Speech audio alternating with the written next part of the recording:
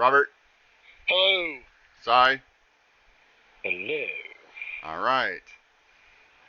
That is Hello. all right. That's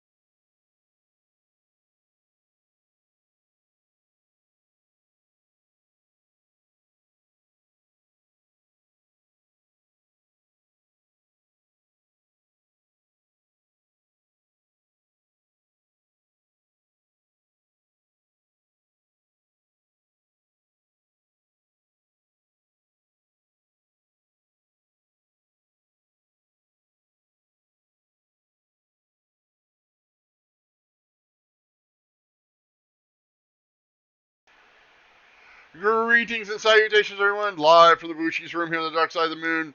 This is Oblivion Unchained. First things first, shout out to Lunar. Be prepared. Thanks for the follow. Appreciate it. Thanks for stopping by. Woo-hoo. We have a couple of announcements real quick. Times for the new campaigns. For those of you who have been wondering when the new campaigns will be starting, what days they're on, Sybaris City of Light and Shadow will be Wednesdays at 1 p.m. Eastern. Requiem for a Dragon Queen will be Sunday at 3 p.m. Eastern, and Guardians, trademark, of Embry will be Mondays at 7.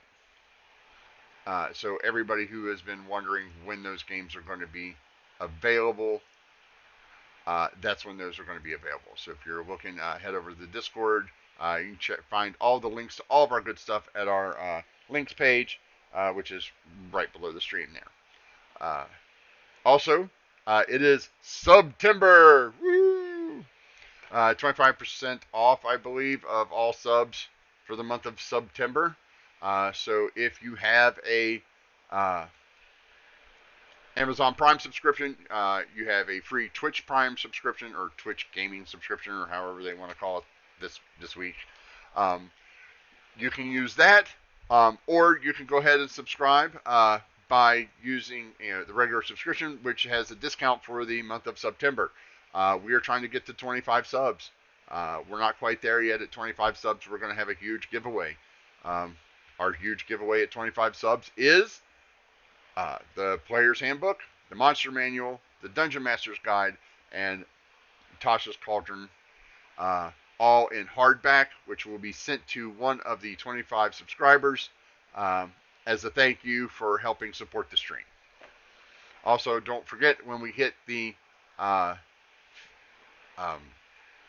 200 follower subscription, I'm going to be giving away an entire block of D&D miniatures. That means instead of just one little box, you're going to get 8 boxes. They have some new ones that have come out in the recent month or so. One for the Rime of Icewind Dale. Couple of other ones for some specialty ones. So it's whatever Comic Book World has on hand when I go into the shop to get them. Those, of course, are being donated by Comic Book World at comicbookworld.com. And also Dirty Dips Hydrographics. Those are our sponsors of the stream. Please check them out. Check out their stuff. Comic Book World, you can get all your Magic, D&D, Pokemon, tabletop role-playing, comics, games, anything you want for the TTRPG stuff. They have it. Warhammer. They have paints, sleeves, cards, you name it. So check them out. And Dirty Dips Hydrographics does hydro dipping. The guys over there at Dirty Dips can hydro dip pretty much anything, depending on it. They ship everywhere in the world, so do not be afraid. If you go to our links page there, again, right below the stream, you'll see a link there, and you'll see a promo code that'll get you a nice little hefty percentage off of your entire sale, including the shipping cost. So once everything is combined, that price will come off of the total sale price. So, check them out. Now for our introductions. Manam, we can see the top of your head. Well, you see me like just the top of your head. You need to tilt your camera down just like a little bit more. There you go. There you go. All right. That's better. Now there's a Manam there, not a Manam head. You were like half a bobblehead. Yeah, it's because my hair. Yeah. I mean, come on, get a haircut, you hippie. I mean, what? See? I mean, you can check mine out. Like I got mine cut. I cut all three. I cut all 3 of them. This one, and that one. Yeah, I Robert need to go there. Robert feels my pain. 13 months and counting since my last haircut last week. My last actual haircut. Uh, what is it? 2021. That would be 1990. No, 2001. So 20 years since the actual haircut. Nice. I've been growing my hair since the beginning of the first lockdown, March 2020. At that time, it was like a grade 4 cut. Yeah. And it's now at my shoulders. Yeah. My shoulder length hair. Yeah. Oh yeah. My COVID hair has grown out as well. Yeah. My this is my COVID hair growing out. Like my hair will grow like half an inch. Now my facial hair, however, I shaved 3 days ago. If you can see the nice big the beard coming in already, this is 3 days. But that I don't have a problem growing. Like beard hair, yeah, it's just like it's crazy. But let's go to our introductions. Manam, go ahead. This is Muhammad Salama. I play Jorgal the Traiton. I now am like in character. I'm very sick and diseased, and there are freaking talking sword that hates me for no reason. It doesn't hate you. Just doesn't It just care. blew me up. It just doesn't appreciate you being handsy with it. Yeah. You didn't ask Like, permission to even touch with it. You didn't ask permission to touch it. Don't touch other people's stuff, and you won't get hurt. Like that's. I mean, that's a good life. That's a good life rule, right? Don't touch other people's stuff, and you won't get That hurt. applies in all situations. Yeah. Like, even a plan doesn't work right with Leon. Like,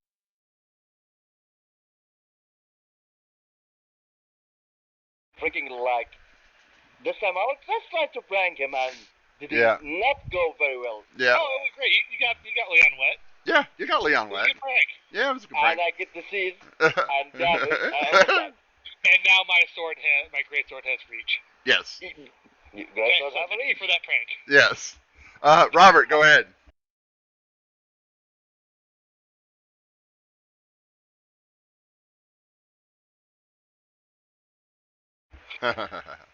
Sai? Hi, I'm Sai. I'm playing Ember, our resident bard and Endmother and goddess. And we're currently trying to figure out what the hell is going on. Yes. And I, as always, am the Loophole King. I will be your DM today and every day. Today is Oblivion Unchained Season 2, Episode 7. We should have made it left at Albuquerque. That's for all you Warner Brothers freaks out there. If you get the reference, you're my kind of people. All right. When we last left our, hey you, disappear for a minute. Yeah, there's obviously one on the map still. He didn't get added to the group, apparently, so he'll just hang out there for a minute. When we last left our intrepid crew, they had just finished defeating, in 2.5 rounds, by the way, an undead Hydra. Pretty tough. Jorgal got slightly injured. Max took a couple of hits. Leon's got some damage on him. Currently, Ember, Jorgal, and Max are in the Leomid's tiny hut, resting and recuperating, while Leon has activated these knobs, drained the pool of most of the water, and is busy climbing down into the chutes on top of the metal grates to collect what loot that he can find. As we begin, Leon is in the fourth and final chute. In those grates, Leon has found a rod, a robe, a chartreuse with mauve fur lining, an amulet with an eye that he immediately put on, a pair of gloves that are kind of slimy, a pair of boots, and a helmet. and that's where we will start. Leon, what's your passive perception, buddy? Like 1,000,000. I need an actual. 19 apparently. Okay. Somehow I have a +9. Yeah. Well. So you see, you see something sliding down the tube, the thing towards you. It Oh, look hey, little guy. it looks like this. As I pull up the picture that I found for it. Have we encountered any of these before? No. I don't think we have. No. Really? This. Oh yeah. Horrible. It is completely translucent and it is tiny. And when I say tiny, I mean it is the tiny of tiny. It's about a foot, and you just happen to notice because there's still like a little water dripping down because it didn't like totally drain. And then just because right out of the corner of one of your shoulder eyes, you notice this thing that's kind of ooze dripping down. And it seems to like move separately from the water. And size gone. Yeah, Manam. That was Manam. Oh, it was Manam. Okay, yeah. Ah, he's back. Sorry. And as the water's coming down, you see part of the water kind of move off to the side, about 10 feet. Like, that's not right. The water shouldn't do that. No, water doesn't move horizontally in most cases. Well, you've been around enough water as a sailor. You're like, that's not. Usually that means there's 100-mile-an-hour wind. Yeah, horizontal standing water, not a thing, right? So what do you do? Like I said, it looks like it's about a foot in diameter puddle. Okay. And I'm still in one of these pits. Mm-hmm. You're 15 feet down. Okay. It's just hope that keeps on going on by me, and I'll climb on out of here. Okay. Give me a dexterity check. Or athletics or acrobatics. I'm sorry, your choice. I rolled it. Okay. Yeah. So you managed to get up past it. You notice that as you go past it, it kind of lunges for you. Right? Yeah. Like it wants to eat you. Yeah, water definitely doesn't do that. No. As you get to the top, you notice that this thing is now crawling towards you. No, stop it. And as it gets up to the top, what are you doing as this thing is, you get to react before it makes it to the top. Okay, how much does Leon know about slimes and all that kind of stuff? Give me a nature check. Oh. You've heard of them, but as I guess the direct question would be, do I know not to touch this thing? Oh no, Leon likes to touch everything. I'm gonna kick it down the hole. Okay. Good answer. All right, so make an attack roll. Just be unarmed attack. I'm not proficient in, so I'll just do a strength roll. Okay. You kick and it hits a 18. Yeah. So as you kick at it, you hit it, but it's kind of gooey. Yeah. Right, like the inside of an octopus. Right, that's the best you can describe. That's the best thing. Is like that get gooey, not solid, squishy stuff. Yeah, it's like Jello. Yeah. So I need you to make me a Constitution save. Okay. Oh, sorry, I didn't mean to do that. I'm trying to.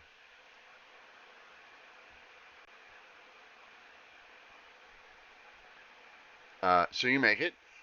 You take 1 piercing damage and 1 point of acid damage. And this thing is now attached to your foot. Oh. And as you start to shake it, high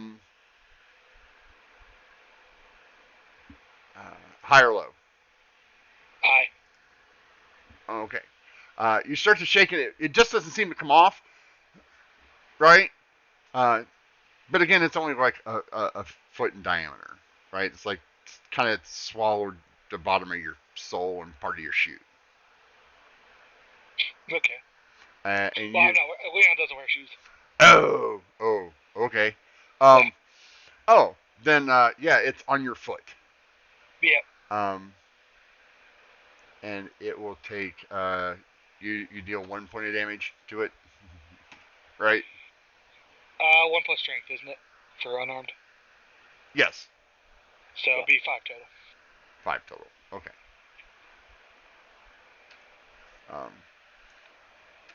There's not a lot of it left, but it's still there.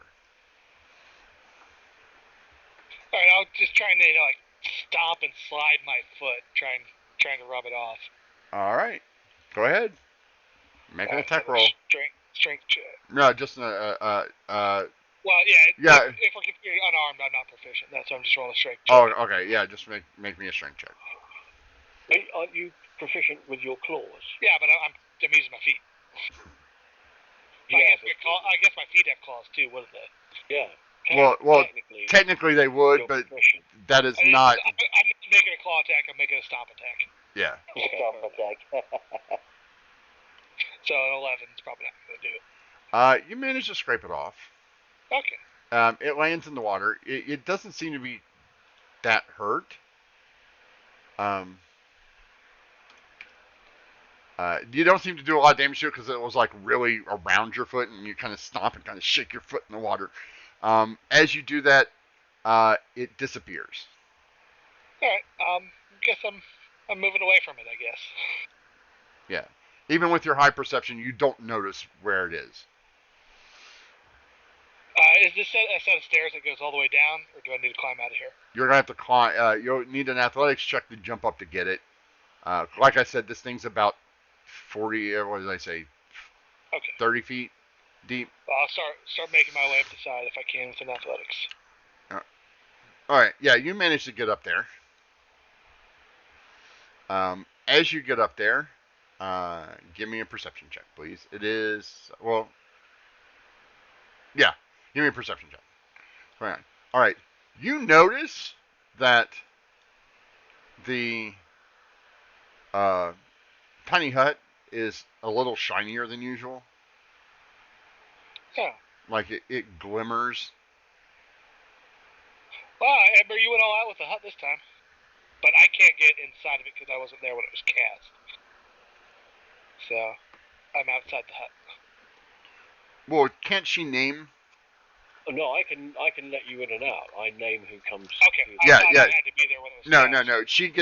She gets to set up a personalized voice lock on it. So basically, so long as I stay within the hut, other people can leave it and come back in again. Okay. I just nominate who they are. Alright, well, I guess I'll just walk right in. Alright. So you guys are inside the hut. Yeah. Leon has a bag full of goodies that's wet. Yeah, some of that water was biting me down there. It was a little weird. What? Yeah, I'll show the tooth mark on my foot. Well, it's not tooth. It was just acid. Like okay. it's just like a little tentacle kind of like. Hey, you do have a small mark, but it's not like a bite mark. It's more like like it burned, like a cigarette burn almost, or a cigar shaped burn. Just some spicy water. Well. Also, no. Go ahead. Also, Leon, you do remember that each one of these crates did have a giant metal ring where you could open it to get down inside, right? Right. Okay. You didn't do that. You were considerably not wanting to go down into the pools underneath. Yeah, I was staying out of the water. Right, but you do have the capability of opening those to get down into those. Well, that sounds like a Jorah job. Yeah.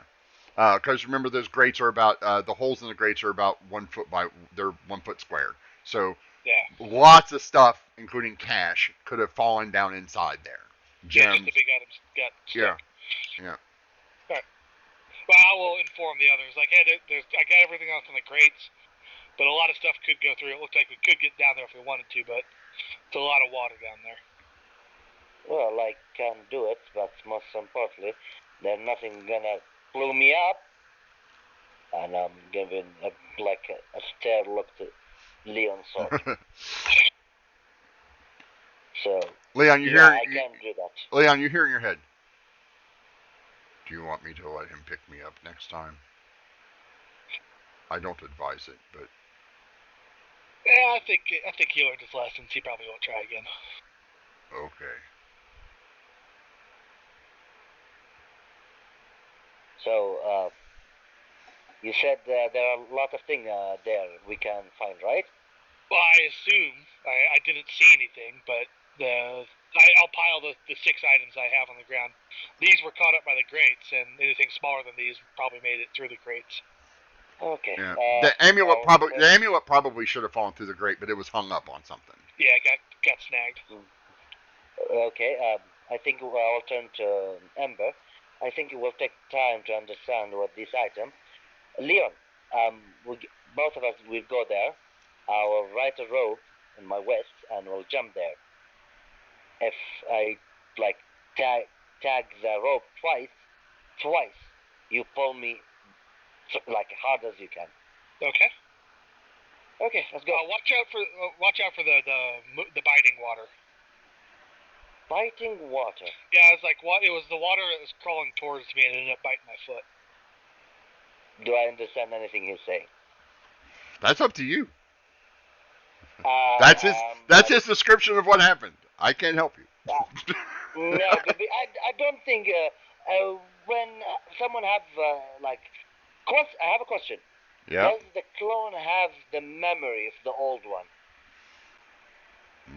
That is a good question. Yeah. You do. So I will make natural check because I don't know how old that Joragal, but I think he's old enough to understand. So it's natural check? Yeah, you have disadvantage because it is not technically your memory. Okay. 4. Nope. Biting water sounds like something weird. That okay, Leon's description is not helpful. I'll send up. If we see that again, try to tap it. Jorah. Yes. As you step out, I have to do this way.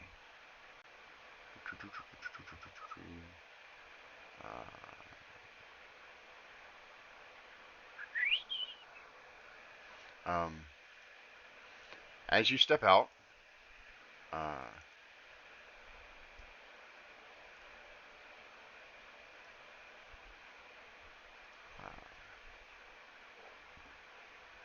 does a 24 hit? Yeah, 24 hit. Okay. As you step out, you kind of walk out of it, out of the hut, and walk right into something gooey that lands right on the side of your face. You take 1 piercing damage and 3 acid damage, and I need you to make me a Constitution save, please. Oh, there it is. That's the biting water. Yeah, thank you for telling me that. Oh. All right. High or low? High? Okay. You now have this little thing attached to you, like goo. It's kind of watery. Here, hold still, and Leon draws his sword. No, man. So okay. We are gonna go ahead and put you guys all in initiative real quick. Can we draw where the hut is on the map? Yes, I can draw a hut. That is simple mechanics here.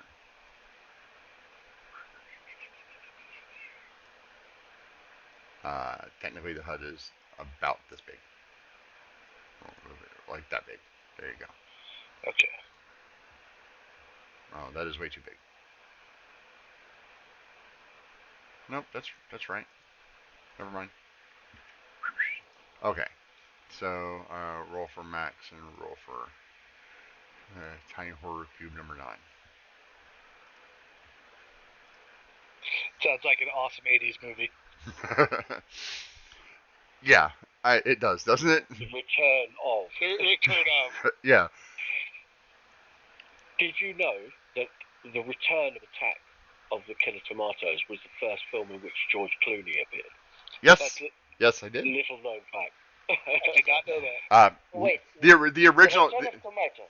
Yeah, the return No, of the Attack of the Killer Tomatoes. There was a film called Attack of the Killer Tomatoes, and they made a sequel called Return of the Attack of the Killer Tomatoes, in which both of which were ultra low budget films. The Killer Tomatoes being played by red beach balls with a palm leaf glued to the. Yes. Oh no, they're awesome. The movies are awesome. Don't let him.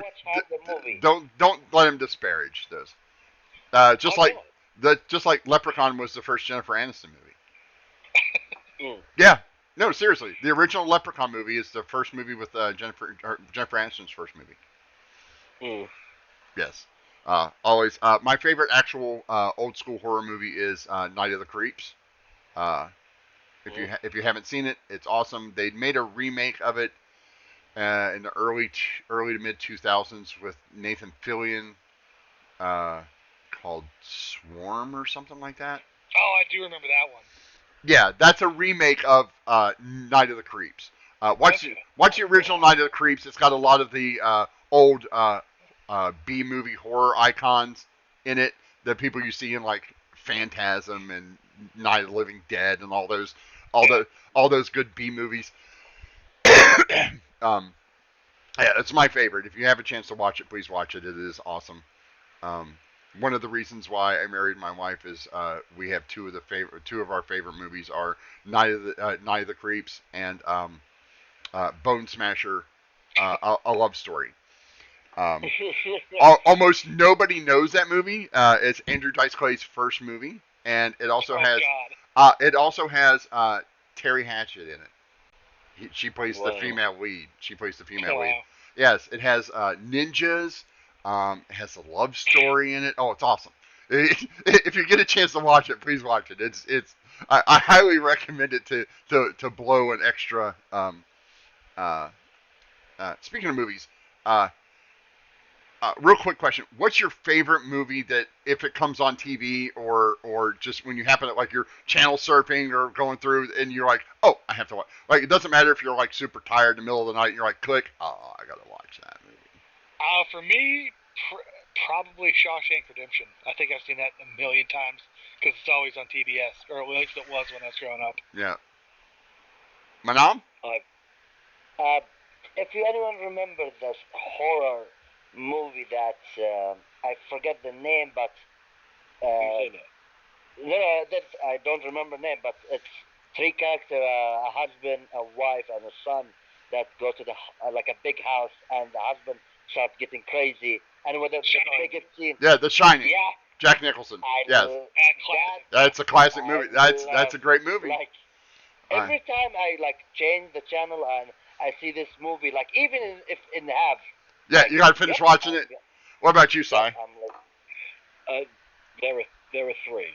The Godfather Part 1 and Part 2, and The Usual Suspects. Oh, see, mine is not as highbrow as yours. Also, mine is Bats. Well, fair enough. The movie Bats. Like, I can't not watch that movie. Like, I'll be looking at it like, oh, Bats is on. Crap. Like, it'll come up on Amazon Prime every now and then, and it's on Amazon Prime, and I'll be like, crap, I gotta watch Bats now. And I'll turn it on, and I'll spend an hour and 47 minutes watching Bats. It's a horrible movie. It's not a good movie. Yeah. It's Lou Diamond Phillips. It's not a and Leon is in it. Ooh. So okay, Jorah. It is your turn. Is that blob thing in my face? Yeah, it's on your. Yeah, it's on the side of your head.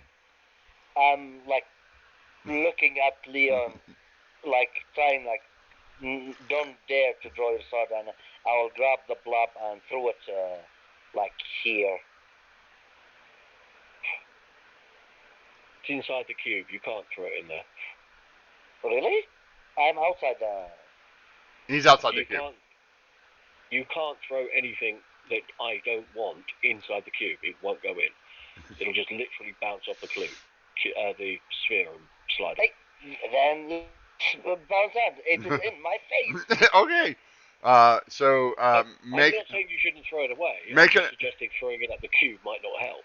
Okay. It'll be your athletics versus its acrobatics. Because that'll be a grapple check. It fails miserably. Does like. You pull it off. You take 1 point of acid damage for grabbing it. Okay. And do I have the extra attack yet, or like already this is my action? The grapple is an action, so you don't have an attack to go with it. So isn't the grapple is same an attack action? You change it. Yeah, go ahead. You can hit it if you want. It's stuck to the side of the. Yeah, and we already have took short hour for 2 hours, so I think I already.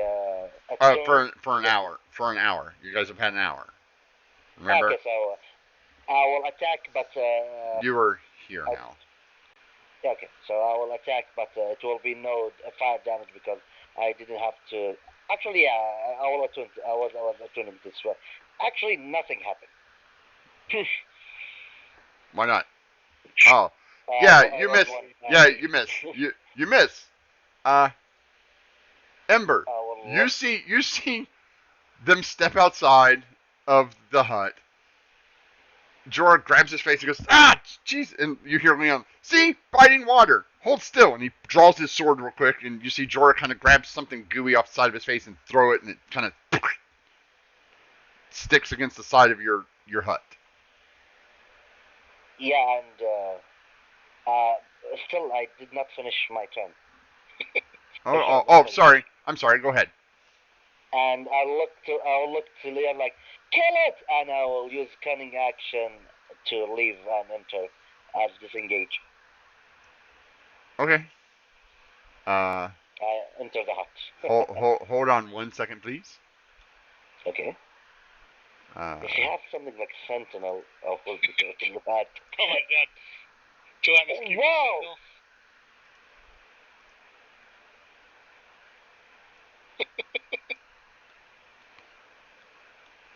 Just crush it. Yeah, Looks like we've got babies and mama. I'm gonna put them back where they belong, because some of them ended up in the wrong spot. Certainly can't be. I really need. Okay. Okay. So Jorah, as you go inside, this one will attempt to take an attack of opportunity on you because it's been sitting here. He's disengaging. Oh, you're disengaging. Oh, okay. Yeah, cunning action. Oh well, then good for you. I know. Ember, it is now your turn. I'm sorry. You're trying to vicious mockery. That's all right. Before you do that, you do know that you can't cast spells through the. Oh yeah, good point. You were smart enough to know that before you cast. That's why I'm stopping you now. I'm just.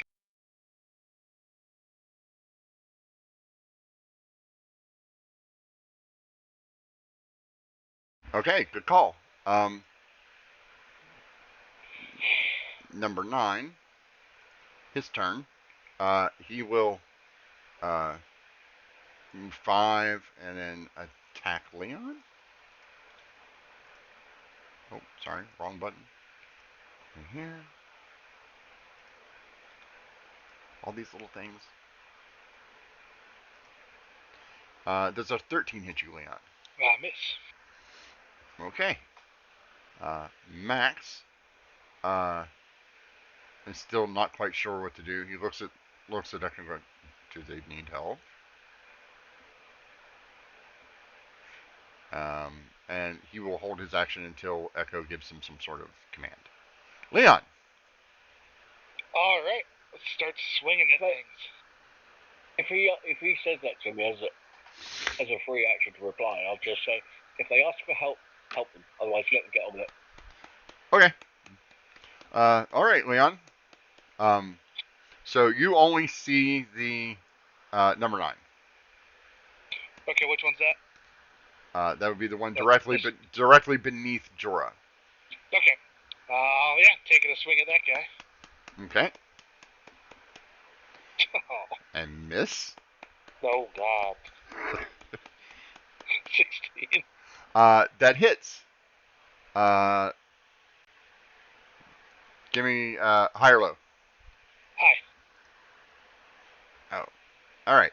So as you hit this thing and obliterate it out of its shorts, we will delete it. And then, so nice. But right next to you on the floor, as you draw your sword back, you see part of the ooze drop off and land next to you. Huh. It's like water. Well, that's not cool. I'm gonna action surge and hit it again. Okay.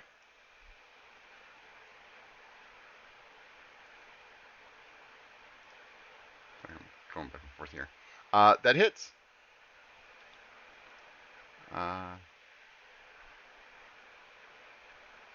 And that one is, since that one doesn't have anything, that one will be squished. So you squished that one. Alright, has Leon put together about the shininess of the dome and these things yet? Yeah. I did watch one of them cling on to Jorah's face. Yes. You've the dome appears to be as give me a perception check, sight-based advantage. Remember that you still have your bonus plus. Yeah, so I'm still within the 24 hours. Yeah. All right. Yeah. Now that you look at it, the dome is covered, like covered in these things. You're like, they're all over the dome, guys. I'll take a swing at the closest one. That's my last swing. Okay.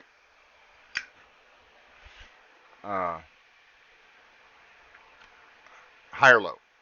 High. All right. You squid this one quite considerably.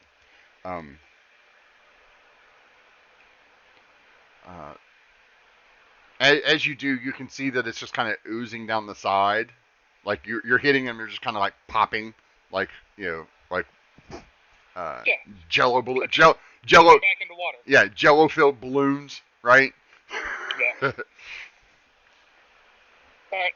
I will take a couple steps back away from the dome then, and into my turn. Okay.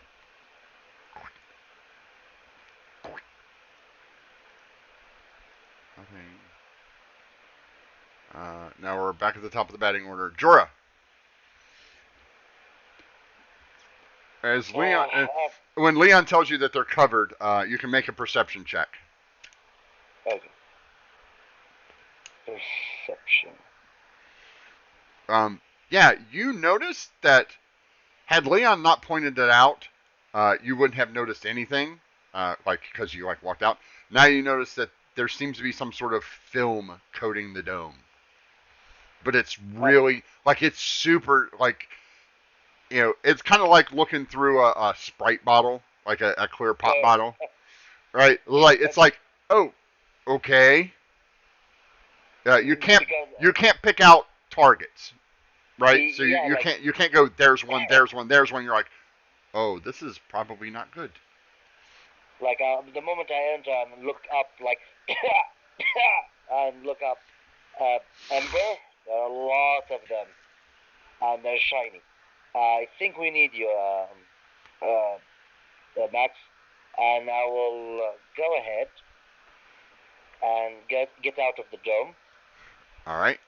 As you're leaving, may I suggest trying to hit them and then returning back inside the dome if possible, so that you avoid them returning hits on them hitting you. Jorah, as you step outside the dome, one of them takes a pop shot at you. 29 hit. Yeah, that's what happened. Okay, so you take 1 piercing damage, 2 acid damage. Need you make me a Constitution save. Okay. Con save. 18? That'll make it. Not looking forward to the time one of us fails that. Yeah, me too. I feel that. And then high or low? High? Okay. Oh. Leon, since you're actively watching and have noticed all of them, you see this thing grab a hold of Jorah, and then it looks like it spawns another one. Duh. Don't worry, Jorah, I got you, as I tighten my grip on my sword. Okay, no. And I will try to, grab that one in my face and, throw it front of Leon. Throw it at Leon. Yeah. Okay, go ahead. That's not in Leon, front of Leon, here. Okay. I pointed it at him. Okay. So, grapple check. Yeah, okay, so you grab a hold of it. And throw it front of me and attack. You take one point of acid damage for grabbing the ball of acid. Oh god, every time I touch that thing it hurts. Yeah, it's a ball of acid. You actively, purposefully grabbed acid. That's on you. I have no choice. If I leave it, it will burn me. All right. You hit. Takes 12. High or low? High. Oh wait, I'm sorry. Never mind. Sorry, that's a different thing. All right. Anything else? Yeah, we'll use cutting action to disengage. Okay. And this time I will not enter. I will move here. Okay. Sounds good. And I want to see the front line so I can proceed my tactic, and nothing attack me from the shadow. And I end my turn. All right, Echo, it's your turn. You see Jorah step out. He goes, grabs it, throws it across. You can see the little, burn mark on his face where the thing kind of tentacled him. You can make a nature check now too. Now that you've seen this a couple of times. Which one, me or Ember? Ember. They look like oozes. Okay. I know that I've got very few, if any, spells that will seriously damage these. So I'm going to remain inside the tiny hut, but I am going to fling an inspiration as a bonus action out to Jorah. All right, Jorah, you're inspired. I'm very inspired. Go, Jorah, go. Go, Jorah, go. 5. And a D8, basically, for saving throw or attack roll. And that one stops there. Whatever. Max's turn. So let's move the horror off of Max real quick because it's technically on there. Max will disengage and move behind Leon to here, and not take an attack this turn. Okay. He just wants to get out into the combat area because he can't see them until you guys point him out at the moment. Yeah, fair enough. This one. Okay.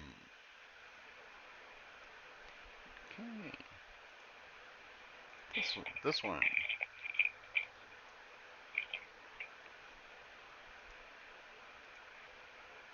one. Ember, everybody can now see these things kind of moving a little bit.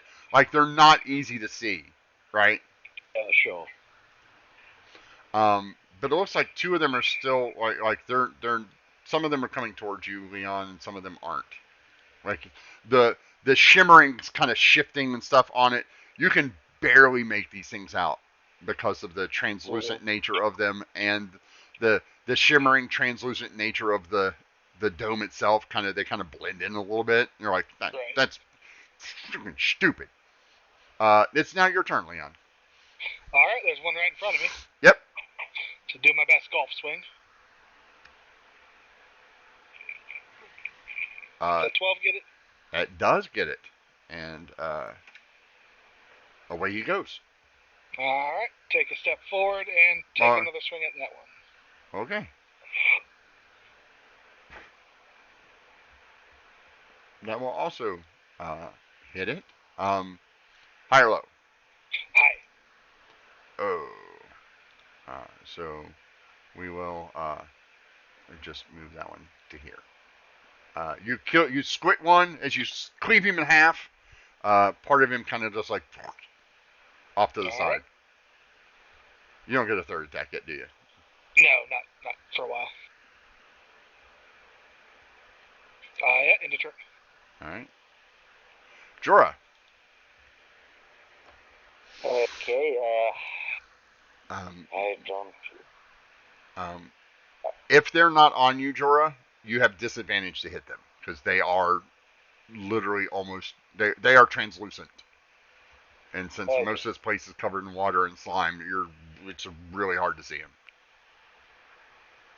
Okay, so yeah, then I will not I will not come close to them. I will just extend my hand and shoot. Shoot what? Fireball. I don't think that's it. Yep, I don't think that's it. No. Your firebolt bounces off of the hut. And I will shout to her, Amber, every time we kill them, they respawn. Do you know anything? And then my turn. Echo.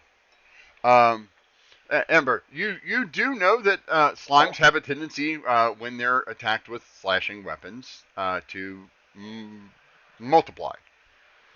Like, that's a thing that oozes do. It makes them kind of terrifying. That and the fact that you can't hardly see most of them. Yeah. You remember those? You specifically remember that the black necrotic oozes that you guys fought at the base of the tower. I'm going to yell back outside. Try using piercing or bludgeoning weapons, not slashing ones. That will stop them from spreading. And I'm going to also sling a bardic inspiration Leon's way. Okay. Oh, I forgot something. But yeah, okay, go ahead. Tiny so horror. Now Jorah and Leon have both got inspiration. Okay. And remember, you can use that, and if the roll fails, you get to keep the dice until it does work.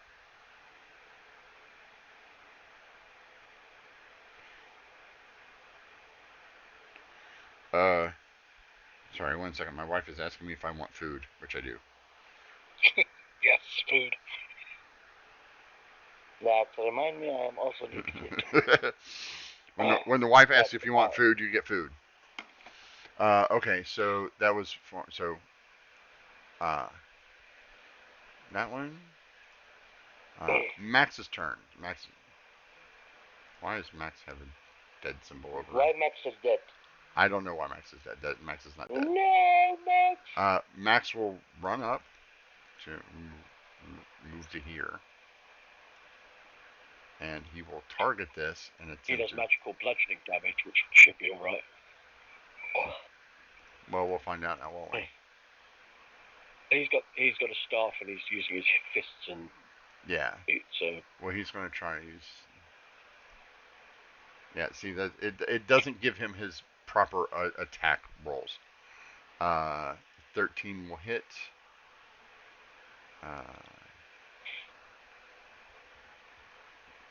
Does 13 takes.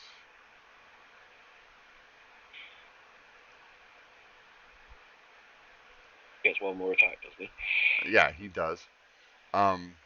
He punches it. It doesn't have the effect he thinks it will. So you gotta use slashing to make any progress. Yep, he punches it twice. He's like, well, they don't seem to take too much from this, and he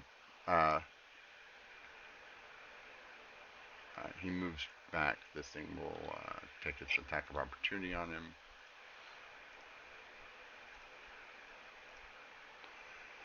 Missing. And then we move to cube number 8, which will go 5, and then stop here, because they have horrible movement on the ground. Yeah, while like Max saying, it doesn't affect him, like I will look at him, like, I saw you literally faint. How do you say this small thing doesn't affect? It's not dead. Normally when he punches things, they especially down, especially small things like this, like little things, you've seen him just one shot them. He punched it twice and it is not dead. It's not ideal, let's face it. Yeah. Your turn, Leon. Okay, I'm looking through my inventory of all of my slashing weapons. So I just heard blood told me not to use slashing. I will pull out my one non-slashing weapon. Well, I guess I have my rock, but I'll try my javelin. Okay. So I take my javelin out and poke this one in front of me. Okay. You hit it.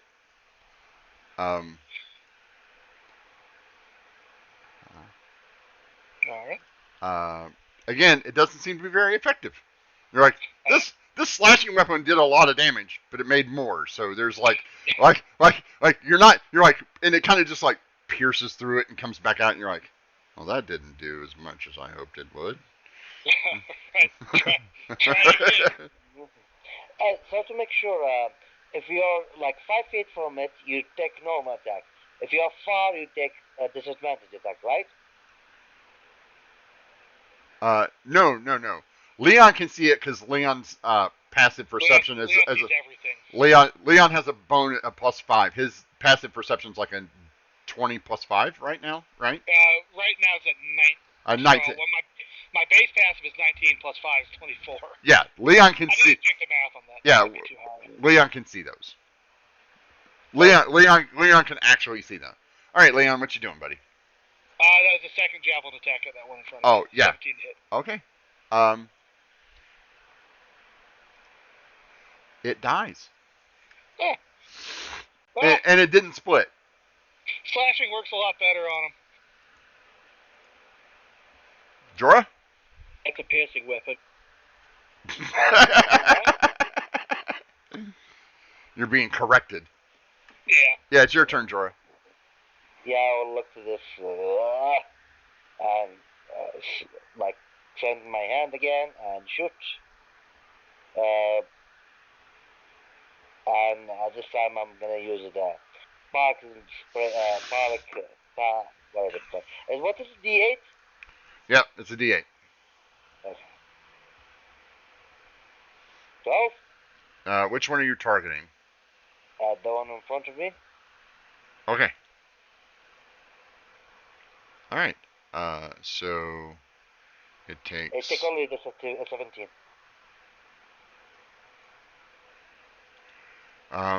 You hit it pretty good. The fire hits it and kind of fizzles a little bit.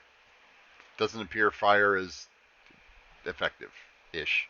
Like you damaged it.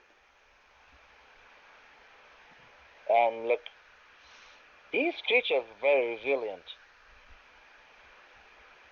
And like, there's nothing I can do. Like, I will look to Leon. I will say, you can hit them, and I will give him. For some reason, all my skills disappear. Let me put the skill I want to put. It's called Tactical Insight, and it will be Exposed Weakness. All right. Leon has advantage. Rick, just to point out, the javelin I'm using is non-magical, if that matters. No, it doesn't. Okay, it's not like melting in my hand. No. It's well, Yeah. Not that kind of ooze. Okay. Well, yes. I mean, it does. Well, no, it's not magical. So yes, you lose a point of attack and damage on it. Yeah, I thought so. Yeah, Coca, so do I need to make any roll for that? Cross weakness? No, it's you just grant him advantage. Ah, okay. So, yeah, because there's you need to make an investigation check so to use these skills. So, okay, no problem. So, on success. Oh, so yeah, go ahead and make your. Yeah. So. Well, it got a 20, but you got a 31. So Leon has advantage to hit Tiny Horror Cube number 8. Okay, Echo. and they have advantage for deception? Wow. Dude, they blend in with everything. Okay. They get two skills: stealth and deception. That's the only thing they're good at. Okay. I am my turn here. I trust this thing implicitly. Yeah, oh yeah, you totally like if it tried to sell you something, Leon, you'd take whatever deal it gave you. Ember, it is your turn. The guys seem to be doing okay. I mean, they're not doing as well against these things as they did against the Hydra, mind you. I mean, to be fair, I think probably what I'm going to do is just let them get on with it. I can't see any particular reason for interfering at this point, and I need to keep a nice safe haven available. Yeah. Just in case things go completely sideways. Yeah. Sounds so good. I'm going to sit there and I'm going to hold an action. What action? You have to specify what action you're holding. Cast healing word in case somebody goes down. I will step outside. Okay, so you'll step outside of the thing and cast healing word if somebody falls down. Yeah. Got it. Max runs up to this one. Targets the one that he saw get hit with fire. And then he will attack it. He hits. Oh, sorry. He hits and deals half damage to it. And he will attack it again. And deal half damage to it again. And kill it. And Max needs to take 2. Oh, he hit it twice. He hit 2 last time, so he takes 4 points of damage. So he's at 68. Okay. And then Max doesn't see anymore, so he will attempt to move away out of Leon's path, and this one will attack him as missing. And then Tiny Horror Cube number 5 will move its 10 feet. Okay, Max. And try to find him. Oh! 28 hits. So Max will take full damage. Then Max needs to make a Constitution save.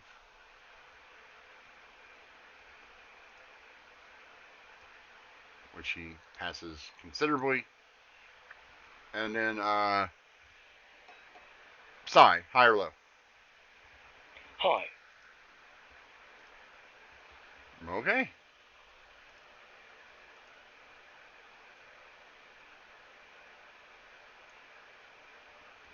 Leon, you see one climb up out of the water. Hey, little buddy. At this point, can we assume that we've fairly well established that they're not little buddies and they're irritating, shitty, crappy things that need to be put down? I just recognized that one. Leon, it's your turn. Would I recognize that one as I saw before, or is that just another one I see? That's just another one you see. Okay. Alright, so I'll step up to the one next to Max and hit it with my javelin. Where the hell did my character sheet go? I don't know. There it is. I usually don't close it. Minus whatever damage penalty I have on it. It's -1. So it'll still apply the same amount of damage because it's halved. Okay. And now you lose another. Now I'm at -2. Yep. All right. Stab it again. There we go. Wow. All right. So that's going to be your base damage is what D6. So it'll be 6. What's your bonus is 4? +4. Okay, so 6 plus 4 is 10. Plus 10 is 20. Minus 2 is 18. So half of 18 is 9. So I'll adjust his hit points manually. All right. Sorry. I'm sorry. -3 now? Yes. You almost got it, Leon. Ah! All right. I'll hang out there. All right. Jorah. I'll shoot this one. All right, you have a regular attack on this one. Because literally Leon is because all this is happening technically simultaneously. Leon is pulling his spear out as you're like, there he is. My javelin is shorter every time I do it. Yeah. Okay, this is a 9 plus the 4 because I have a friendly foe here. Yep, it dies. And I will use something I never used for literally. I will move here. And I will bonus action hike. All right. Ember is still holding her thing to see if somebody dies a horrible, painful death.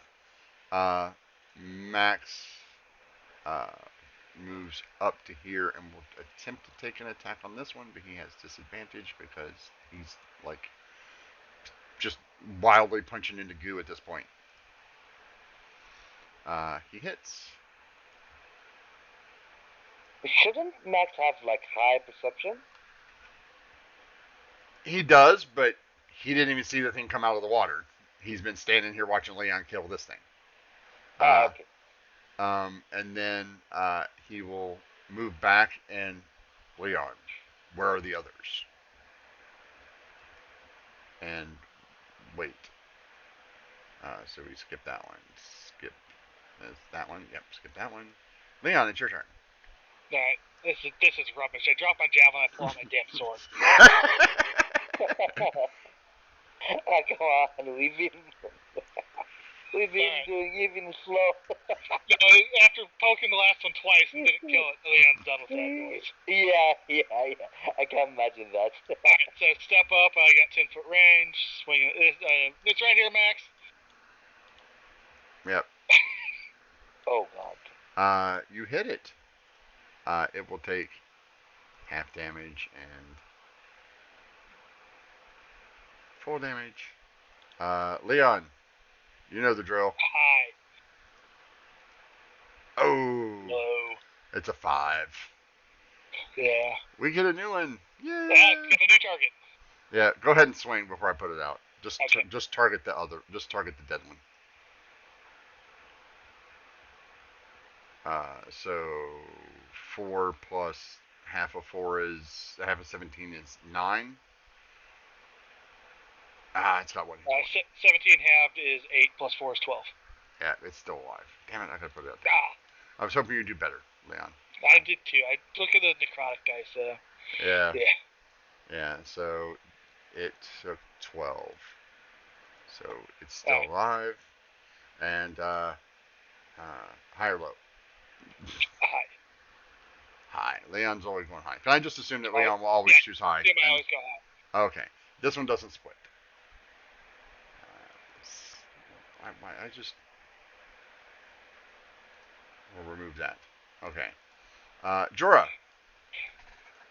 Yeah, I will pop out there, putting my finger here. I think I see that, right? You have disadvantage, of course. I am hiding, so So it's a regular attack.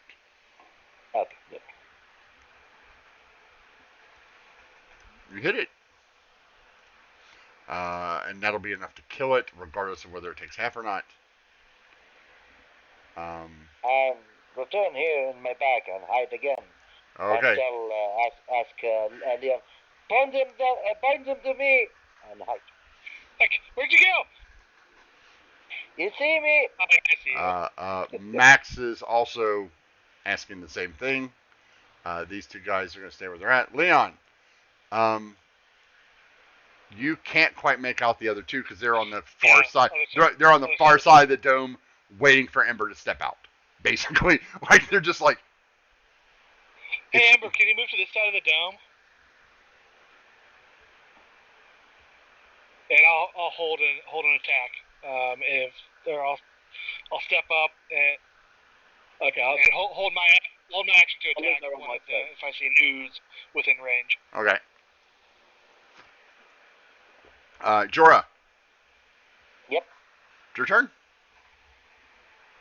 I'll go ahead. Do I see anything? Nope. Return back and hide. Well, you don't have to re-hide. You're hidden. Oh, really? Yeah, until you do a thing. Yeah, then nothing. Ember, it's your turn. I'll move over this way. Okay. So I'm basically at the edge of the dome without leaving it. Okay. Max moves up next to Leon. He trusts Leon implicitly. That's a mistake. Yeah. So horror cube.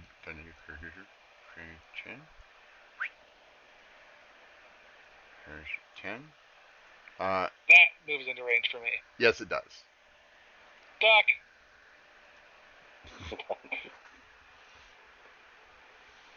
19.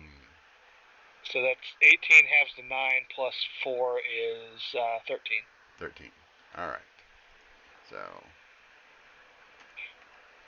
And I only get one attack on held action, so that's it.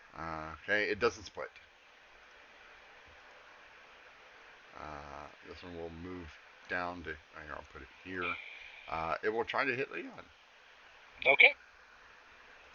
Because that's the thing.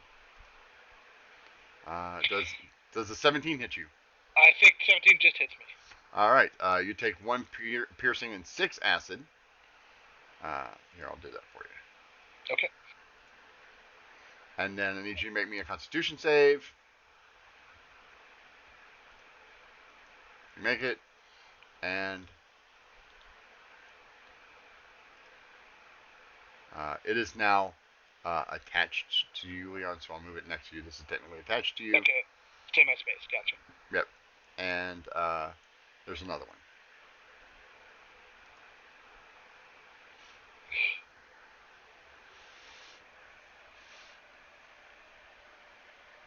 Which I will have to add to the combat tracker. Oh, God. Leon, it is your turn. Alright, I'll target the new one. It is on you.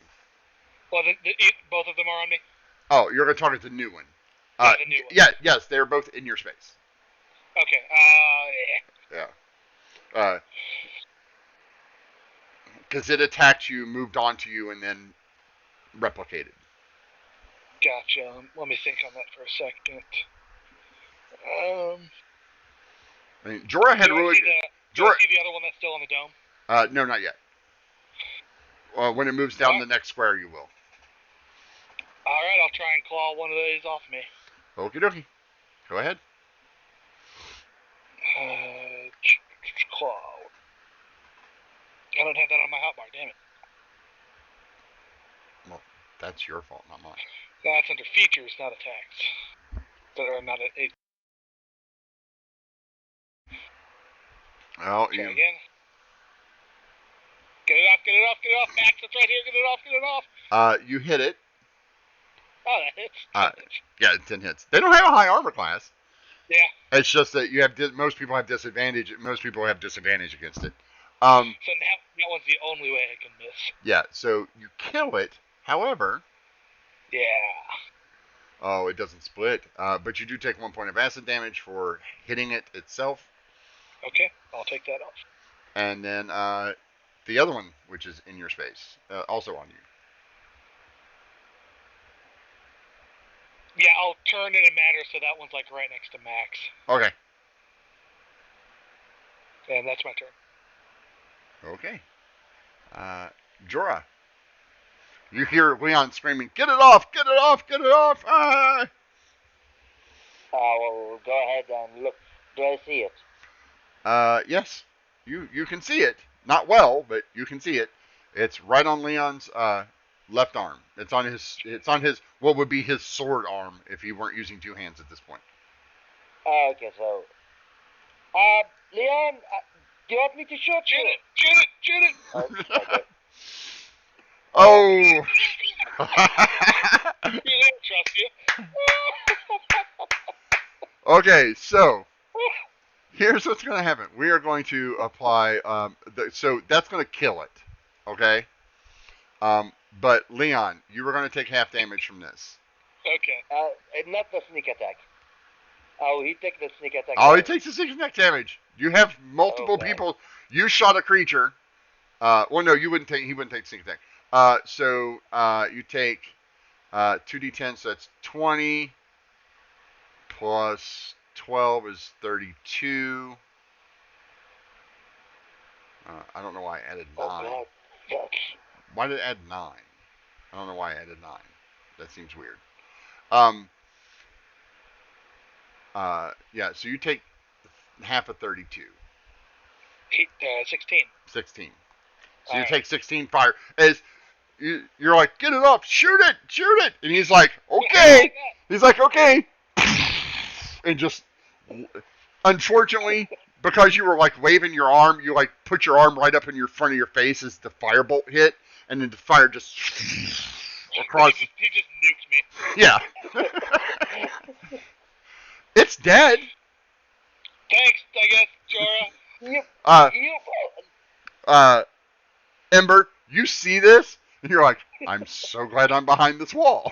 Like some of the flames kind of lick the edge of the hut, and you're like, yeah, that's yeah. Leon's singe, like Leon's fur is singed. You're like, if any breeze or anything could pass through this, I probably would smell burnt cat. Like, For some reason, maybe like the inner conscious of Jorga like want to blast Leon. It's like, oh, you want me to shoot you? Yeah, Jorah's got a little like this corner of it, like he's like, oh, like he's shaking his head, but then you see the corner of his mouth kind of like tick up a little bit, like that little, yeah. That's what you get for having your. Yeah, it was. Anything else, Jorah? Now that you've sent your okay. Ember, looks like somebody's going to need a heal. No, I'm fine. So it is your turn, Ember. Well, I'm going to remain within the hut. And Okay. Try and draw the last of these little. Okay. Max is waiting to when something comes up, which it does. So Max will target this with his attack. Spank it. Spank it. He only gets one because he's holding his attack. He hits it. It takes a whopping 6 points of damage. And then it will attempt to attack him. Actually, 1, 2, 3, 4. So, odds max, evens Leon. Yeah. Even is Leon.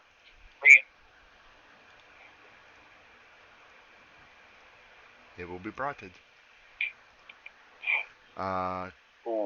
12. Because it does not have advantage on you. If it was attacking Max, it might have, but it misses. All right. It is your turn, Leon. There is one more right there. All right. Targeted. So 19 total. Yep. You obliterate it. Let us make the roll. Oh God, thanks. That was close, Leon. It was a 55. You guys. As soon as I see, Well, you guys spend another. I'm taking you out of combat right now. But I'm assuming you guys will spend another like 2 minutes or so. Scouring the top of this thing. Like Leon's like looking at it, making sure there's nothing else going on. It looks like they're all gone, Leon. Okay. You can be. I'll walk around making sure. Yeah, you can be confident at this point there aren't any more. However, when you get to here, Leon, as you're walking around, as you walk to here, it looks like there's some sort of shimmering wall in the like you can see through the wall, but there is a shimmering wall in the crossway. All right, let's go check that out. Leon? Hold on, I'm checking something out. What? You freaking burned. Come here. I'm fine. No, you're not fine. At least drink a potion. No. I will give you one. Just come here. You gotta the shimmer. Leon, as you get closer, you can tell that whatever it is fills this section, right? Like this area right here, between the four ways, it's full. It fills the entire intersection. Yeah, it fills the entire intersection. It's shimmery. You can see through it, kinda. Like you can tell that there's, when you're standing here, you can see that it's a four-way intersection. But you can't see much on the other side, like 5 feet to either side, because there's not a lot of light here anyway. Right? All right. Is there a piece of trash or something on the ground? There's a plank right there. You're standing on it. Yeah, I saw that. I'll chuck that plank at it. It bounces. See what happens. It bounces off of it with a. Okay. Like it seems solid. All right. I mean, I see the token image of a cube. Would I put together 2 and 2 that this is the same as what we just fought, but big? Or do I think this is something different? You could make the assumption that this is mom or dad. But it's not moving. No, it's not moving, and it's solid. Like it's not like the other ones were like, like attacking Jello. This is like a hard wall. Where you're like, punk. All right, I'll go back and I'll tell the others what I saw. Okay, tell them. And that's what I saw. Tell them. No, tell them. I want Leon's explanation. I don't want you. Yeah. No. You're not getting away with that. Yeah, nice try there, buddy. It looks like the stuff we just fought, but it's the exact opposite. It's not small, it's big. It's not watery, it's hard. It's not moving, it's still. You mean they're a freaking big creature that can handle... Yeah, go ahead. In other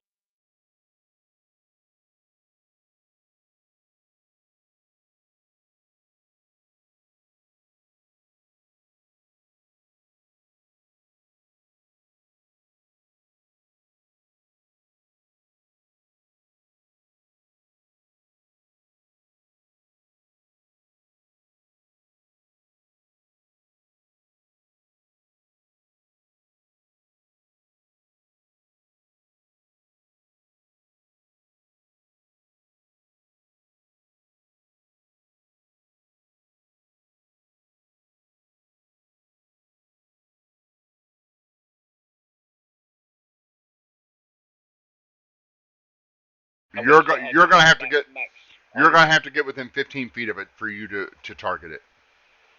Oh, really? Yes. What does it do for... It doesn't matter. You can't make it out with your dark vision from where you're at. Oh, okay. So yeah. Leon literally had to be within 30 feet of it. His dark vision's 120. Leon had to be within like 30 feet of it to even notice it. Oh, okay. So yeah. I'm gonna keep Max inside the dome whilst these two Chuckle brothers. Oh yeah, Max is coming in and it's like that he doesn't seem interested in walking down the hallway to see something like that. Okay. Oh, does Leon's still got all the goodies on him, doesn't he? Yep. No, I dumped no, they're in a pile in the dome. Except the amulet I'm wearing.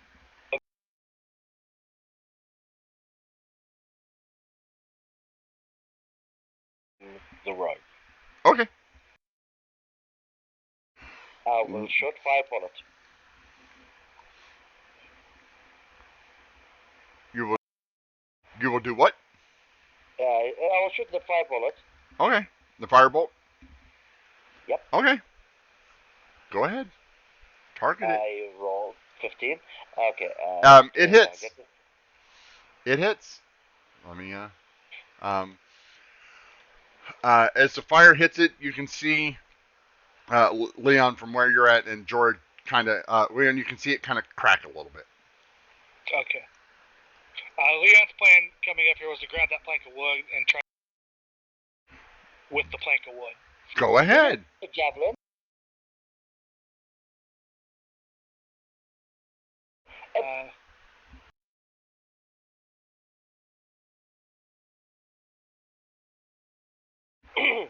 Yep. You're taking Tavern Brawler, yeah. Yep. Go ahead. All right, 19 to hit. You hit it. Doesn't seem to have hardly any effect. Even where you hit it, try to hit it where it's kind of cracked a little bit. It's just like pank. All right. Well.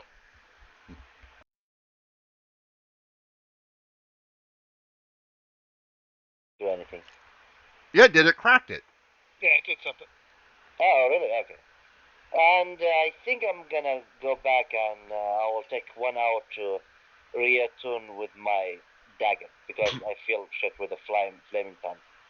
So yeah, I'm gonna sit there while Ember doing her, like learning her. Okay. What's everybody else doing? Yeah.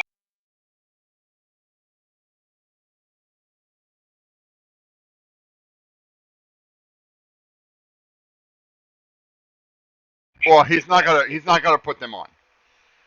He will attempt to identify them in an hour, but he will not put them on. He's the smartest of us all. Fair enough. In which case, if you could do that, please, that would be awesome. Okay. Yeah, by the way, he already have a glove, isn't he wearing?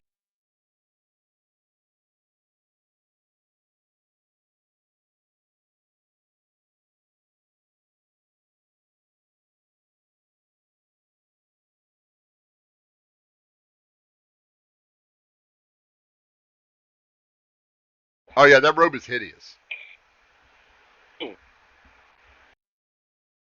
Real serious benefits. I mean, and let's put it this way: I can think of 2 people in real life that would wear that: Liberace and Elton John. Oh, and David Bowie in the 70s. Yeah.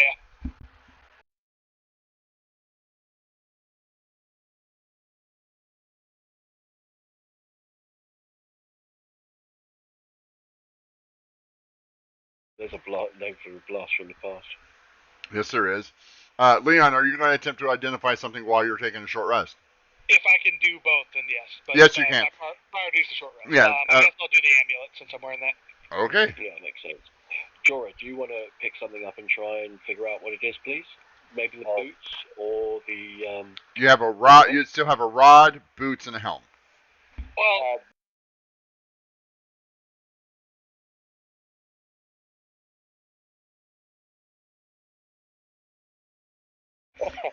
I believe Leon will do that. No, because I don't think Leon noticed it because you found that you found that and was just like picking. Remember, because you said you were just picking anything you found, you were just picking up and putting it in a bag. Like you weren't even. If I didn't know there was a button, I wouldn't press it. But if Leon knew there was a button there, he definitely would have pressed it. No. Yeah, no, fair enough. He definitely would have pressed it. Oh yeah, absolutely. But your statement to me was you don't care what they are. Like you found the amulet, it's like, oh, it's an amulet. I'll put it on because that's what Leon does. But the other stuff, you're like, oh, it's a rod, cool, and throw it in the back. And the robe, you're like, ew, throw it in the robe. You weren't trying to care about what they were. You were trying to get out of that ick as fast as possible. You're like, sort through the garbage and. I water with the thingy. Like,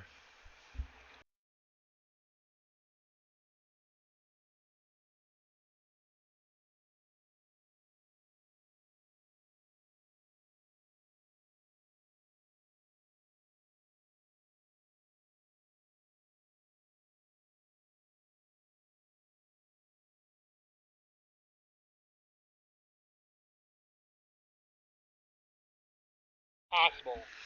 okay. Yeah. Small things would have gotten through. Yeah. But we don't know for sure there's anything down there. Yeah. Okay. Yeah. So, Anything smaller than a foot could have easily slid through, right? Like the rod is 3 foot. If it had fallen straight perpendicular to the hole, it probably would have gone through. But that very rarely happens when water is rushing, right? Yeah, no, fair point. So anything smaller than a foot, coins, daggers, even smaller swords, potions, gems. Even the amulet probably should, like amulets, rings, things like that. Those things probably could have fallen through. And you know that the water was 30 feet deep. It's several thousand gallons of water, but it was divided into 4, so they're probably not that deep. I mean, I'm sure between Jorah and Leon, who are familiar with water and water displacement, could probably figure out how much water is in each one of them to tell you how deep. Each one of them is probably 15 feet deep, and they're probably 20 by 20, or I'm sorry, 20 feet. I'm sorry, 20 feet. 20 feet. They're probably 20 by 20 cubes down there that hold the water. So they're not terribly deep or big. it's possible. Once we've figured out what these things are, it might be worth investigating, just having a quick look down there to see if there's anything down there. But let's figure this out. Question for the GM. Yes. With the nature roll that I made earlier, you said that I recognised that that this was an ooze or a cube or something like that. Yeah. Ooze. It was an ooze, not a cube. Well, I mean, ooze. Yeah. These were. Am I aware of whether or not they, for example, shed a skin like a snake sheds its skin? No, that is not a thing that they do. Okay, cool. Thank you. All right, so the first hour goes by, and we are going to identify the robe, right? The robe, amulet, and the boots, gloves, and boots. All right. Gloves and boots, yeah. So I'm going to pull up Leon's inventory here because it makes it easier for me. So the amulet is the Demon Eye amulet. You have advantage on insight checks against creatures within 10 feet of you, and they have disadvantage on deception checks made to deceive you. That sounds like a Jorah item. Yep. Additionally, you may hold the amulet over your eyes. You are blinded in all respects except that you can see in magical darkness. So, if you're ever in magical darkness, you can hold it up over your eye, and you're blind to everything else, but you can see inside the magical darkness. Once you exit the magical darkness and you pull it down. Yeah.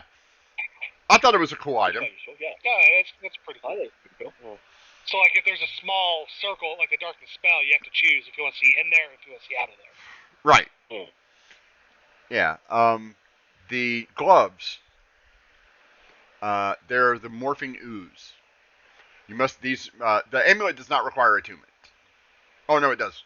I'm sorry, it does. Morphing ooze, you must attune to this. To attune to morphing ooze, the host must first ingest it, unlocking the following properties. When you attune it, you gain one of the following proficiencies, your choice when you attune to the gloves. You can be, so you get to choose one of the 4. Resistant, while attuned, The host has resistance to poison, acid damage, and immune to the poison condition. As an action, you can speak a command word and cause your body to absorb the amorphous qualities of an ooze. For the next minute, the host, and along with any equipment you're wearing or carrying, can move through a space as narrow as 1 inch wide without squeezing. You can use once a day. Acid breath, 30-foot line, 5 feet wide, DC 15 dex save, or 8d8 acid. That's pretty good. And again, that's once per day. So you get to pick one of those 3. Black eruption. If the host dies while the morphing ooze is inside them, it bursts out and engulfs the host, turning their corpse into a black pudding allied with the Dalkir. Okay. Symbiotic nature. The ooze can't be removed from you while you're attuned to it. You can't voluntarily end your attunement to it. If you're targeted by a spell that ends a curse, your attunement to the ooze ends and the ooze detaches from you. When the ooze is detached, it seeps out of your digestive tract, leaving behind a foul substance that afflicts you with a debilitating disease. Until cured, you have disadvantage on. You basically have permanent exhaustion. Disadvantage on ability checks and saving throws. And I assume you can probably get that back with something like greater restoration or something. Yeah, until cured. So. Yeah, cured disease. Yeah, cured disease would be fine. So you have acid breath. You can be you can turn yourself into an ooze person for a minute, or you can be resistant to poison and acid and immune to the poison condition. These do nothing, as he says that these don't help me at all, and sets them down. The boots, right? Knocking boots. These steel-toed boots of dwarven make are adorned with an embossed key on the toe. As an action, you can kick an object that contains a mundane or magical means of preventing access to cast the knock spell on it using the boots, once a day. Yeah, that's quite cool. Do they require attunement? No. Those would be perfect for Jorah, because he's the one who generally scouts out things and goes and finds. Yeah, but the problem about the knock spell, I don't think Jorah will use it, because, like, he will know what is knock spell. Yeah, it's knock. No, but I mean, basically, the knock spell is something that it's just a magical way of opening things. Yeah, it's. So you don't have to use these. Yeah, it only works on that one. It's not everything within. Like, it's not the old school knock where you cast it and everything within like 30 feet of you gets unlocked. This is just that item. Like, you're like, oh, I can't pick, like the doors that you guys have been having troubles with. You're like, I can't pick it. You just walk up and go, bam, kick it with the boot. And it's a boots of door kicking. Yeah, boots of door kicking. And then the robe. This is a robe of holding. This robe has 1d20 plus 10 pockets. I will roll the d20 right now. 2. So it has 12 pockets. Please write that down somewhere, someone. And each pocket can hold, each of which is an extra dimensional space and can hold up to 10 pounds. The opening, because it's a pocket, is, I will say it is 6 inches by 6 inches. Okay. So mark that down too, Robert, if you're keeping notes. Yep, so you're not putting a flaming longsword down in there, right? Sure. It's again, it's like a 6 by 6 tile. Oh, that's cool. It's just like a bag of holding. So if you're putting an extra dimensional space with it, it causes both items to be destroyed and a rift open to the astral plane. I'm glad we took time to identify that. Yep. Absolutely. Instead of throwing it in the bag of holding. Let me hold the bag of holding in the rope for a bit, guys. Does it require attunement? Yes. It does. Okay. Well. Unfortunately, because because it's more of a mage thing. Like, you can carry a lot of stuff, or a rogue. Like, as a rogue having this, yeah, I'd wear it all day. That's a hell of a rogue guy. I'd wear this all day. It's like, what? I don't have anything on me. Yeah, it's good. Leon, did you want to take a short rest and spend your hit dice appropriately? Yes, I will do that. Okay, so do that. Me too. Okay. It also means I get my bardic inspiration. Yes. Inspirations back. Short rest. And I'm done with hit dice. I no longer have any hit dice. So he gets back those hit dice. Do you guys want to spend one more hour and identify the helm and the rod? Yes, I think that's probably a good idea. And I will, because the boot doesn't need a tune, I will ask Leon, because it's kind of funny to see Leon kicking the door, but I will ask him if he I'll tell him the purpose of this boot. So, what do you think, Leon? Do you wish to use It's it? really cool, but I don't like wearing shoes. I've never worn shoes before. Okay. All right. Removing my boots, I'm gonna wear this boots. Okay. At the end of the second hour, the rod is an immovable rod. This flat iron rod has a button on one end. You can use an action to press the button, which causes the rod to become magically fixed in place. Until you or another creature uses an action to push the button again, the rod doesn't move, even if it is defying gravity. It can hold up to 8,000 pounds of weight. More weight causes the rod to deactivate and fall. A creature can use an action to make a DC 30 low, 36 high strength check, moving the fixed rod up to 10 feet on a success. So it can be technically moved, but it's nearly impossible. And the helm. This piece of headgear is cobbled together from the chin and gills of a giant crab. It remains constantly damp with briny water and never rots. While wearing this helm, you can walk and act on surfaces underwater as if on dry land, regardless of orientation, and the amount of time you can hold your breath is doubled. Leon would take that because it makes water a little less. It doesn't require attunement. It doesn't let you walk on water. It lets you walk. Actually, you know what? We can give that to Max. He doesn't need it. If he falls in water, though, he can walk up a wall to get out of there. Yeah. Okay. Yeah, because you can walk. He can walk through the water. No, he can. Yeah, he can walk on water now. Or no, next level. No. Yeah. Wait, but he can't. But he can't end his movement on water. Is the problem? Like he can run. If he's moving in water, he sinks. Yeah. Yeah. Yeah. So he'll keep it. He won't wear it because it's wet all the time.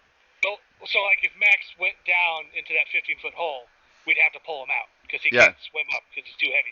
Is that right? Yes. Yes. Well, no. Well, no, he's not too heavy. The two of you with your increased strength could pull him up. But with this, he could go down in the hole, walk around, and then walk all the way up to where walk up the wall. And as long as he stays submerged under an inch of water, he can stay perpendicular to the wall. And then you guys could help pull him up the last 5 feet or so. Right? So it would make it easier to get Max out of water. Yes. Max will ask if it's constantly damp.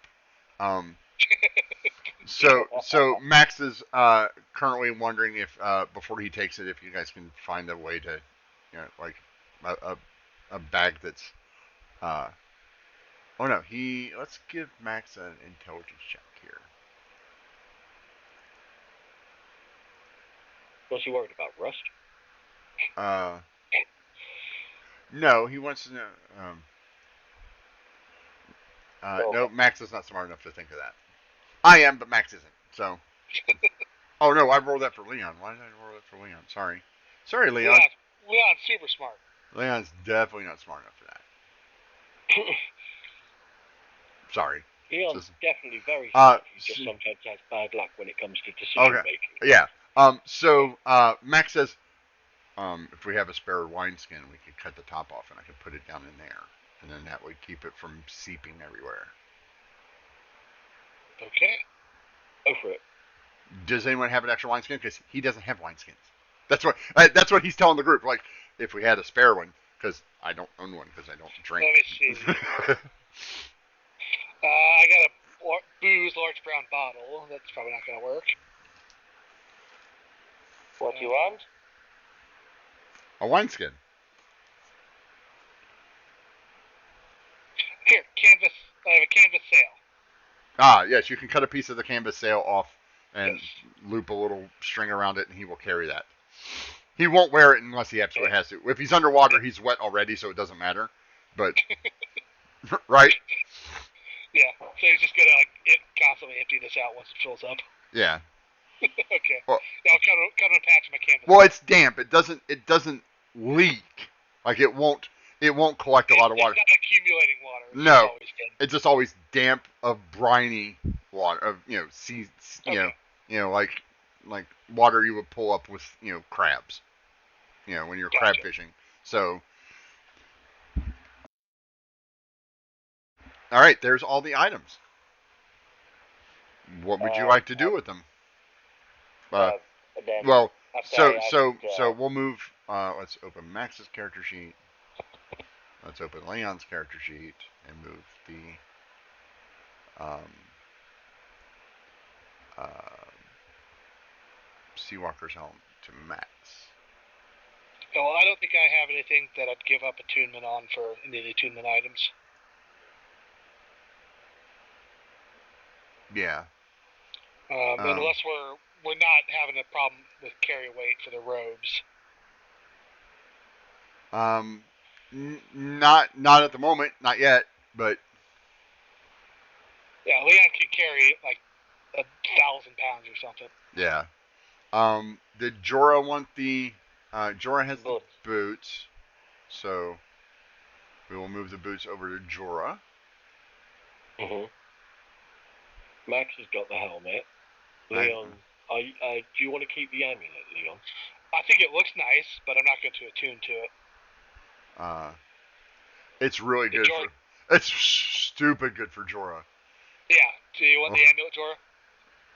Needs to be attuned. It gives people disadvantage to trying to do deception against you. Like you get advantage and they have disadvantage. So if you're in melee combat and you use one of your skills, it's even more likely that you won't. Again, right now your skill is pretty high against the monsters you're fighting, but when you start fighting like more people and higher levels, this is gonna come. This is gonna come in really handy. So you may not want to attune to it now, but at some point you probably want. I think you probably want to put it in your inventory and hang on to it. If you're not going to use it now, you'll probably use it later. Yeah, then I will do that. Yeah, so we'll put it over there. It shows up in his inventory, which means I can delete it from Leon's inventory. But the knocking boot is like, how many times I can use it? Once a day. Once a day. Once a day, okay. At dawn, it refreshes at dawn. Oh. So, and then what was the other thing? The gloves. Did you want to put those in the bag of holding, Ember? Yeah, that's fine. Stick them in the bag of holding. Nobody wants those. Nobody wants to swallow. Nobody wants to swallow the Uzi thing. Yeah, there's downsides outweigh the good sides on that, I think. Ember's character sheet is not. There we go, Ember. There we go. That's a good girl. Like I can just double click on it. Yours is really clogging up things, Ember. I don't know what it is.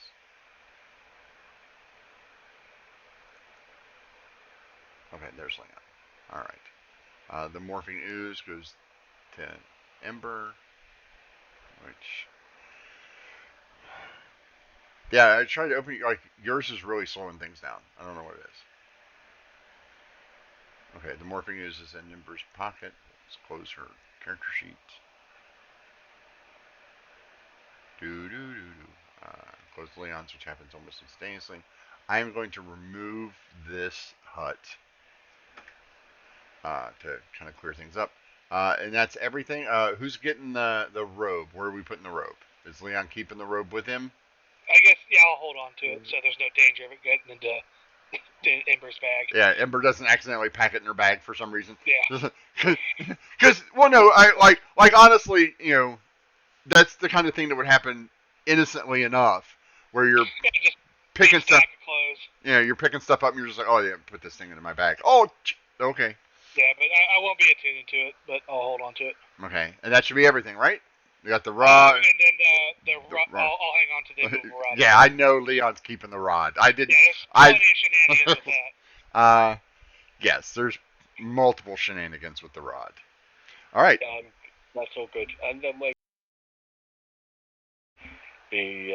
some of these items, sell them. Yeah. And see what we can get for them. That's always the thing you can do with items you don't want. So, why did that look weird? I guess You- check Oh. with Max. Oh, I see Does it what it want the is. gloves or the robe? No. Okay. He has no use. Like, he identified the gloves and just went here. Yeah, gross. Yeah, that doesn't do anything for me at all. He's Oh, already immune to the poison. He's already has resistance to the poison condition and shit like that. Like there's nothing on that makes him want it. Yeah. But robes are available if Max wants the robes. Yeah, he doesn't want robes. Okay. No, that's ugly. So, But even Max knows that that's ugly, and he, you know, he's an automaton. Like he doesn't wear clothes. Right. He doesn't need to keep the rain off or keep the wind out. Yeah, and having that gaudy thing on him just doesn't. There's no part of that makes him think he wants that, right? Right. All right, so Okay. you guys have spent about 4 hours down here now. 5 hours down here now. Yeah, 1, 2, 3, 4. Yeah. We were at before we took the 2-hour long rest. We were at about 2:00 in the afternoon. Yes. So It is now I would 6. suggest, yeah. Okay, that's cool. So we probably need to push on for a couple of hours and then look for somewhere to make camp. Right.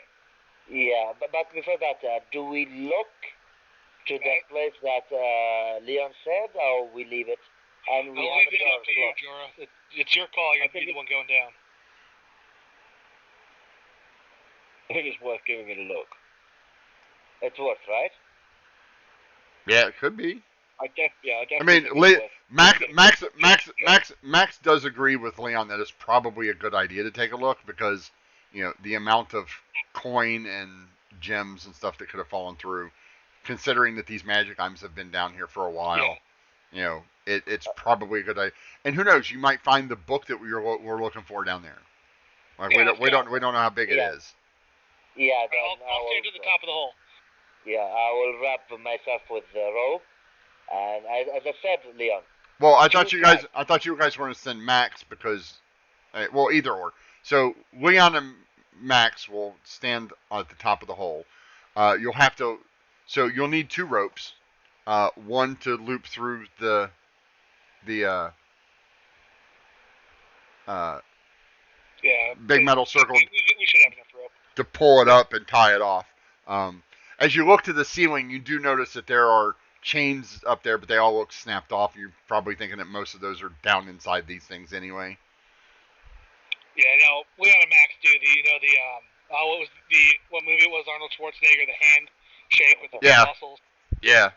Was it Commando? Yeah. Leon, you think that you might be able to, if you pull it up, once you pull this thing up, instead of keeping the rope there, you can just place the rod in there, and it'll hold it up.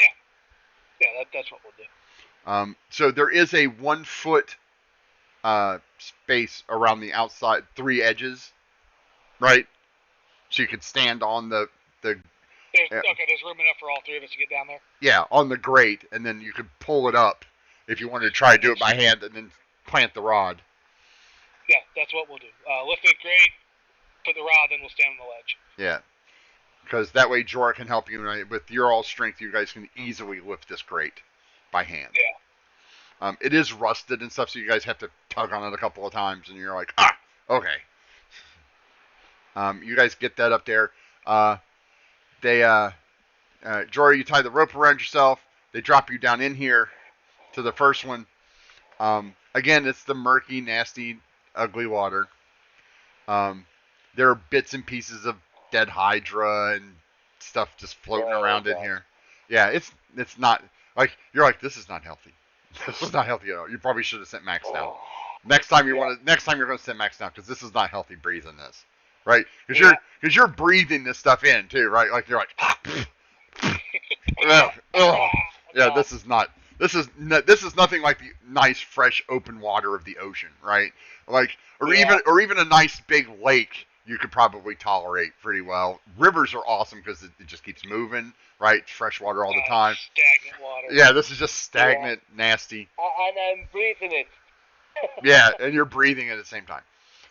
So I need each one of you to roll me a D12. D12. I'm assuming Ember is watching from the safety of not being in the gunk. She's up there playing solitaire. Would you like me to roll a d12 as well? Or Yes. Is it just the people? Okay. Oh no. Everybody needs to make one because I'm not rolling for Max. Because it's you guys. All right, Jorah. There's a lot of junk down here, man. There's a lot of like rusted crap. Right? You're like, yeah. You're like, there's like half a dagger. Like you see, there's a long sword in like 7 pieces.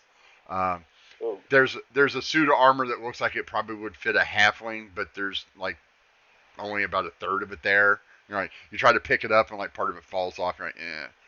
You do manage to find.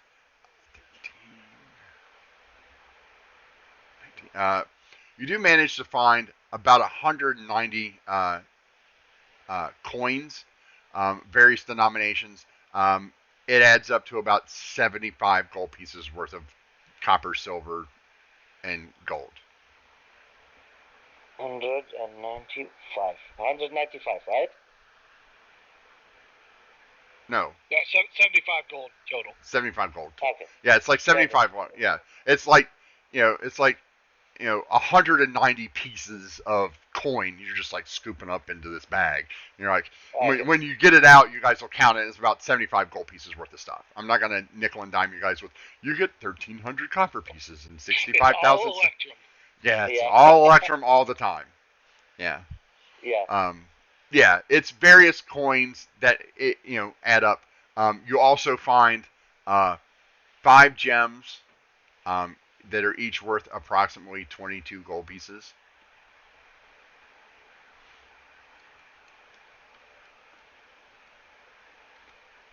Each one 500.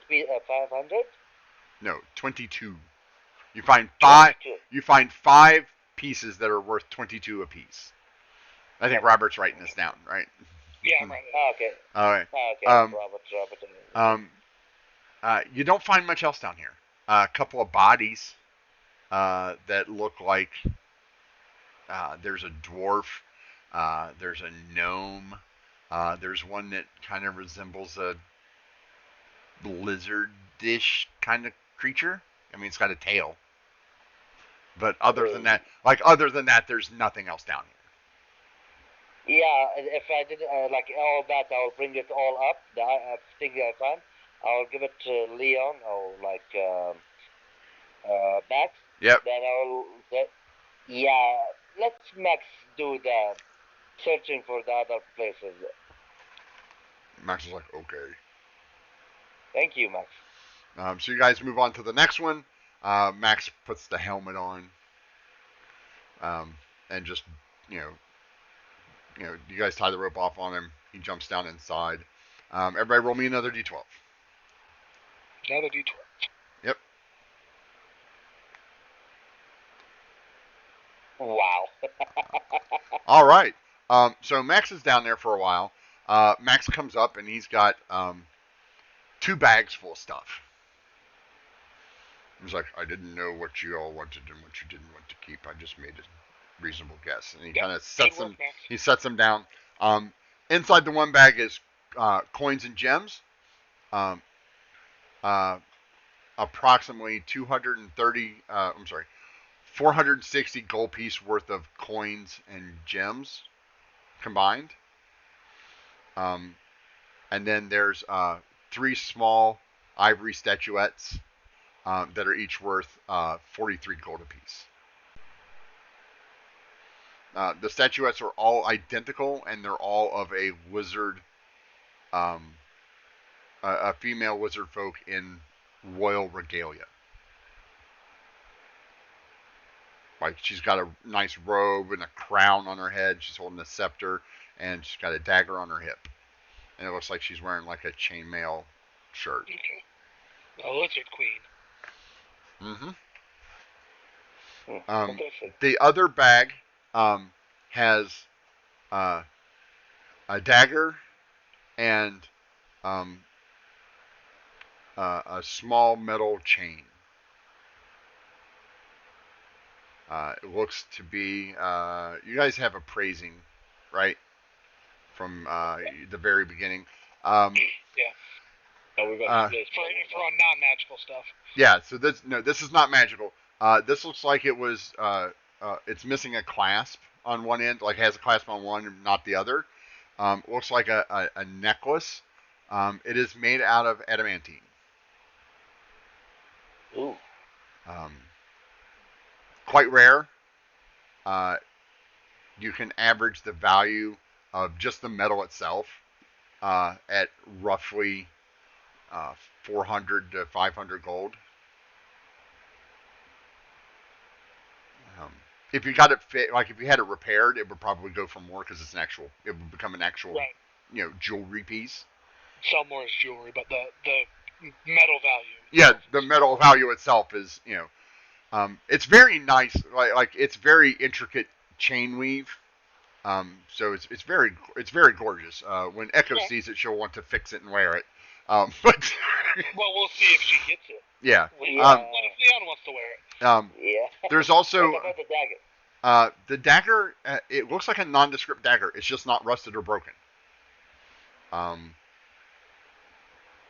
It doesn't have any distinguishing marks on it at all. Orient, as you look at it, there's also no maker's mark on it. It's just which is yeah, but there's no maker's mark on it, which means that whoever made it didn't stamp it with their sigil, which is odd. Right, that's not a thing that happens. Like people who make things put their stamp on it so you know who made it. Right, so you're like, okay. Oh, that dagger has stood up. How long have you had that? Oh, I've had this 15 years. It's still sharp. Look, poke, slice. It's still cut through a can and diced tomatoes. Right, that kind of thing. And you can show it off. This doesn't have one. It's also not rusted. Doesn't look to have any wear on it at all. But it's just a basic nondescript. It's got a handle. It's got a little hilt, and it comes to a point. Like it does it does everything a dagger is supposed to do. That's not at all ominous. That's okay. Is it talking to us? Nope, not talking to you. Not talking to you at all. I'm waiting. It will talk to me later. So yeah, I'm after Max out. Yeah, I'm gonna see if this dagger have anything strange about it. It's not rusted, so okay. Maybe it's magical. Ember, Jorah brings over this nondescript dagger that looks very daggery. Okay. Like, again, you heard the description. Like, it looks designed to do exactly what daggers are supposed to do and nothing else. Like, does it look as if it's been in liquid for quite a long time? No, it doesn't. It doesn't look pristine. Yeah, it looks like you just pulled it off the shelf. Like it looks like it was just made. Except there's no adorning features. It doesn't have any inlay. It's just, a metal hilt. It's just a metal hilt with a little small metal pommel. It looks like it's made out of steel. It's got a nice wrapped handle of probably copper and silver wire, and that's what they used to wrap them in as the hilt. And then a simple metal guard, and then a sharp, pointy. It's almost it would almost resemble a stiletto, right? So it's sharp and pointy. But there's no, again, when you look at it, there's also no maker's mark. There's no wizard's mark. Like there's nothing to tell you who made it, how old it is. I'm going to say to Jorah, I would think it's probably worth examining. Purely on the basis that A, there's no maker's mark, and B, it looks in very, very good condition for something that's been presumably been down here for at least 500 years plus, right? Give it to me, I'll stab the next thing we see with it. No. This is the reason why we don't hand things to Leon. Figure out real quick what it does. This is the reason I come to you, Ember. I don't want another talking. Yeah. So also for you guys, each time, this is about 45 minutes per, because again the water is murky. It's not easy to find stuff. So you guys are doing. You guys have determined that you're going to do a well search, and normally it takes 5 minutes or 10 minutes to search a 10 by 10 area. I'm doubling that For I think it Yeah, makes obviously, sense. The stuff we found Murphy's initially was Murphy good on enough the to water. warrant a Yeah. very thorough search. Yeah. 100%. So what I would also suggest that we do is, once we finish searching this area, we then take a long rest here. Alright, well, let's finish searching first. Yeah, okay, let's Ember, go are to, you gonna Ember, are you gonna try to identify it while they're down in the holes 3 and 4? Yes, I am. I imagine we'd come up after every hole and dump the stuff in the dome with Ember. Yeah. Yeah. Oh yeah, absolutely. Like, you know, here's the gold. Ember probably sorts it, and then, you know. She's wearing that green visor again. Yeah. Yeah, because you guys aren't counting the actual worth. You're like, here's a bunch of coin. We're doing it all And then, and Ember's over there like, okay, sorting all this. Because Ember, you've done this kind of stuff with your brother and stuff in the early days. You're like, yeah, it's you know, This is light work. yeah, yeah, and it brings back fond memories. Like as you're doing it, and it's starting to bring back fond memories, and you start remembering. You've gotten all your memories back, but you haven't focused on, you know, early childhood memories or early days with your brother. Sure. You haven't been focusing on those, and as you're doing this kind of stuff, you kind of think back, you know, when your brother made his first big score and brought in like, you know, 40 gold worth of coin that he managed to get off of a guy for something that was worthless that you know, kind of fake enchanted, right? You know, put a little, you know, Some scam. Yeah, some scam, and he's like, we got 40 gold, and you're like, oh, look at all this coin, and you're like counting it out. Like, it kind of brings back that memory, you know, and that's the first time you kind of feel that emotion that's attached to that kind of thing for the first time since you woke up on the beach. Excellent. Okay, cool. So you guys go down into hole number 3. Everybody roll me a d12.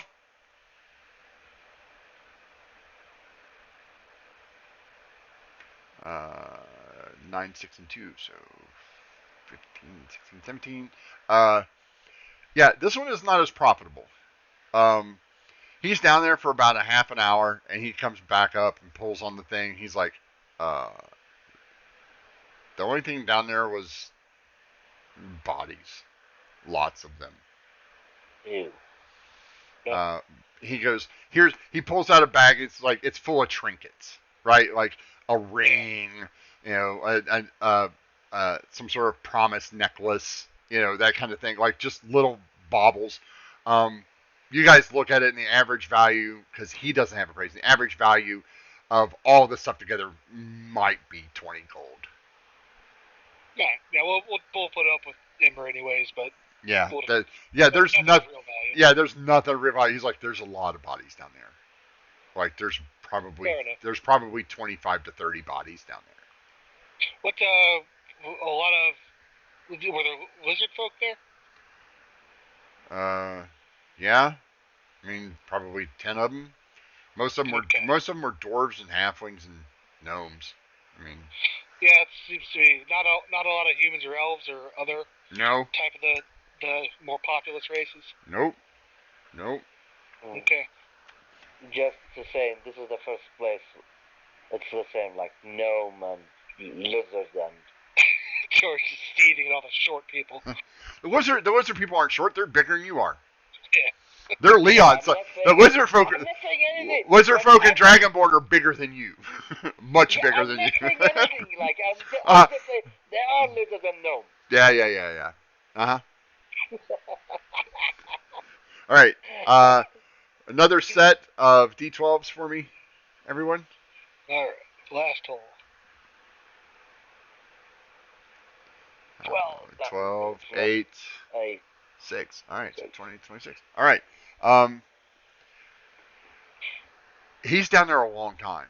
Like the half-hour mark goes by, the 40-minute mark goes by, the 50-minute mark goes by.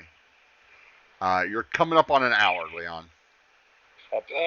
Jor, when do we get check on him? No, I'm gonna check. I'll look. Can I see? Nope, you don't see him. Oh God, Leon, I cannot see him. Him up. Yeah, Yeah, we'll Yeah, give a couple tugs to the rope. yeah, I'll tug the rope. You guys tug on the rope a little bit. You feel the pressure, like, you know, Max's weight is attached to it, and Max kind of, there's one good solid jerk. We didn't establish what that means. Nope. No, we. 2 means bring him Okay. up. So if two Well, means bring him up, take One, let it be. it. Yeah. It was kind of like that. Get off of me, like like that. Okay. Like it wasn't less like a small tug. It was like like you guys like whoa, oh. Leave me the hell alone. Okay. I think he's good, Jorah. I hope so. About an hour and 15 minutes go by. And then you feel the double jerk. Pull him back. I need strength checks from both of you. Oh, yeah, good haul. Strength or athletic? Strength. This is pure strength. This is pure you pulling something out of the ground. Leon has advantage, 20. Give it to you. You guys managed to start pulling on this thing. You're like, man, like, this is not normal. Like, this has got to be at least double his weight. I mean, he's huge. Gotcha. He's heavy anyway. He weighs upwards of 300 plus pounds, right? Oh, And Leon, you're like, you guys are like, trying to pull him up. You think you may have to loop this over something to get some leverage. So we can loop it over the movable rod. Yeah. Yeah. So roll again, this time with advantage for both of you.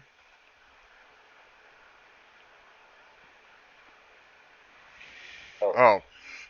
He doesn't move much. Like, you guys only get about 10 feet of it out. Oh, God. Yeah, Jorah's not pulling his weight, man. Yeah. What else is new? You guys are Hey! you guys eventually get him to the surface, and he is holding this massive chest in his hands. Okay, well, immediately grab it and try and help him up with it. That's just If you let go of the rope, he'll sink. Oh, okay, I'm holding the rope. Oh, alright. You get it. You get his head out of the water, and he's like, "I couldn't get it open." So that's fine. We'll get out of here. Yeah. Count three, everybody heaves. You guys get one last one. You get him up and manage to like kind of push him over the edge on so he can stand, and he's like, "A little help, please." Like Okay. you know he's got a good strength. Like he's wearing the gauntlets, right? And you can see that once he came out of the water, he's like. Yeah, we'll definitely help him. Yep. You guys spend another 15 minutes trying to get this thing out of the 15-foot hole that you're in. Right? You set it down on the thing, you tie the ropes around it, you guys climb out, and then all three of you kind of heave it out. This thing weighs a good 400 pounds. Yeah.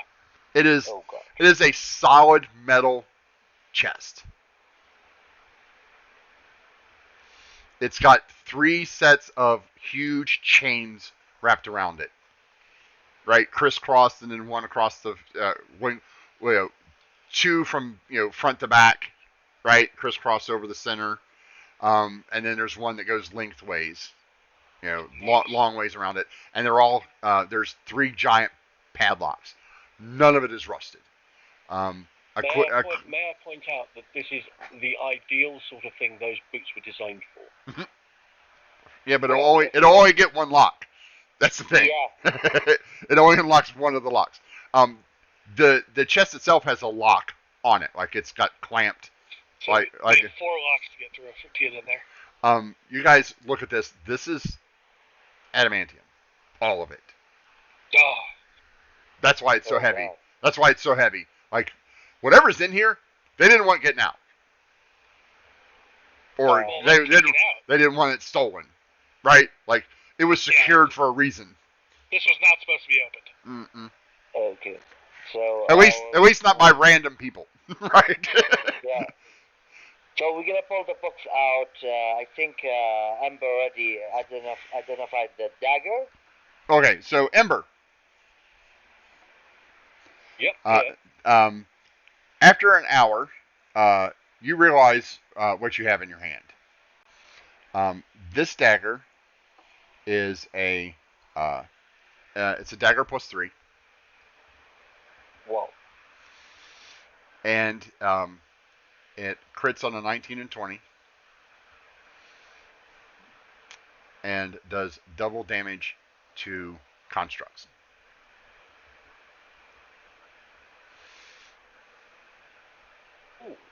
Very nice.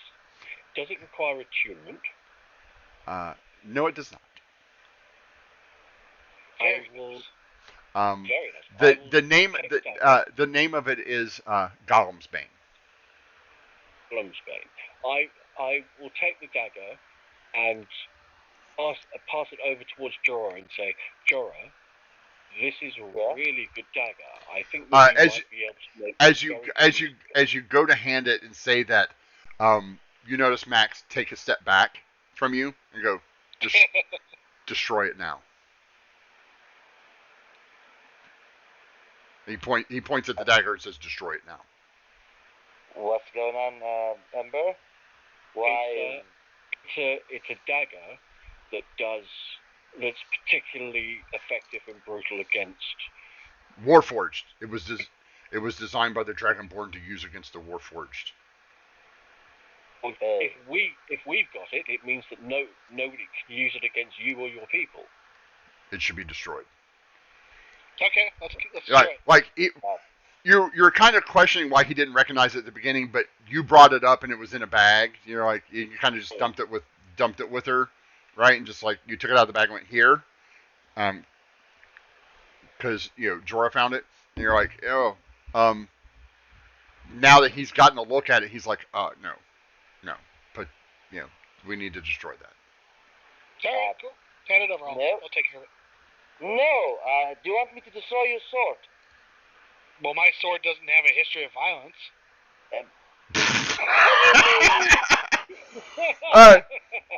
If you don't have inspiration, you get it. Okay. I'm literally itching for blasting you. I already blasted you once, so I will Oh, that's such classic Leon. My giant sword that gets bigger every time I kill something has no history of violence at all. The blood feast. Yeah, totally. Yeah, those were crafted by the Dragonborn to slaughter my kind. Yeah, I'm taking my dagger. I got everything can kill, and I will put it away with me. Oh, I mean, I think it's more than just the functionality. I think it's a symbol of what it was.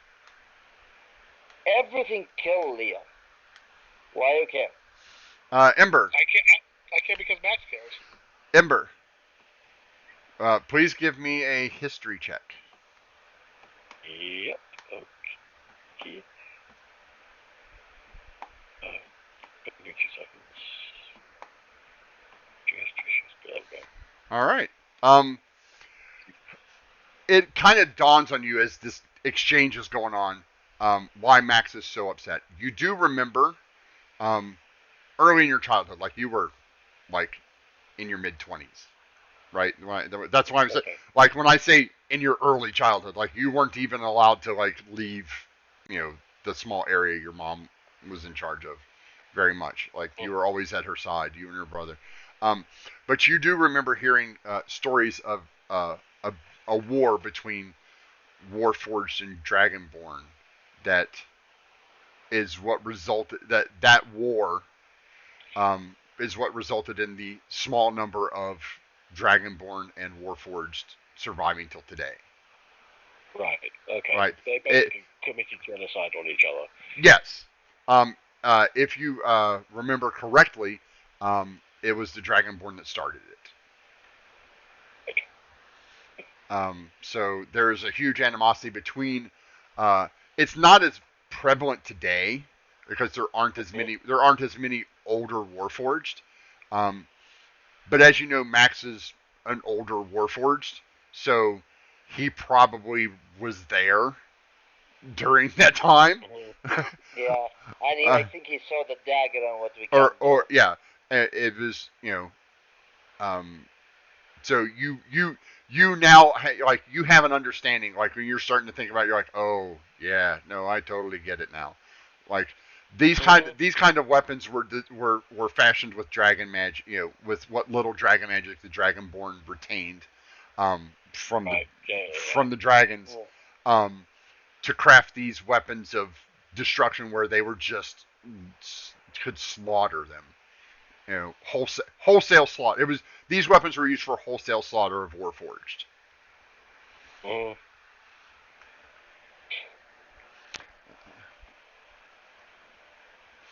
Yeah, I'd say we let Max do what he wants to it.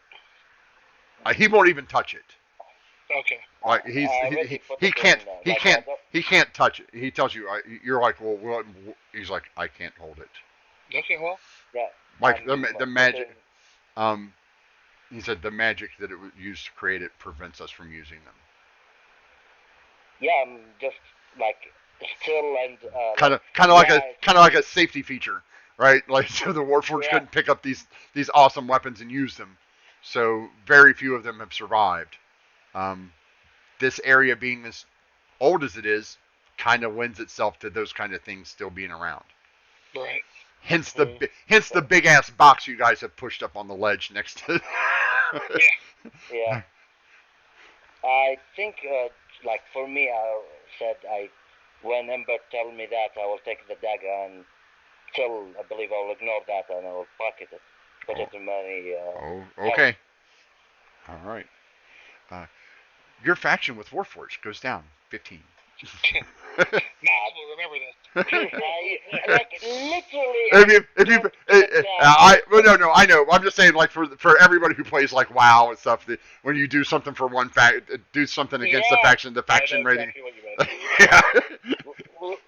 Like I believe Jorgal and Max never ever like, hey, we are like friends. Or yeah. Like, well, I mean, Max Max likes you guys. It's mutual. Yeah. Well, yeah. I mean, you're still party members. Like he doesn't vehemently hate you and want to stab you while you're sleeping. That might change now. I mean, but he can't take it from you. He can't. He literally can't take it from you. Well, now he have like if he like I don't know what he's thinking, but if he saw me and know how my way of dealing things, I'm not gonna go ahead. I'm gonna search for every forge. Right. No. I know that, but you know, while he's an automaton, they can still emote. I mean, they're built in human replication. Or anthropomorphic replication. He can still emote things. They just don't normally do that, right? He's one of the older ones that just don't like. If you ran into a newer one, they would be more human or elf or dwarf-like, depending on who created them. The older ones are all like kind of like stock, like mass-produced kind of things. They look like each other. There's differences depending on the actual artificer who created it or was in charge of the production line at that time. So like there's probably there were probably 100 of Max made. How many survived? Probably Max. Right? like at the distance from their creation that you guys are, the rarity of Warforged is such that most of them don't look similar. Right. They're just now the humans and dwarves are figuring out how to make them. So there's been like one or two new ones made. Like it was, now that you guys have your memories back, it was like all the news, like humans and dwarves, like the big thing. Humans and dwarves create the first Warforged in 1,000 years, right? It's basically a glorified toaster. Like it walks, it talks, but it's kind of like the robots we have now, where they're just basic, as opposed to Max, who is like an actual person with a soul. They're not much more than golems, right? They're just a step up from golems at this point. But yeah, so now you guys have this giant box in front of you. Open it. Somebody open it. Give me time, please. I'll do my best. Ember, you want to give him Bardic Inspiration and sing your little song to give him a +1? While he's doing this? Yes, I do. Okay. Yes, I do. All right. So you have a Bardic Inspiration. You have disadvantage on these, by the way. Oh, really? Yes, they're adamantine. These are not your normal locks. These are these are you know Yeah, you start looking at it. You're like, oh wow, like they did not want this shit opened. Like uh, it's and the back of your mind the orient in Jorgal's head is like, yeah. I wouldn't open it. Like, things are sealed like this for a good reason. Yeah, Oh. that's what I'm gonna do. That's what I'm gonna do. I'm like looking at this box and looked at the party and said, Open it. Open it. Open it. Open it. wait! Ember, that thing is extremely hard, like really, really hard, and I'm not sure if I'm able to successfully do that, but I will try it. And whatever is inside it, it is crazy dangerous. Is everyone ready? Yeah, open it. Okay, go for it. Are you going to open it inside the hut? Because you've only got about another hour left on the hut. By the way. Yeah, I can always make another one of those. That's not a problem. Outside the hut. Okay. That way, I've got some. Well, I mean, here to think about it this way: if he opens it inside the hut, nothing can get out of the hut. So whatever's in there is just in there with Ember. No. She can leave and it'll stay, right? No, once you leave the hut. Once I leave the hut disappears. Oh. So it's far better for me to be on the inside with everything else on the outside. Well, trust me on this. Sounds. I've thought about it. Okay. Max will stand here, away from Jorah. Okay. I'm doing that. Here, I'm gonna put the box. Where are you gonna open the box? Over here? Let's say. Right there. Over here. Okay. Yeah, right there. And while do that, can you give me the dagger? What dagger? The +3 dagger. You already have that, don't you? No. I don't have it yet. You'll get okay. you won't need it today. Okay, I won't need it today. That's not one of the things. It was there was a chart of things you guys could find. That one was hard for you to find, and I didn't even know if you guys were going to go down inside it. So you guys luckily had it. I don't have it yet. I was busy trying to fix the issues with so our game could get played today. So okay, that's what you got. First roll of 23. You want to use your bardic inspiration? Oh, really? Okay. Hint. Okay, D8, right? Yep. It's 24 because of the +1 from. It's 24. Yeah. 25. 25. It does not open. Wow. Like, oh look. Ember? Mm-hmm. If a vault, and I did that, it will open. Well, you only rolled a 30. You only rolled a 13. Don't get crazy with it. Hey, okay, I'll try it again. But it's like I rolled good. You did. But you did break one of your picks. You're down to 5. You're down to 5 now. Okay. But again, are you gonna give me your song again? Yeah, the song is easy. It's just a bonus action, isn't it? Ember? Yeah. That cantrip, or is it an action? It's an action. It is. No, it's a bonus action. It's a bonus action. Are you going to give him another inspiration die? Yes, why not? Okay. Leon, you want to help him? Leon, you want to help him? I wanted to offer. I don't know how I can justify the help. To be fair, Rick, it's the bonus action is the inspiration and the action is the cheerful soul. Oh, okay. The way it works out. Oh, yeah. I'm not proficient with thieves' tools or sleight of hand. I just assumed you were standing there waiting to hit something. Like, you're waiting for him to open it, right? Like you're. Yeah, I'm standing over. I'm like over his shoulder. Open it. Yeah. Open it. Yeah, All right. okay. Well, you can't stand here because you'll be inside the. Yeah. Are you gonna stand inside the? Because like here is like right inside the dome. No, I'm out there with him. Okay. There you go. If there's a way I can perform the help action, I will, but I just couldn't think of a way to justify it. Like, oh, Excuse me. that's okay. I'm just gonna penalize you later. Yep.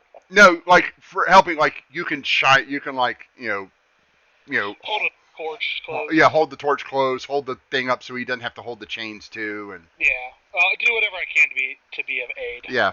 So you have advantage on this one. Okay, let's go ahead again. Well, cancels out the disadvantage from the lock. Right. All right. So 13. 13. You're not gonna get it even with your bardic inspiration. Yeah, so Yeah. Uh, move on to the next lock. Another block. I have four. You have four. You have 4 left. Yeah, let's continue. Okay, let's try again. It's go. Oh God. 17. I have 3 more. Yep. Let's try. This lock does not want to get opened. Man, Oh. I'm rolling bad. Yeah. Okay. well, I stand up really angry. Okay, and I will kick it. Okay. With my U-boot. kick one of the chain locks. Yeah, that's what I was gonna do. Which one? The one that goes long ways around it. There's two that crisscross in an X shape, and then there's one that loops across the top. Yeah, I will kick the one who in the first one, like. Okay. Okay. All right. It pops open. God damn it! And I will. I need everybody to make a wisdom save. Well, that would be Jorah and Leon because they're outside. That's my specialty.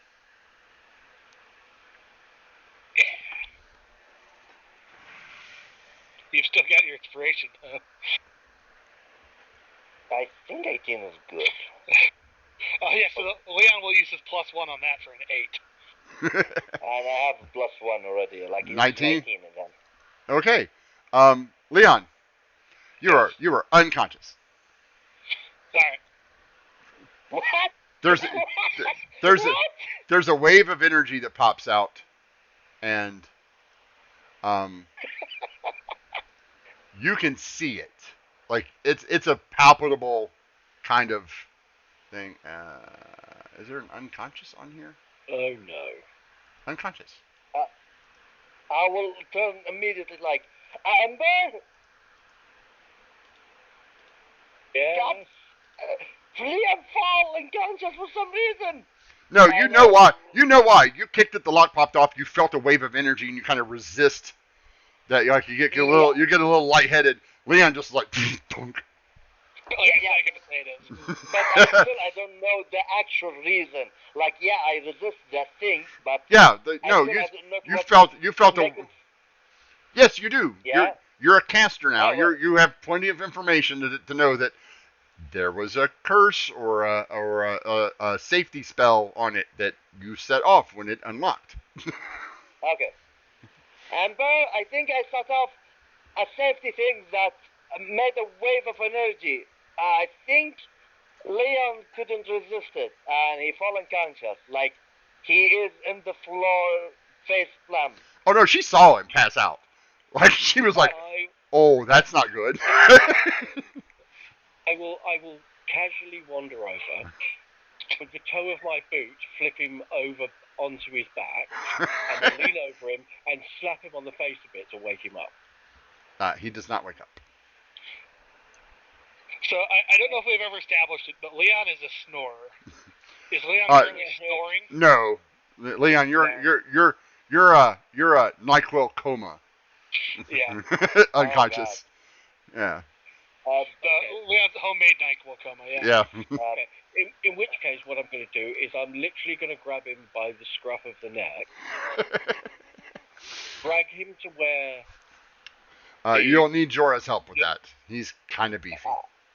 Yeah, I'm gonna take. I will help her. Like, I will pull him and put him in my shoulder and like. What do you want? We'll take him back to where the dome was. Okay. I'm gonna ritually recast.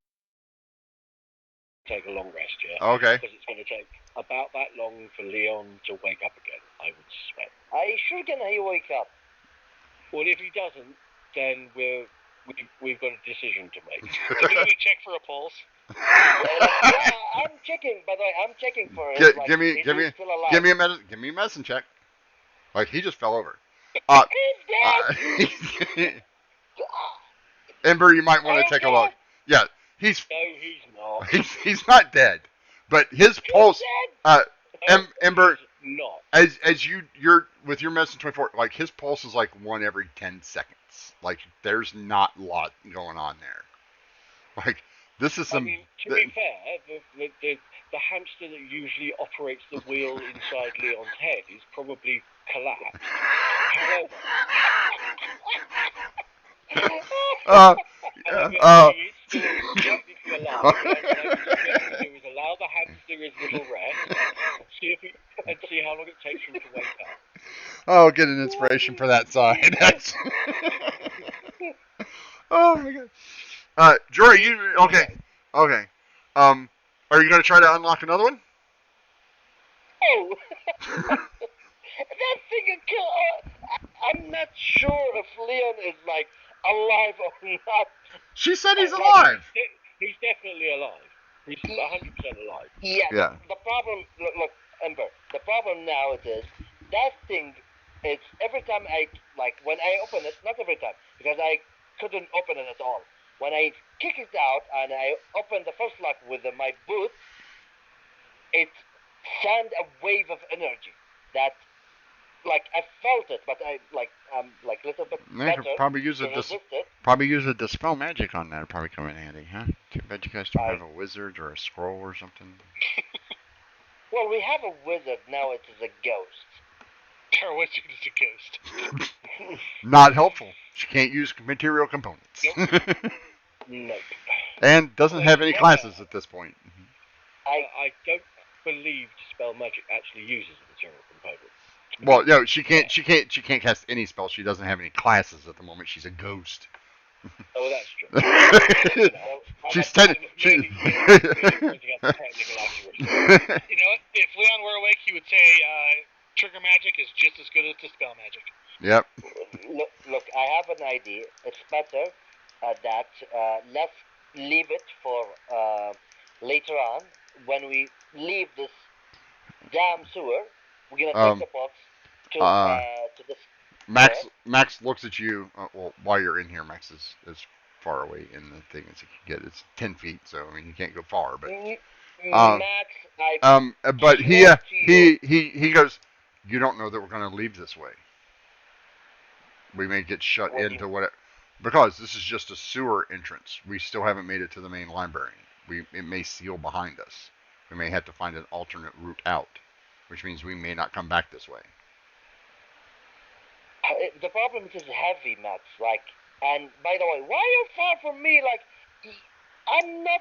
I swear to you, I didn't say you were going. Didn't say you were going to use it, but as long as that thing exists, my people are threatened. My entire people are threatened. Okay, what happens when you get killed or you lose it? You drop it, and somebody with more nefarious plans continues the genocide of my people. No, destroy it. We'll talk that later. So we have now unconscious Big Cat and a pissed off Warforged. a pissed off Warforged and Oya that doesn't care anymore. She cares, but then she has a look. In Echo's defense, there's not a lot she can do about it. All right, you guys think that she's like this all-powerful cleric thing when she's a bard.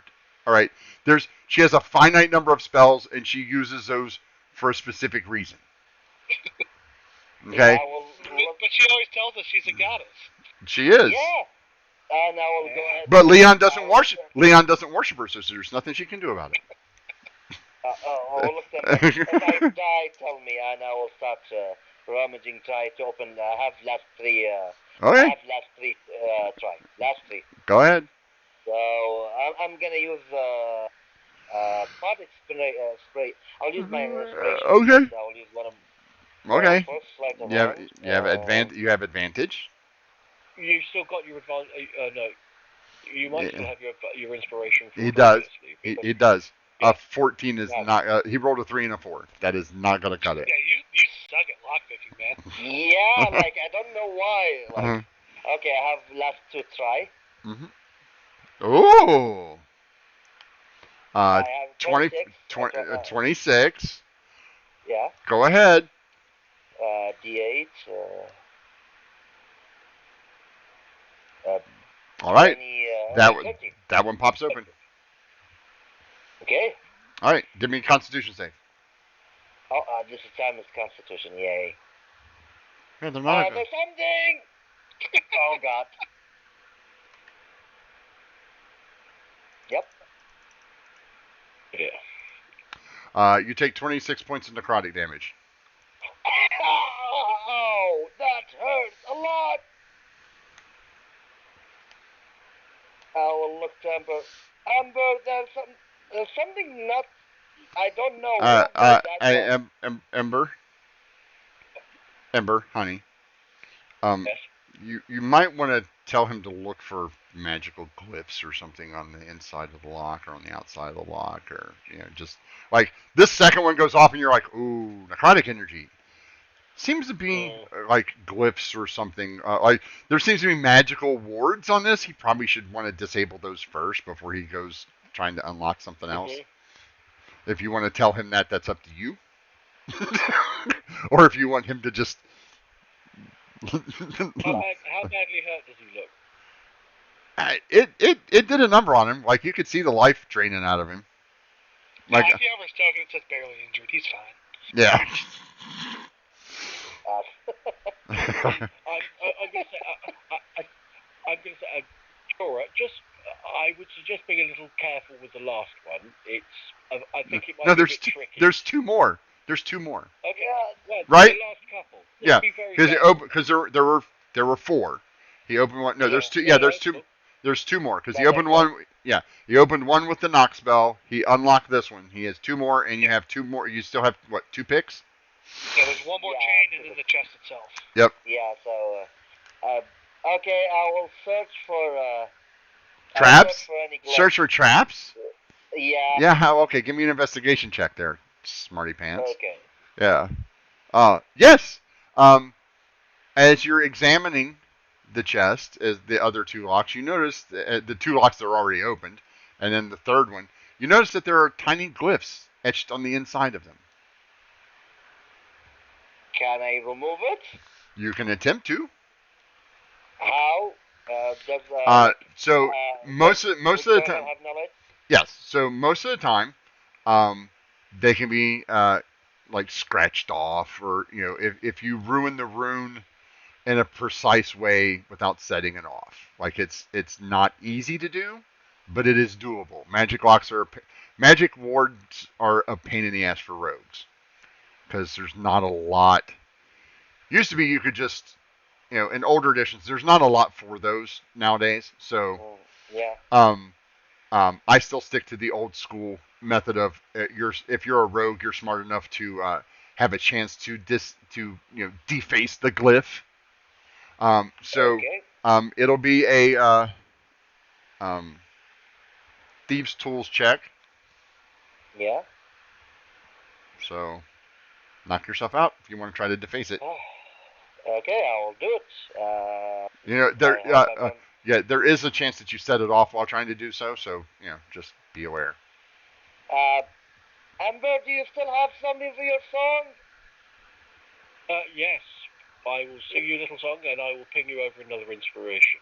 Thank you. And I will try. I hope I don't roll a 2. Like, I hope I don't roll down 10. So let's go ahead. 9. 9. 19. So that's a 20. Yeah. You want to use your bardic inspiration? Well, yeah. Bad it is. I don't want to die. It is 22. That destroys the glyph. As you're like, you're getting your little, your little tools in there. You're like, man, that glyph is tiny. You're like, maybe if I just scratch off this, like, maybe if I just alter the way it looks and make an extra scratch here and a little scratch there. And you're like, it kind of pulses for a second. You're like, oh, this is gonna hurt, and then nothing happens. Okay. And you're like, oh, whew, okay. like you see it just kind of like pulse just for a second, like you think that like the energy's getting ready to go, and it just kind of dissipates. And you're like, oh, okay, I can breathe. And I will turn and look to him, but thank you, Amber. She's 10 feet away from you. You don't have to yell. I'll give him a thumbs up and a really patronising smile. Yeah, the old sideways head with the right. Yeah, exactly. So I will. You got it, buddy. All right, give it a shot. You got 2 chances. Oh God. Need another bardic inspiration. If she still have. She plans on. She plans on making. Yeah, you guys plan on taking a long rest after you open this because Leon's going to be out for X number of years. I'll give him another bardic. I've got 2 left, so you can have 1. Go for it. Okay, so please roll. All right, don't say anything. That just jinxes it. Yeah. Okay, I'll keep my mouth shut. You need to work on your relationship with the dice gods. Yeah. Pink. No, that's 15. Now roll the bardic inspiration dice. No, he can't get there. 15 plus 8 is not high enough. Okay. Again. He needs a 20. He needs a 27 or higher. Okay, so try once more. Might as well. Yep. This is his last lockpick.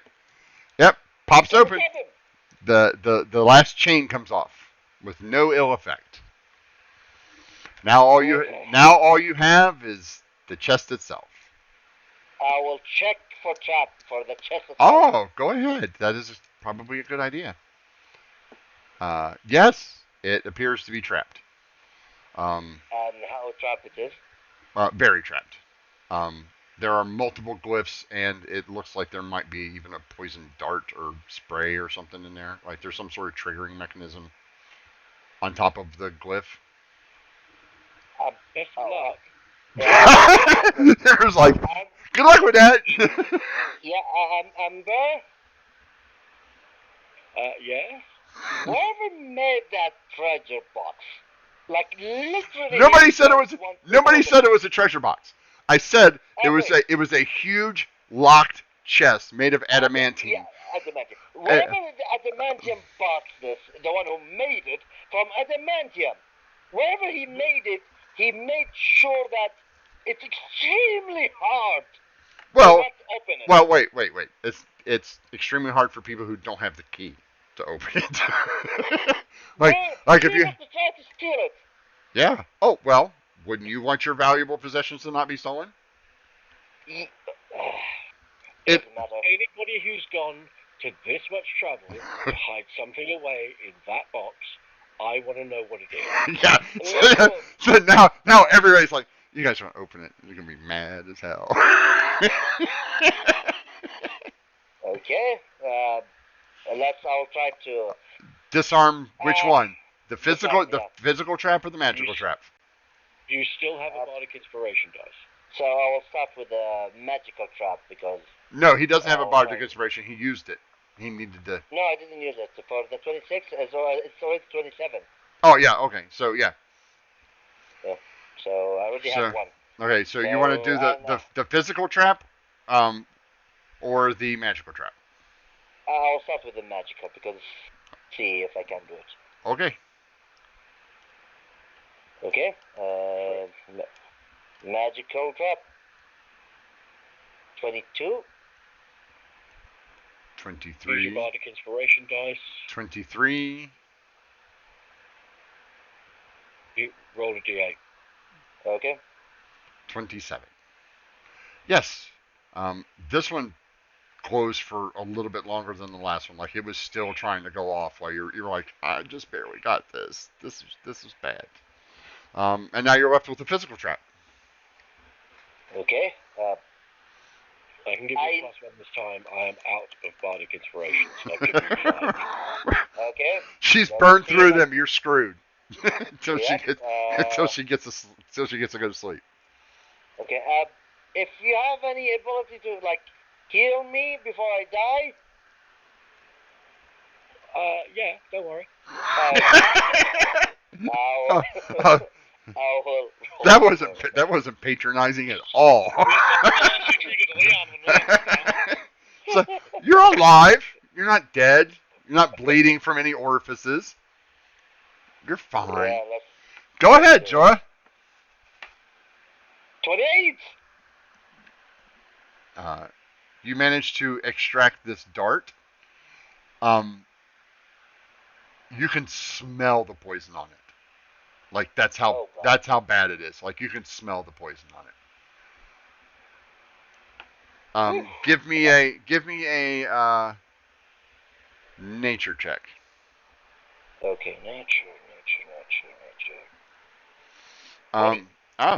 Well, since Ember's still singing, that's a 21, which is enough for you to tell that this is nicely done. Yeah, well, it is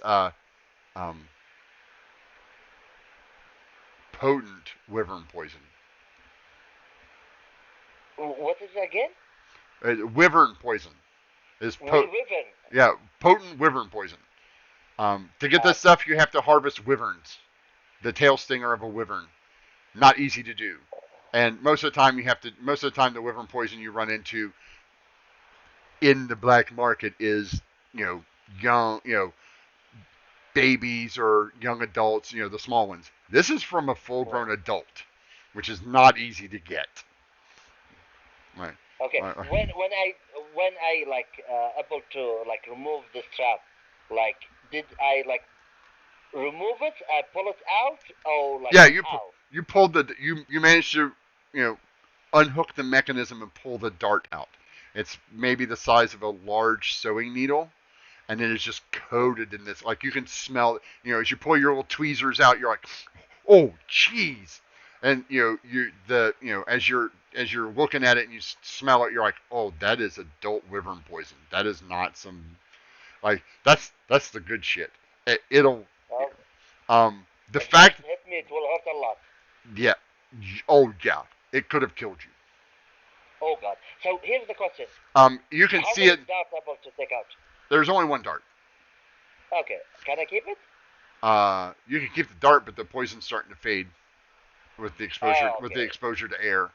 Like inside the trap, it's like a sealed tube with a little piece of membrane over it. And you were like, you cut the membrane real nice, and you kind of pulled the dart out from the, you disconnected the little hook, and you kind of pulled the dart out, and you're like, oh, with your little tweezers and your little eye thing over it, and you're like, oh, Jesus, that would have been, like, you just want to, like, it's so bad you just want to, like, throw it in the pool. Like, you're like, dilute that shit quickly before it gets on anything. Like, you don't want it dripping on your hand or something. Yeah. Then, I will throw it away. So, Now all you gotta do is unlock it. Yep. I will turn out of character. Anyone can please, if that's okay with you guys, give me inspiration? I know Leon has it, and I just... I will happily hand you my inspiration. If I can transfer it over, I will, but I'm currently drooling. Or no, you can get inspiration is a player thing, not a. As an character thing, yes. Yes. I'll give you my inspiration. Well, he can only use one at a time, so you can use embers first and see how it goes. You have You have 2 lockpicks left, right? 27. Yeah, one. I have one. 27. You break your lockpick. What? And you've got the inspiration. Roll the inspiration. No. He did. That's with advantage. He gets a roll with advantage for the inspiration. And it's broke. There's no more bardic inspiration left. Nope. 27. Yeah, 27 does not do it. All right. Like at least I did not keep the last So you have one more shot at this, and you have one more. We have one more shot at this with advantage. So. Okay. Well, the other thing is, just remember, we can always just leave this here, take a long rest, and then wake up in the morning, and then you can kick the bloody thing open. There is also that option. Well, we don't know sure if it's gonna work or not, but Well, let's use you're it to pretty. open. I mean, you can use the. Yeah, like you can try to open it, and if it doesn't open, you can kick it in the morning. Yeah, Which that's is what I would suggest. Or you could. So Yeah, go ahead. yeah, last thing with advantage. What is it? 20, 30. That'll do it. Yeah. Exactsies. Exactsies. Whose inspiration was that? Leon. Leon, you get to retain your inspiration because that was Cool. right on the money.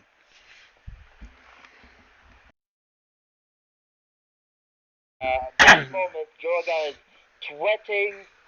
I don't know how you see training, Okay, but he is. you hear. The hardest thing he able to do. Like this is the hardest thing Yeah. he ever done. Yeah, it's supposed And to be I hard. don't think he can say it. It's supposed to be hard. Oh god. It pops with an audible. It is now able to be opened. If you would like to open it, it doesn't pop open. Nothing bursts out of it when the lock is opened. Good. Emperor, Sorry, I didn't catch that. are you ready? Oh yes. Oh, so you're going to open it while Leon's unconscious. Okay. Good idea. Yeah. Good idea. He's a fan of that. Do it. He like if I remember like this is what Leon wished to. Yeah, to do it. but he wanted. Yeah, but you don't know what's in there, so I'm just saying. Max is like, if it's a creature or something, shouldn't we wait till he's awake? Here's a good point. Why don't we drag the chest inside the area where I can create a dome so that nobody else can get at the chest. We'll leave it shut until Leon wakes up. Okay. Sure. Sleep Now, sleep with a okay. giant unknown thing in your closet. That's awesome. I love you guys. Yeah. I do. I couldn't script this shit if I tried. Like there's nothing can do. So yeah, I'm gonna pull like barely yeah, pull this you're thing. It takes you about 20 minutes to move it to 15 feet into the spot. It's faster to recast the dome. Yeah, it's faster to recast the dome over here. Luckily, you can move it by yourself because it is on slimy, wet ground. So I'll move it over here. Did the chains come off of it when he unlocked those? Yes. Okay, so it's 3 chains lighter at least. Yeah, that's what I'm saying. He can move it because the floor is still like grimy and stuff. Like he's strong enough to like push it, but it still takes him like 15, 20 minutes. Like he's like, it's like trying to push it's like trying to jumpstart a car by yourself, right? All right. You guys going to spend the night? 8 full hours?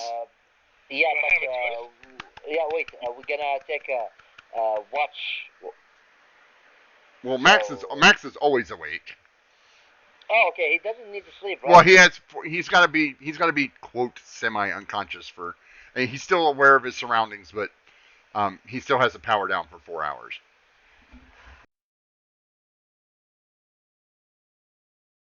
They'll let his magical core recharge. I'll put the dome up and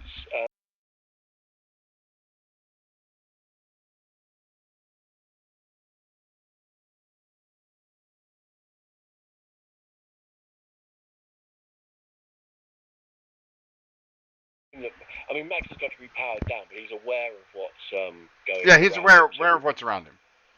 He can just wake us up if necessary. So I'm going to cut up and go. We're going to take a long rest, and we're going to take a short break because I need to get some more juice and water and stuff. So we're going to take a quick break. We will be right back. 5 minutes, everybody. Just grab a quick drink and use the spaceman's room or whatever. All right. Okay. That sounds good.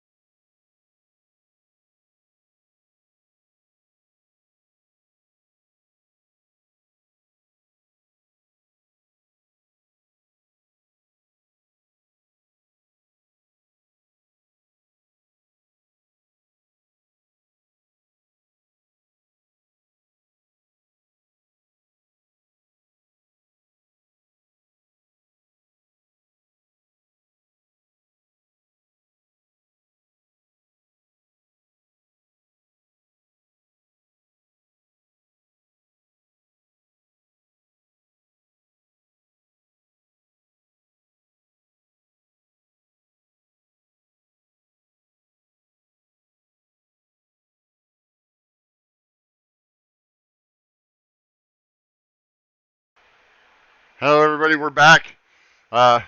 So, they have managed to unlock the chest, but not open the chest. They've drug it into a tiny little 10 foot by 10 foot area where Leon's unconscious body is. Max is sitting dejected over in the corner next to Leon. Ember has curled up and gone to sleep as usual, and Jorah is left awake with the box. Okay. I got that. I got all that right, right? I'm watching, like, You're watching the box. No, yeah, of course I'm watching the box, but I'm like on watch duty. Okay. I've had a long rest, haven't we? You will get a long rest. Yes. Everybody Okay. can apply a long rest. Awesome sauce. Okay, cool. In which case, open the box. Hold on a second. Wait, Hold on a second. Did Leon wake up? Leon gets a long rest, which I will apply to Leon. Oh, I just did it. Oh, okay. Well, I did it again, so it doesn't matter. I slept for 2 days. Yep. Well, You need to take off 4 hit dice then. Oh, let me figure out how to do that. Okay, I got it. Okay. So yeah, take off 4 of your hit dice there for me. That'll be awesome. Leon, you wake up about 4 hours, about halfway through the night. Okay. You have a throbbing headache. This is like one of those. Remember the first time you got drunk on the goblin wine? Yes. Times 3. Oh, God. You just want to. However, Jorah is now asleep. Max is sitting there. Ember's asleep. You notice that the chest is in here with you guys in the dome. There does a quick look around. There does not seem to be anything oozing onto the dome, right? Because I'm assuming that's the first thing you're like, dome. Yeah. Oozes. Check for the water the biting water. Yeah, check for the biting water. And then you happen to notice that all the chains are off the box. Oh, what happened, Max? Oh, Jorah managed to unlock it. Oh, don't talk so loud, Max. Don't talk so loud. Sorry. Jorah managed to unlock it. But what's in it? They didn't open it. Why not? Because they wanted to wait till morning where everybody was healthy and awake, and you were awake, so you could see what was in the box too.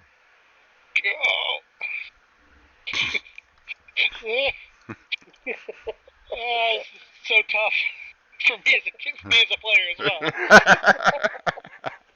well.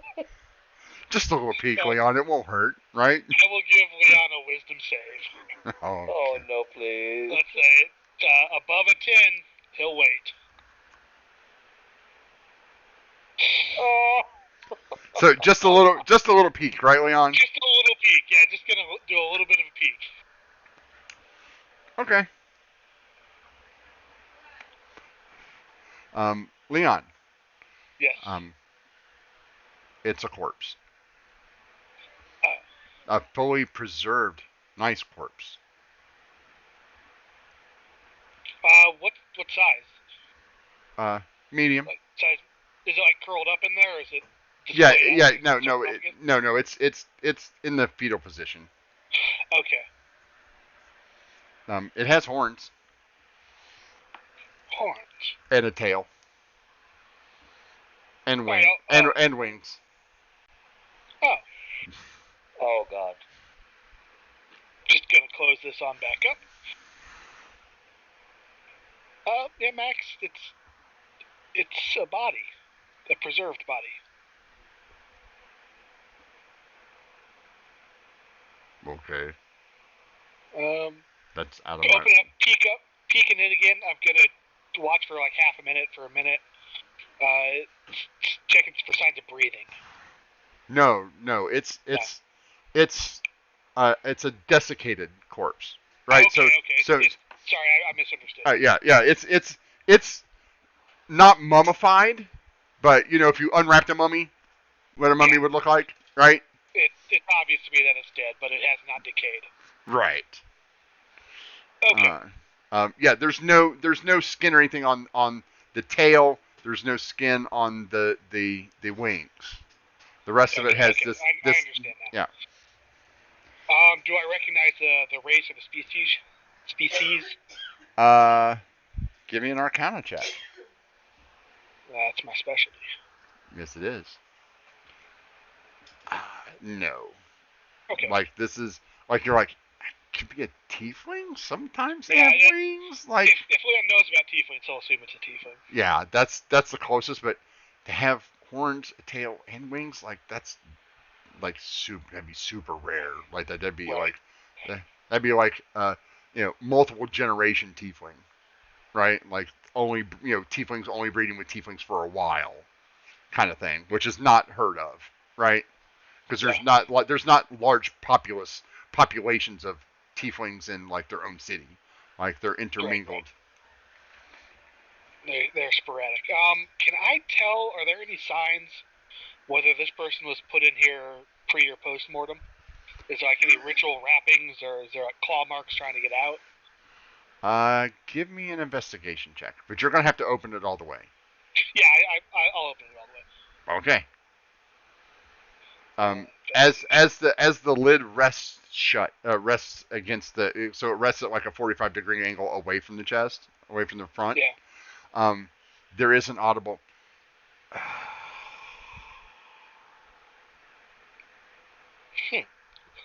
Max, did you hear that? Hear what? Nothing. Can Leon tell, was that the chest or was that the corpse? Leon cannot tell. The corpse didn't move.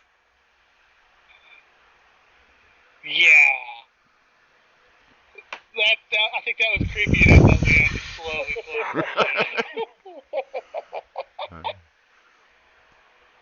Good. Then Leon will sit on top of the lid.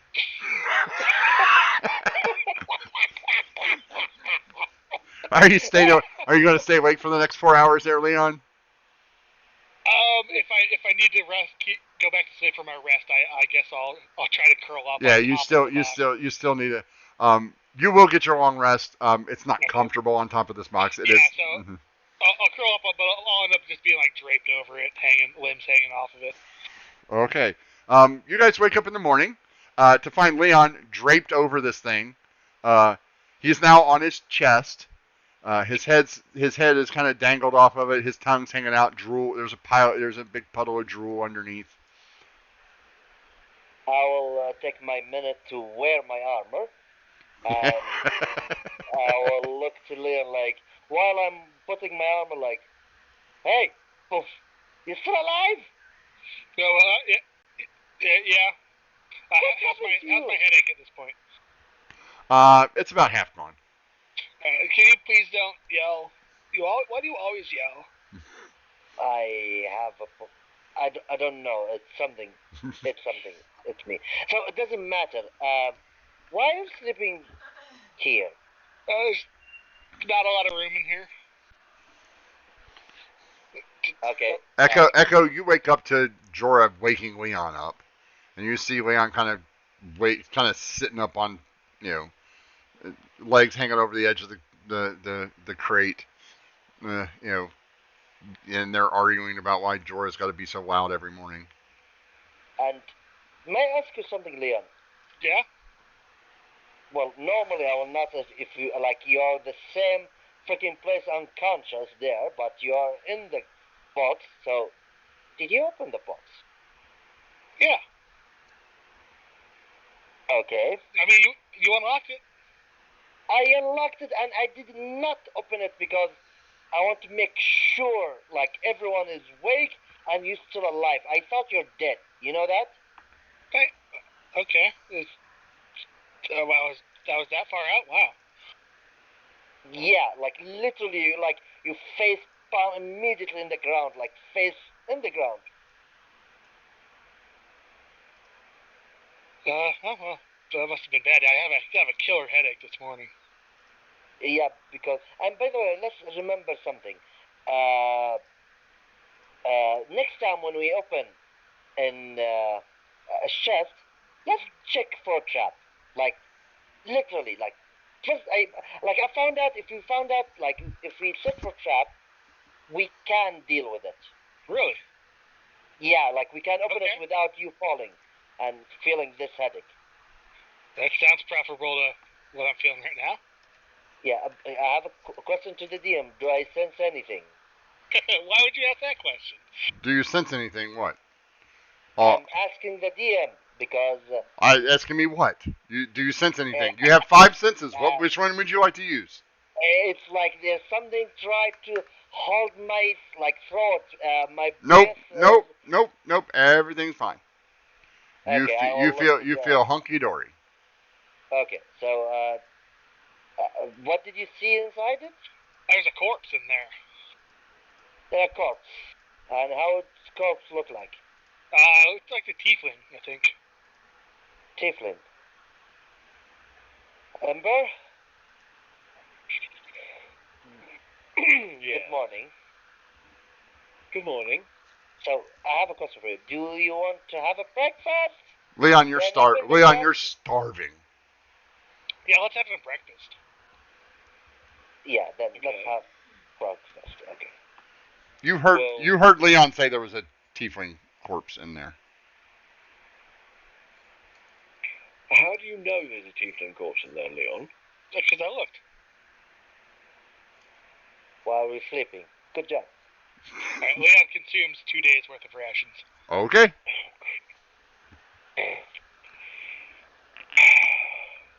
Okay. Echo, you have about 12 minutes left on your hut. I'm going to drop the hut. Okay. The hut is now gone. The hut is now gone. The chest, I'm going to stand back. the chest is there. I'm going to stand back and suggest that Leon opens the chest again. Okay. Leon will open the chest but hold the lid so it doesn't go past 90 degrees. Okay. At about that 90 degrees.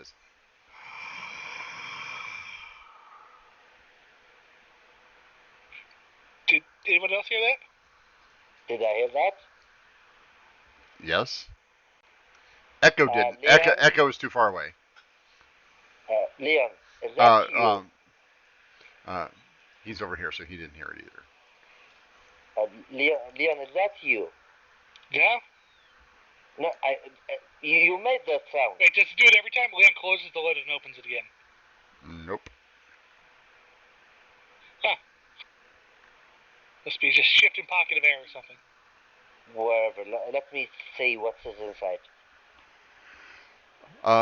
It's a desiccated corpse with horns, a tail that has no skin on it, and wings that have no skin or membrane on it, and it's curled up in the fetal position. That? Is there any check to know what is it? You can make an Arcana check. Okay. 7. It could be a tiefling. Like Leon's not wrong. It could be a tiefling. Yeah, come on, trust me. Amber, does tiefling have wings?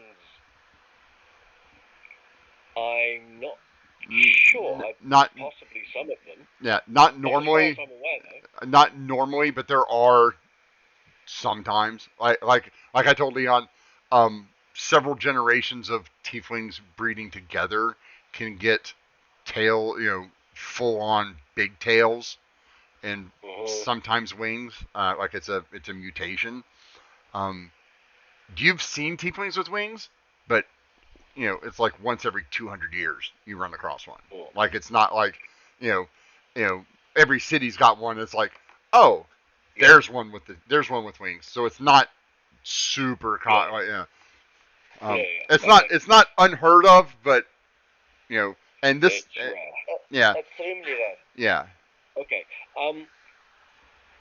And most of them don't survive long because they're considered to be just demons outright. So. Yeah, I'm. Does this body Oh, you'd have to go over and look at it. No. I can ask somebody who's seen it. Yeah. Does this corpse have anything? Is it wearing anything, or is it not anything on it? Doesn't wear anything. It doesn't appear to be from a cursory glance. You would have to take it out, or you would have to move things around. The body is in there pretty tightly. Like I said, it's in the fetal position. The wings are kind of folded over, folded around it. So you would have to move some of the wings around, maybe, or you would definitely have to touch it. Looks like a birthday suit. And like, why they put a corpse in a adamantium box and seal it like the way that this way? Maybe it was a form of torture. Really? Like if it is alive, yeah, but this thing already dead. Like if Well, there does. Thing, well, so you can't tell if it was killed before it went into the box or after, unless you want to take it out and examine the body. Let's pull it out, see if its hands and feet are bound. Look, it's been a long time. Like I've been walking all the time with you, Leon, and I've been literally doing everything you want. Let's try to close the box, seal it again, and put it in the water again. all that work, and he's like, let's just lock it back up and throw it back in the water. Let's at least see if there's anything else in the box underneath it. It's literally a creature with a fucking big horn. Do you remember how many boxes we found false bottoms in? And do you remember when every time we find something, it was cursed or talking? No, I don't remember that at all. It happened!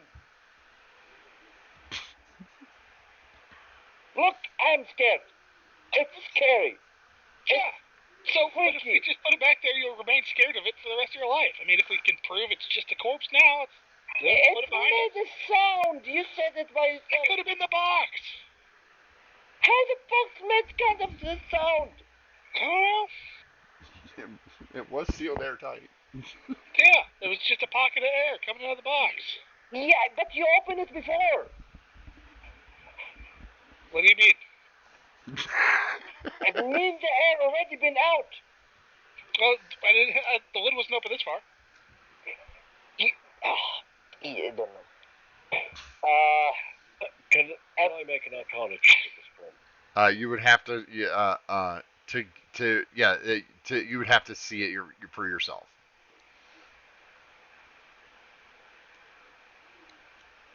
No.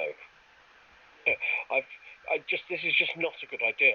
Just close the lid back up again and try and lock it. It's a corpse. It's just a corpse. So, yeah, exactly.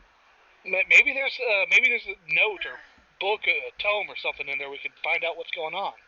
Maybe there's Here Lies Jebediah Springfield.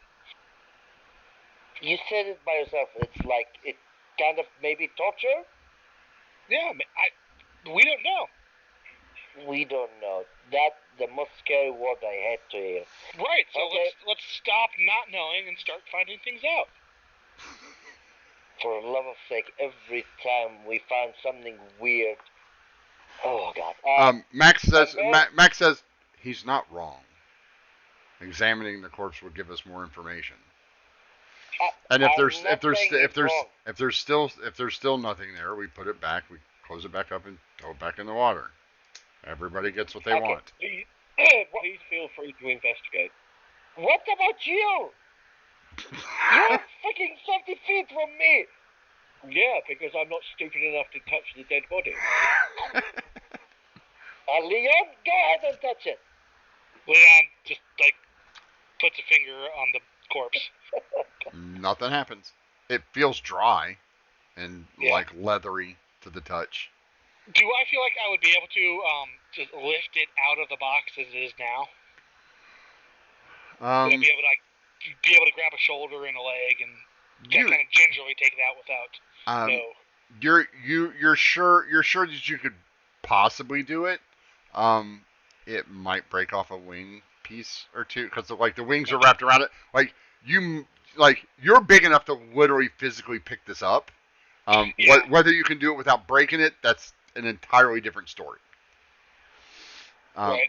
But as you poke it, it does feel like solid. Like it's not like it's like not going to crumble to dust. yeah. When you poked it, it didn't go and disintegrate under your finger. So I will do my best to carefully lift it out. Where do you want me to put it down? Or I'll put it down. Just make sure there's a clear space in front of the box to put it down. Put it in Okay. front of. Yeah. No, you managed to get it out. You set it down gently.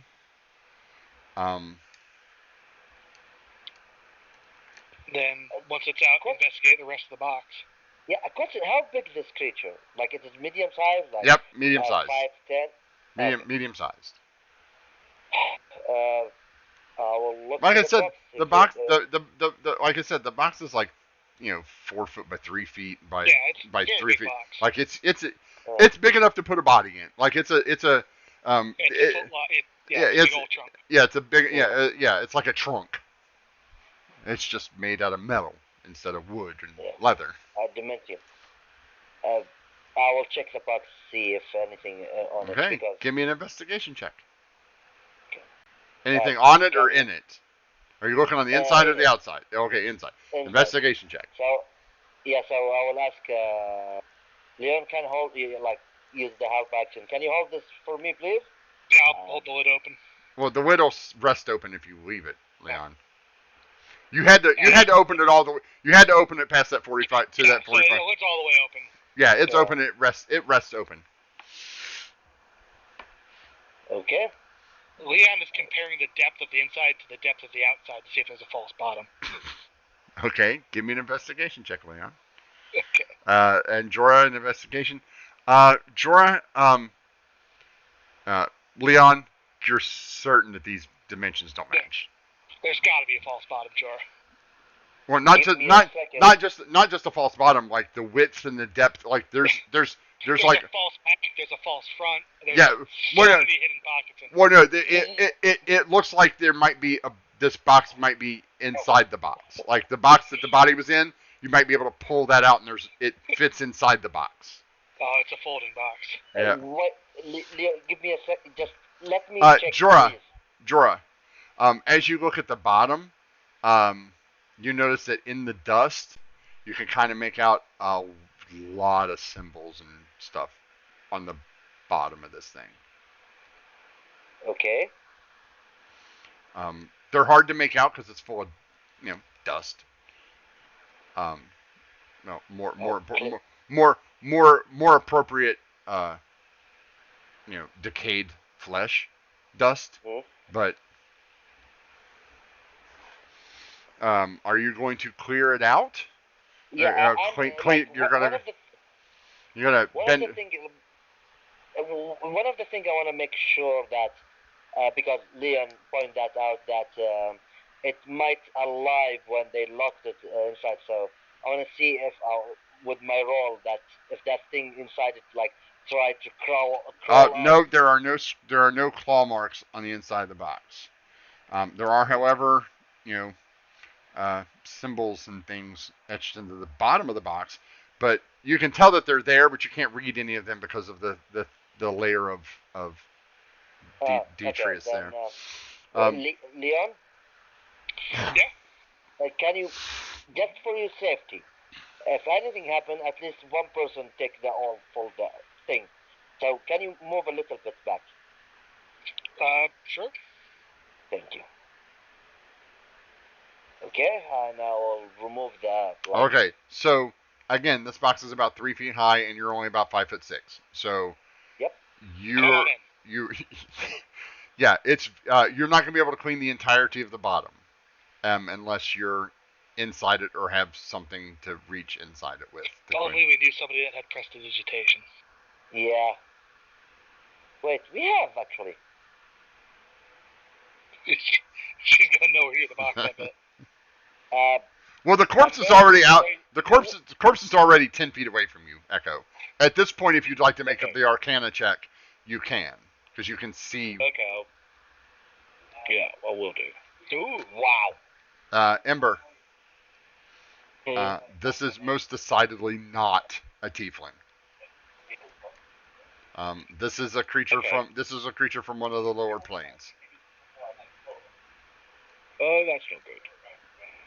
Okay, this is a creature from the lower planes. What is lower It's plane? not a tiefling. Oh, a demon or a devil. Oh, like the southern prairie. No, I mean like hell. Oh. I mean, that's kind of racist. Not all tieflings are bad. That is not a tiefling, that's a demon. And they're different. Or a different devil. You're not quite sure without physically examining. Like from where you're standing, you're like, yeah, it's not a tiefling. Like that's definitely not. 100% not a tiefling. Yeah. I have a question for the DM. Yes. Like that, because I found out that I have a little bit memory of my past Durgal that's different. Here's the question. And this word, when demons die or devils die in a real, plan, does they return to hell? It depends. Okay. If they were summoned or if they got here on their own. Okay. If they're summoned. If they're summoned, they're normally banished back to the plane they came from, which is 85% of your demon interactions, right?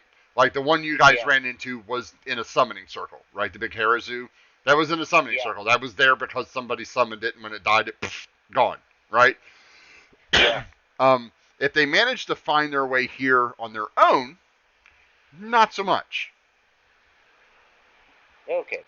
So. By the way, while that's my curiosity will take over me, and I will try to reach out and clear as I can from symbols.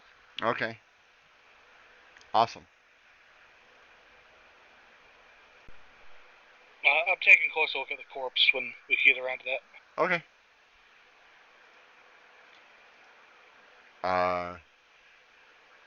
Anybody else taking a better look at the corpse? Ember, are you going over near it, or are you staying your requisite 10 feet away from it and just saying, nope, it's a demon. We're good. Leon, you can give me a. I will approach the corpse and sort of kind of kick it with my toe of my boot and just make sure it's not moving. And oh yeah, it's definitely not moving. You kick it, and it kind of like some dust, the dead skin and stuff come off of it. Right? Okay, well, I'll examine it then.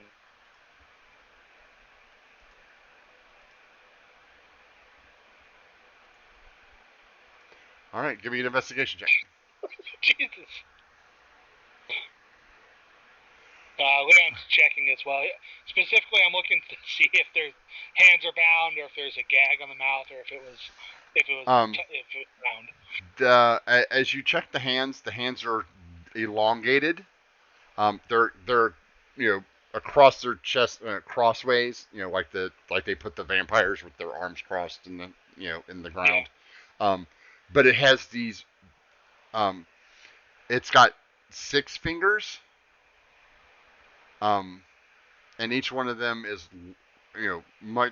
very elongated and very long, sharp, like 4-inch talons at the end of them. Okay. They're probably 10 inches. Each digit is probably 10 inches total from claw to tip, from claw to palm. Leon's got some claw envy right now. Yeah.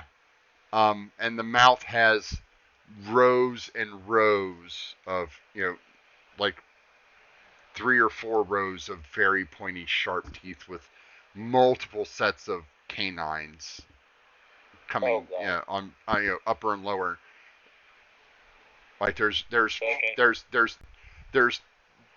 each row of jaw has increasingly shorter versions of canines, but there's 2 on each spot. So so there's 6 canines, 4 for each. So there's.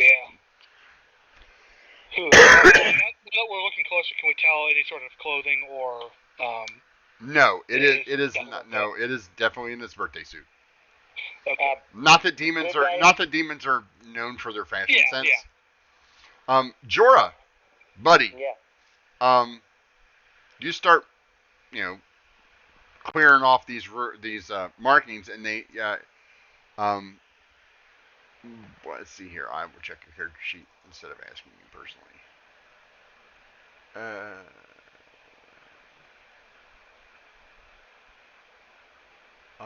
You do recognize some of the symbols. It is primordial.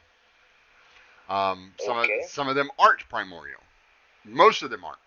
Um, you get probably about an eighth of these. The lower foot closest to you cleaned off. And there's like multiple symbols, and you see like um, uh, the word for Titan in primordial, and you see the word for banishment in primordial. And that's like four lines. Like there's four lines, and like the second line has one word, and like the last line has one. Mm. There's a lot of as you're down there brushing them off. You're like, oh man, this thing is covered. Like the whole base of this thing is covered in runes. I'm not sure, but there are a lot of runes and words here, and I could take for two words: Titan and banishment. Here, I'll check see if any of them's written in Leonin. Are you going to help him mark them off? As you look at the four lines, there is one.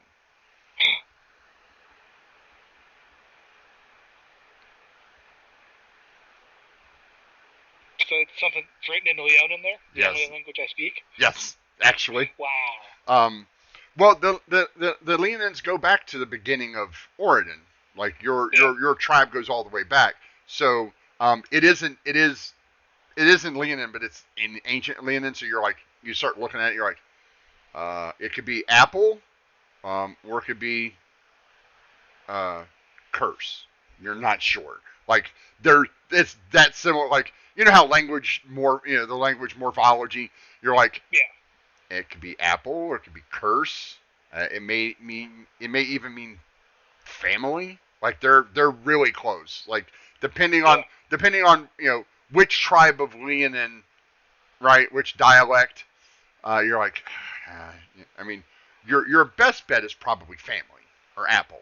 Like it couldn't possibly be curse. That doesn't make any sense. Yeah, based on the context, as I look at this corpse, it's obviously apple. Yeah. Leon, do you understand anything from here? I point at that says apple, I think. A Titan, apple, and banishment. Banishment. Sorry, banishment. Yeah. That doesn't make any sense.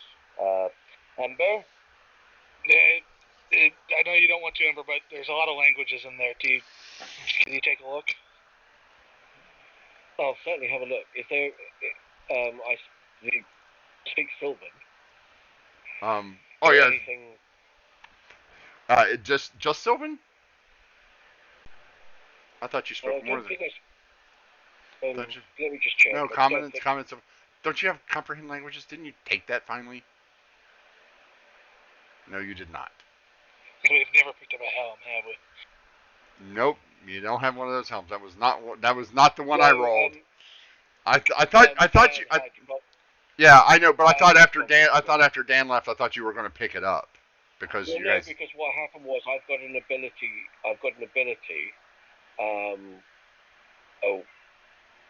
Silver tongue, I think it is. No, it's not that. It's I can't remember what. It's one of my new bardic abilities that allows me to speak any language to people. All right, yeah, you can speak to anybody, but you can't read it, right? Yes, that's the problem. Universal speech. That's one. Right. Yeah, as an action, you can make your speech intelligible to any creature. Yeah, not helpful at the moment. But sadly. Hey, Max, what languages do you know? There is several words written in Sylvan. I mean, and it is again, it's ancient Sylvan, so your translation will be better than Leon's because you were around when this was spoken, but you recognize it instantly. It's like, oh, this hasn't been used in a long time, like longer than this is supposed to have been here, longer than this is supposed to have been here. Old. The words are catastrophe and slayer.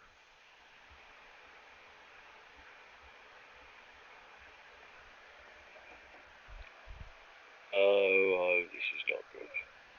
And Max speaks giant, and he'll come over and say, "Oh yeah, that one. Uh, that says preparation." Okay, we And have those are just the, four. and that's just the 4 lines. There's still like 12 symbols on those 4 lines that haven't been translated. Right.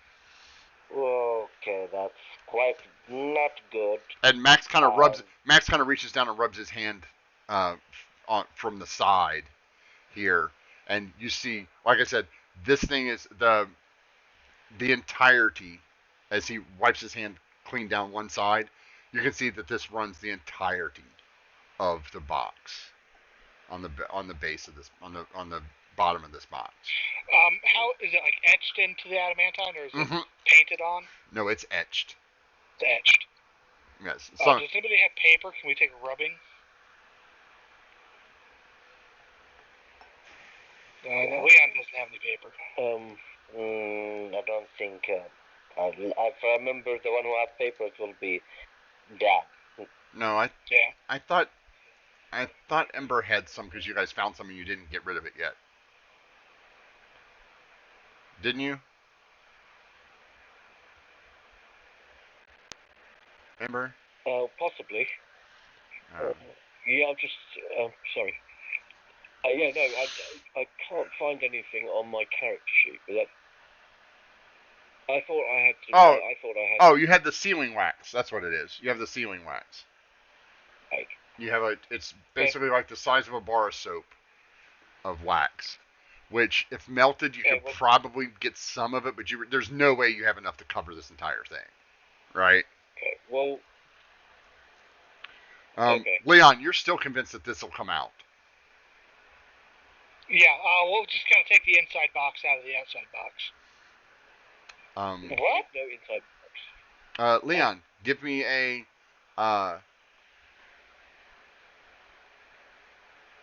Let's make an investigation. That's fine.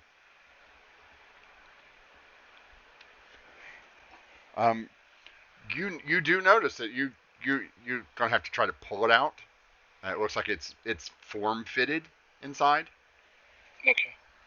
All right. Just step aside. Let me pull this out of here real quick. It'll be a strength check. Strength check.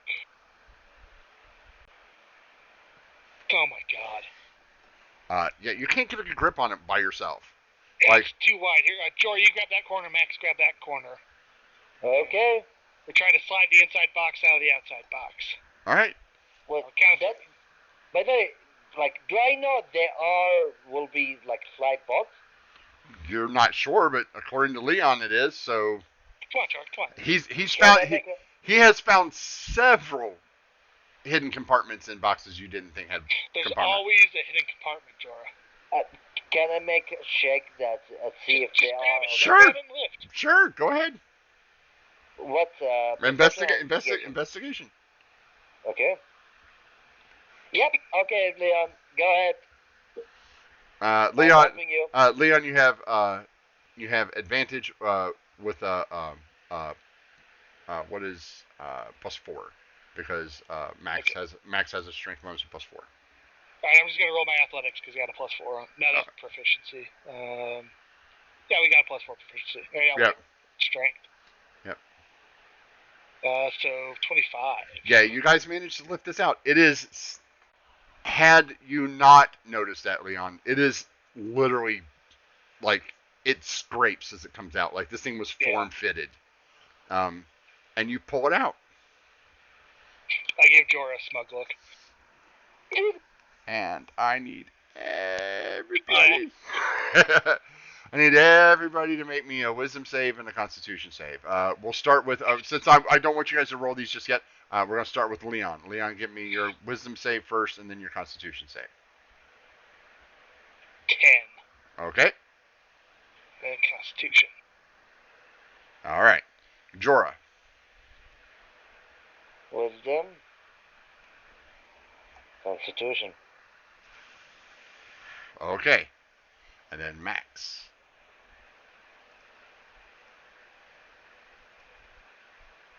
Oh. Okay.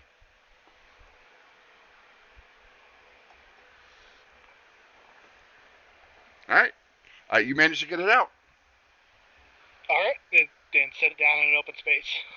Yeah. Echo, against all reason of what you know of how these things should work, Leon has again found a secret a secret compartment inside a secret compartment. There's always a secret compartment. How do you keep on doing this? What do you mean? This is your fault. This is entirely your fault, Rick. I This is the why same you keep question. There's never any consequences and there's always benefits. I'm sure I'm the one who's gonna eat it later on. And that thing will wake up and will kill me. Yeah, you're fine. Actually, I'm pretty sure you made both of your saves. I'm scared about that, fellow. There is a scroll case embedded. Well, it's a flat, small case underneath. Like it looks like it might be able to hold like 2 or 3 pieces of parchment tops. Alright, I'll reach and grab it. Okay.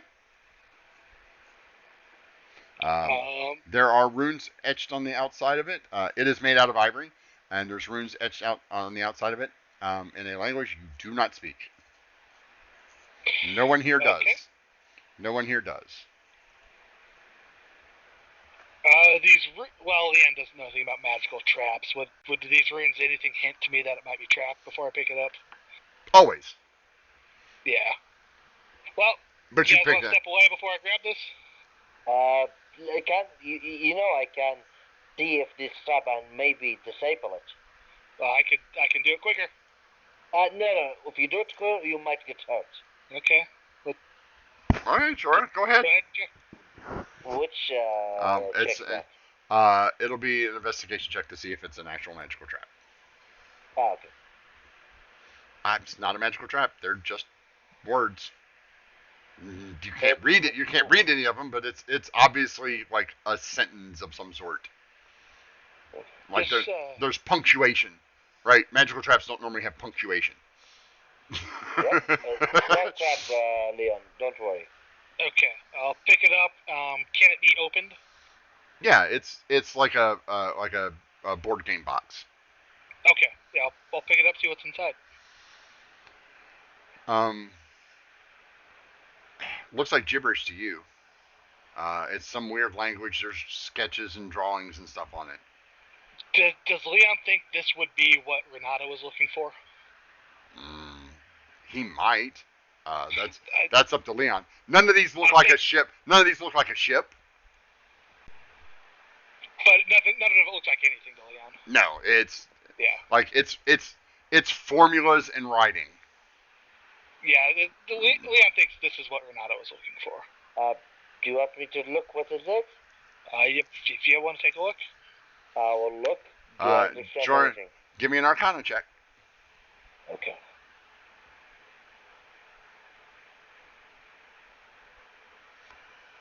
It's a ritual of some sort. Like you can't read the language, but you know that this is some sort of incantation.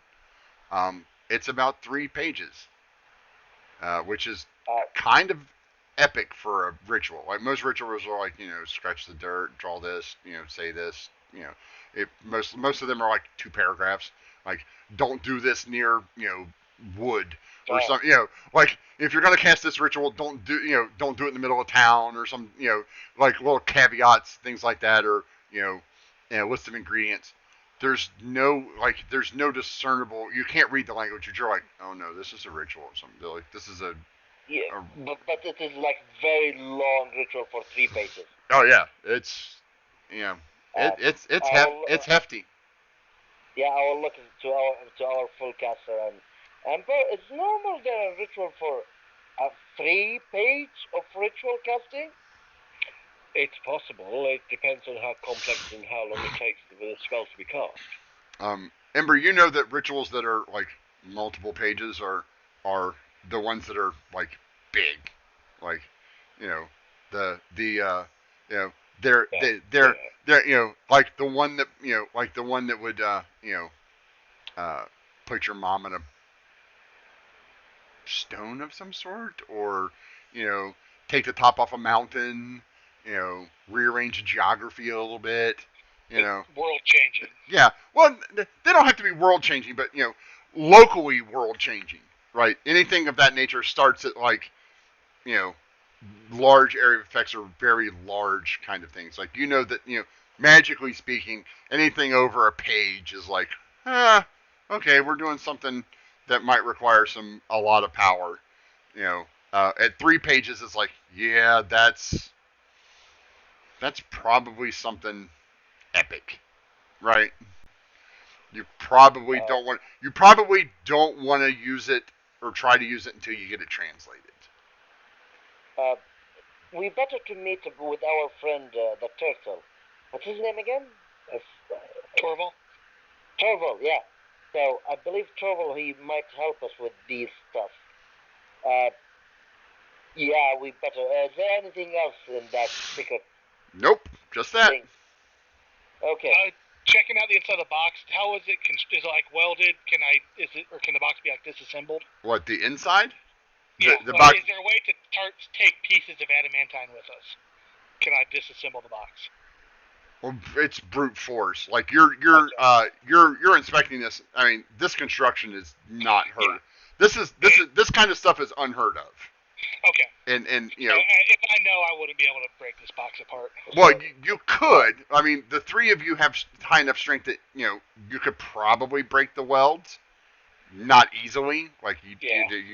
Yeah, and I hear the question now. We found a kind of they're like a Titan banishment, and I will like point to. Like you guys can now like scrape off the rest of it. Like. Yeah, I'm doing that. By the way, I will do that. Yeah, this is between the 4 of you, you can determine that this is some sort of history of the best you can come up with is maybe a creation myth of some sort. Right? You know how every race has their own creation myth? Yeah. This one talks about the Elder Titans.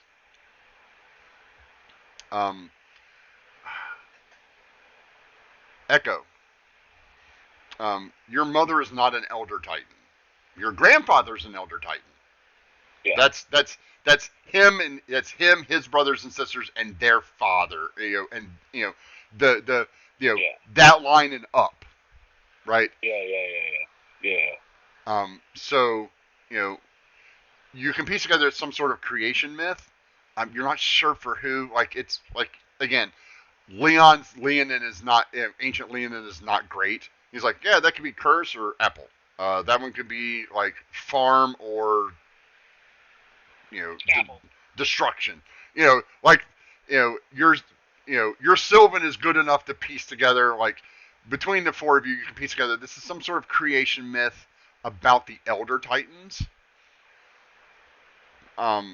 which probably should give you pause about the guy you've got sitting on the corner there by himself. A guy sitting by himself in the corner? Yeah, the corpse that you guys pulled out of a box that has the creation myth on it and a giant ritual underneath. I'm just saying, like, if it were me, I'd be a little skeptical about it. But Yeah, like I'm thinking that this.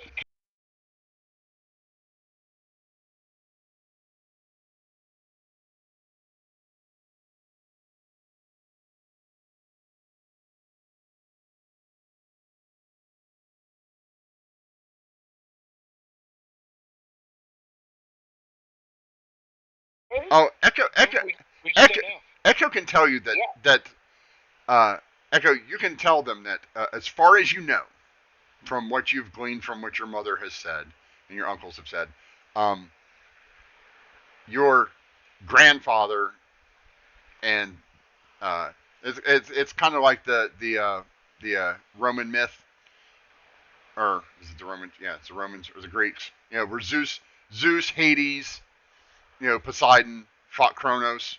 It's kind of that thing, right? Where your grandfather and his siblings kind of went to war with their elders and managed to defeat them mostly. Like defeat is kind of a sketchy word because the elder gods at the time can't really be destroyed. Like one or two of them disappeared, and your grandfather and some of his siblings took their power. But some of them were like banished, or they're slumbering in some far off plane of existence, or in the nether realm between planes, like that kind of thing. Like there's not, a couple of them disappeared and haven't been heard of since, and the rest of them are supposed to be just sleeping, quote sleeping, or banished to some outer realm.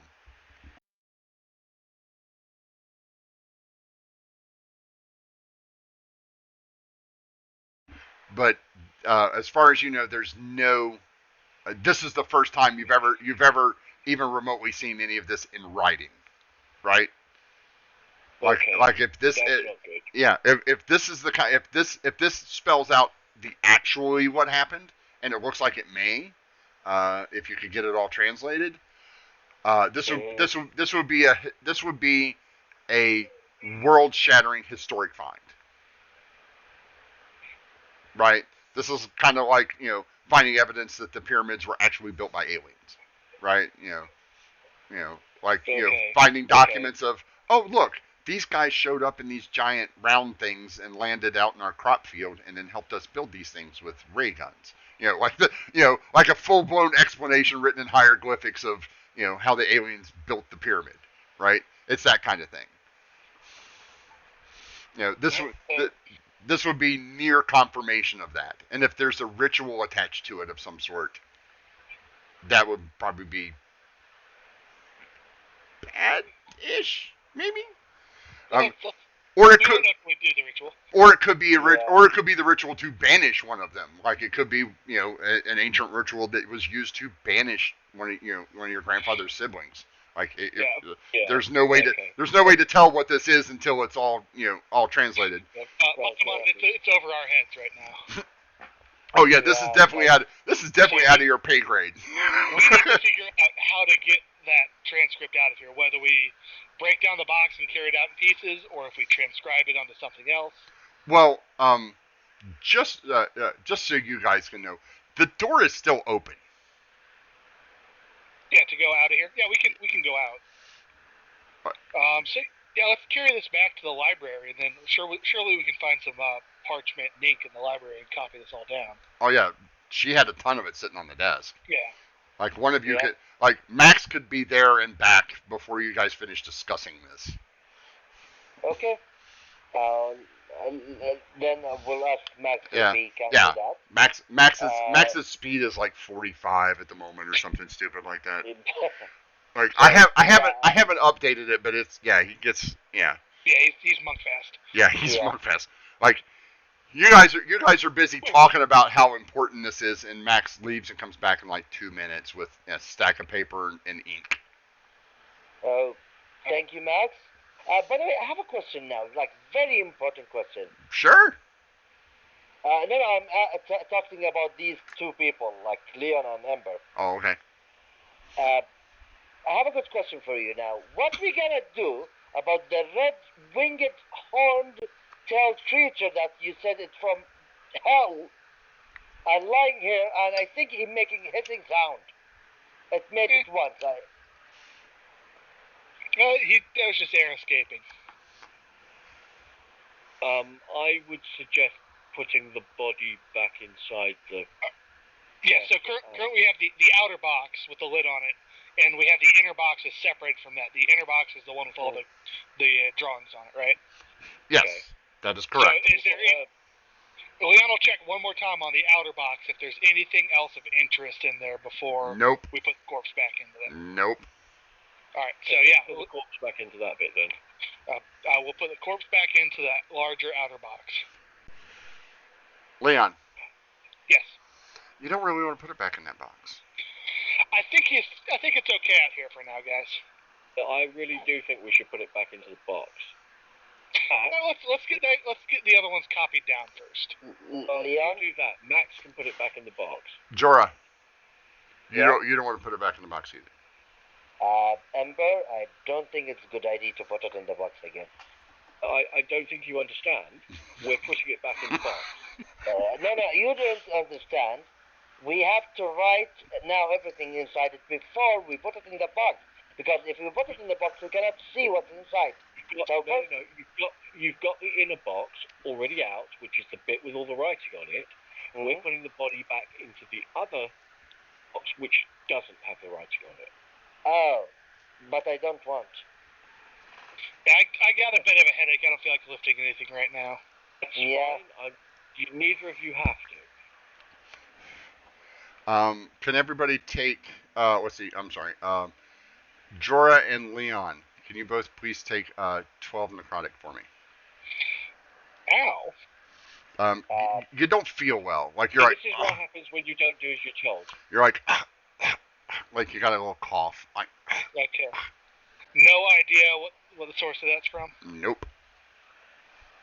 Uh, I mean, to be fair, Leon, you've been bitten by bitey water. You've been in stank water, and you've opened an ancient. You've opened an ancient tomb. So take your pick. Leon just is used to always hurting. Yeah. It's like, oh, there goes my back again. Yeah. Okay. Yeah. So let's just get this copied down. Yep, let's go then. Meanwhile, Max, while these guys are doing that, Max, do me a favor and put that Oh no. back in the box. I don't think we should put it back in the box. That doesn't seem safe. It was in the box in the first place. Of course, it's safe. Well, not without the other box. Well, Not without the other box first. Like we need to copy all that first, and then put that box back in the box, and then we can put it back in. I'm sure.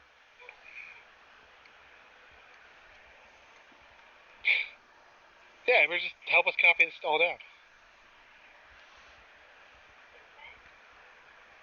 I'm really tempted to hypnotic pattern all of you and just put it in the box. Stat save 10 out of 10 times. You know. That's up to you, Ember. That's up to you. I can't. You know, I can't influence this at all. All I can do is go with the rolls. I have no control over this whatsoever. Well, I do have control over Max. I'll caveat that with I do have control over Max.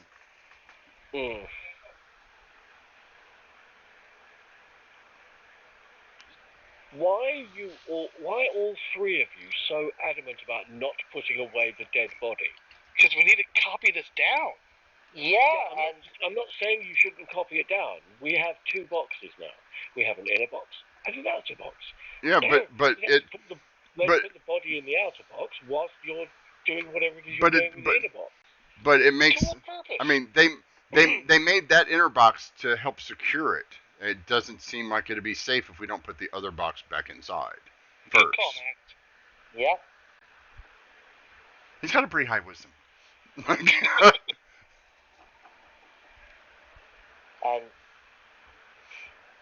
And shouldn't we put it back the way we found it?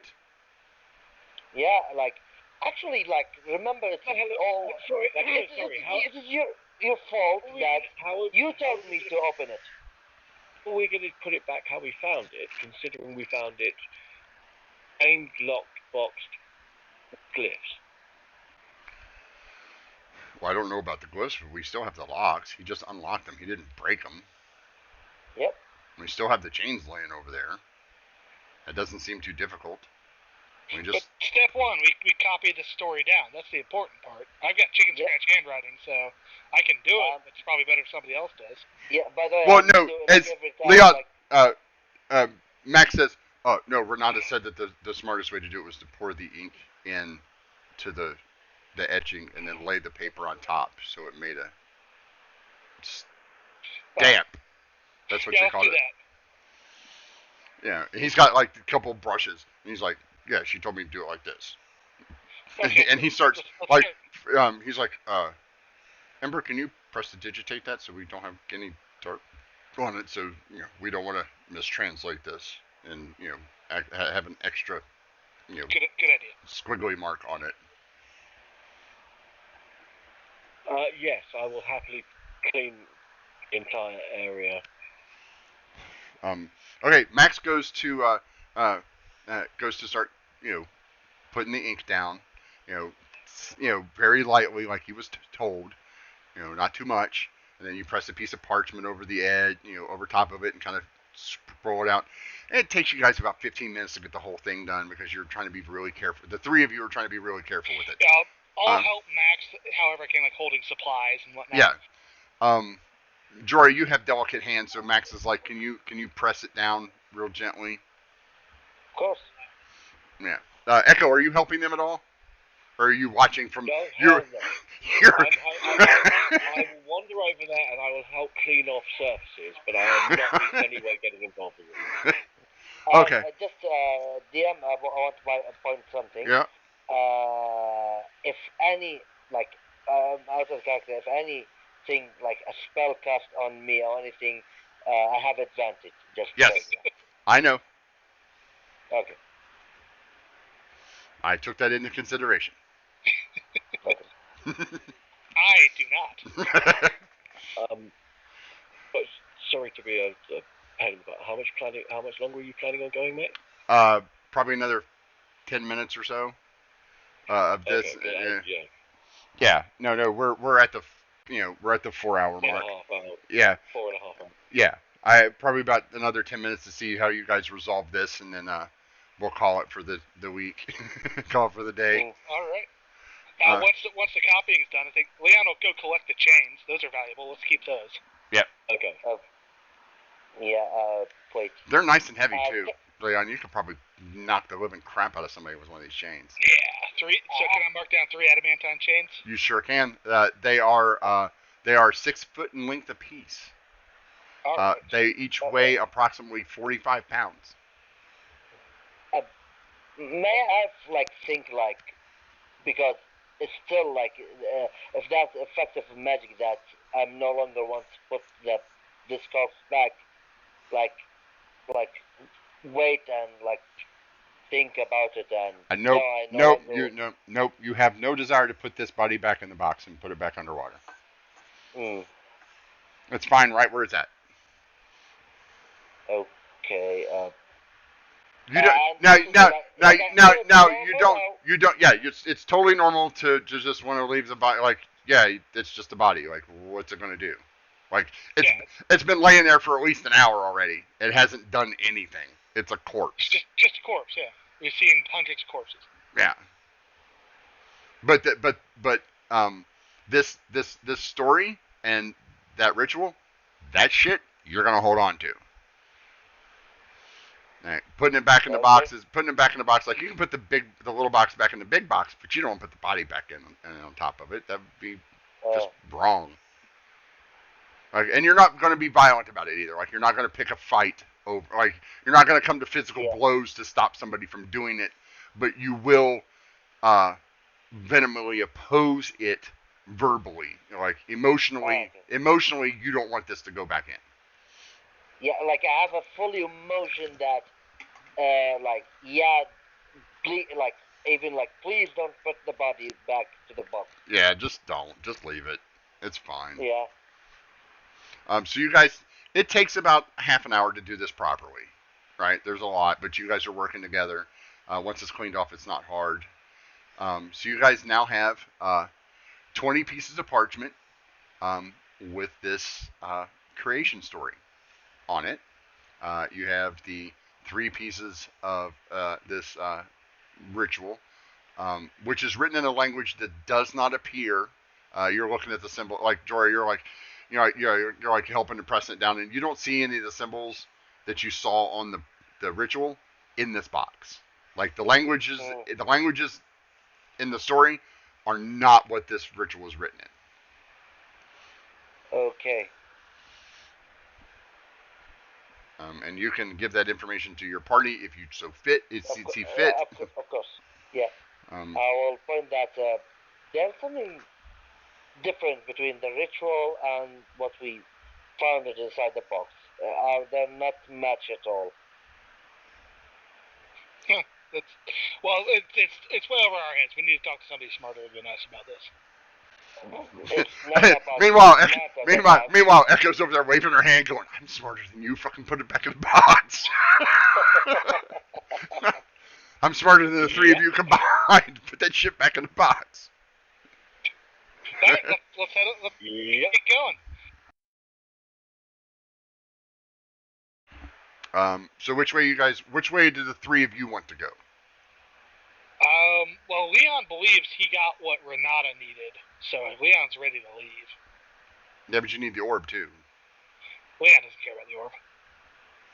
We have to find the orb, Leon. No, Echo's not going to let me have the orb. Why would we go find the orb?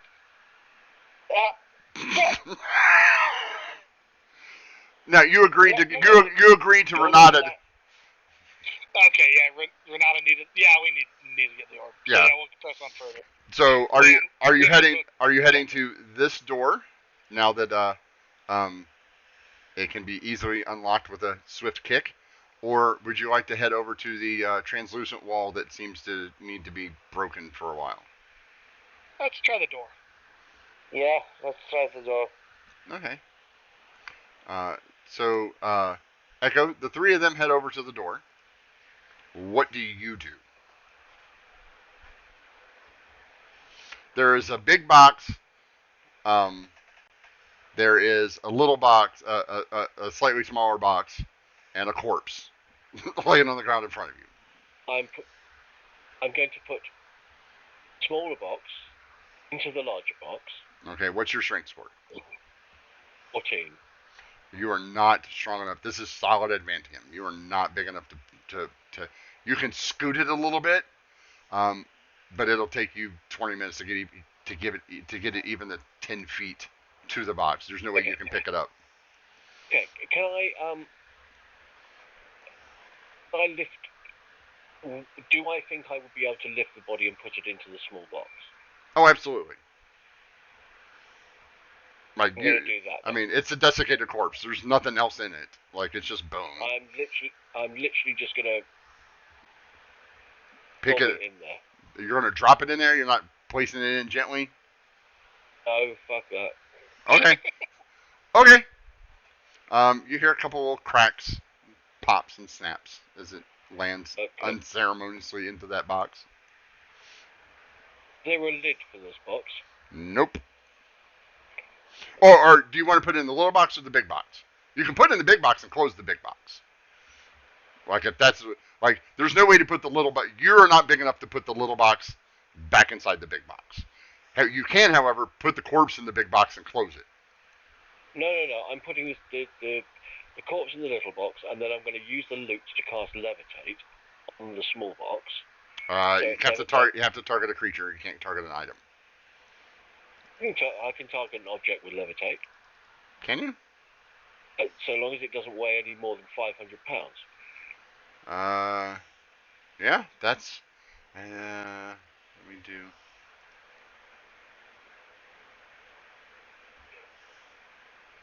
Is levitate on the loot? Yeah. Okay, let me see the loot. Spell can levitate a target that weighs up to 500 pounds. One creature or loose object of your choice. Box. Okay. Yeah. It moves So quite I'm easily. literally Okay, yeah. I'm going to levitate the box up, so it's about. Oh no, you're smart enough. Yeah, you can levitate it and push it over. Not a problem. It is now over top of it. And now. Echo, come on! Moment.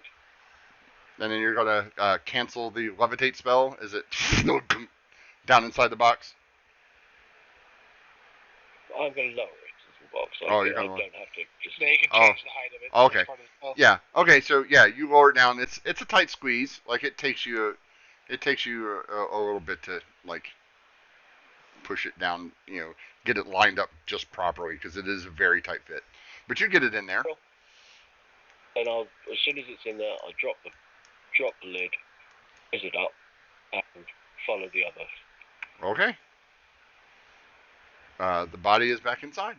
And then you follow the others as you guys stand in front of this door with Jorah getting ready to kick it so it opens because he has one lockpick left and he is not wasting it on this door. Well, first I'm assuming you guys are going to first attempt to just open the door. Yeah, or like see if it is locked. I believe last time I tried and it was locked. Yes, this one is locked. True. Yeah, so yeah, I'm kicking the door. Okay, you kick the door with the knock spell. You can use it again tomorrow morning. The door swings wide open, and you can smell death. The stench of rotting bodies inside this little room. Yeah. And there's another door. Nothing else in this room, though? Nope, this room is completely empty except for dirt and muck. And the smell is bad. And that's where we're going to stop as you guys get ready to open this other door. Okay. Wow, that was an eventful day, even though you guys didn't leave the room. We stayed in the same 20-foot radius the entire room. Yeah, look, by the way, like I will say that whatever that creature that we are now out of game, whatever that creature Ember treated, if whatever that called that creature, know what Ember did to it, it will hunt. I don't know if that's gonna happen. Oh no.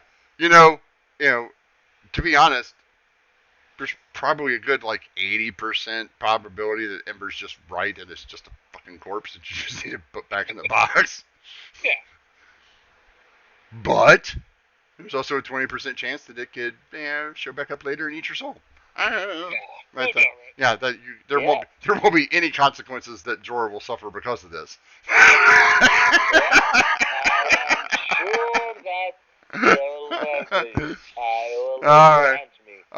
All right. So this is the part of our story where our day that we go to favorite moments, our affirmations. So, Manam, your favorite Jorah moment today? That he able to open the hardest box ever in his life. That box was not meant to be opened. All those locks were 27 and a 30. Those were the box was not designed to be opened. Yeah, so but I applaud your persistence on open. You're like, I'm gonna fucking open this box. Like this is at this point.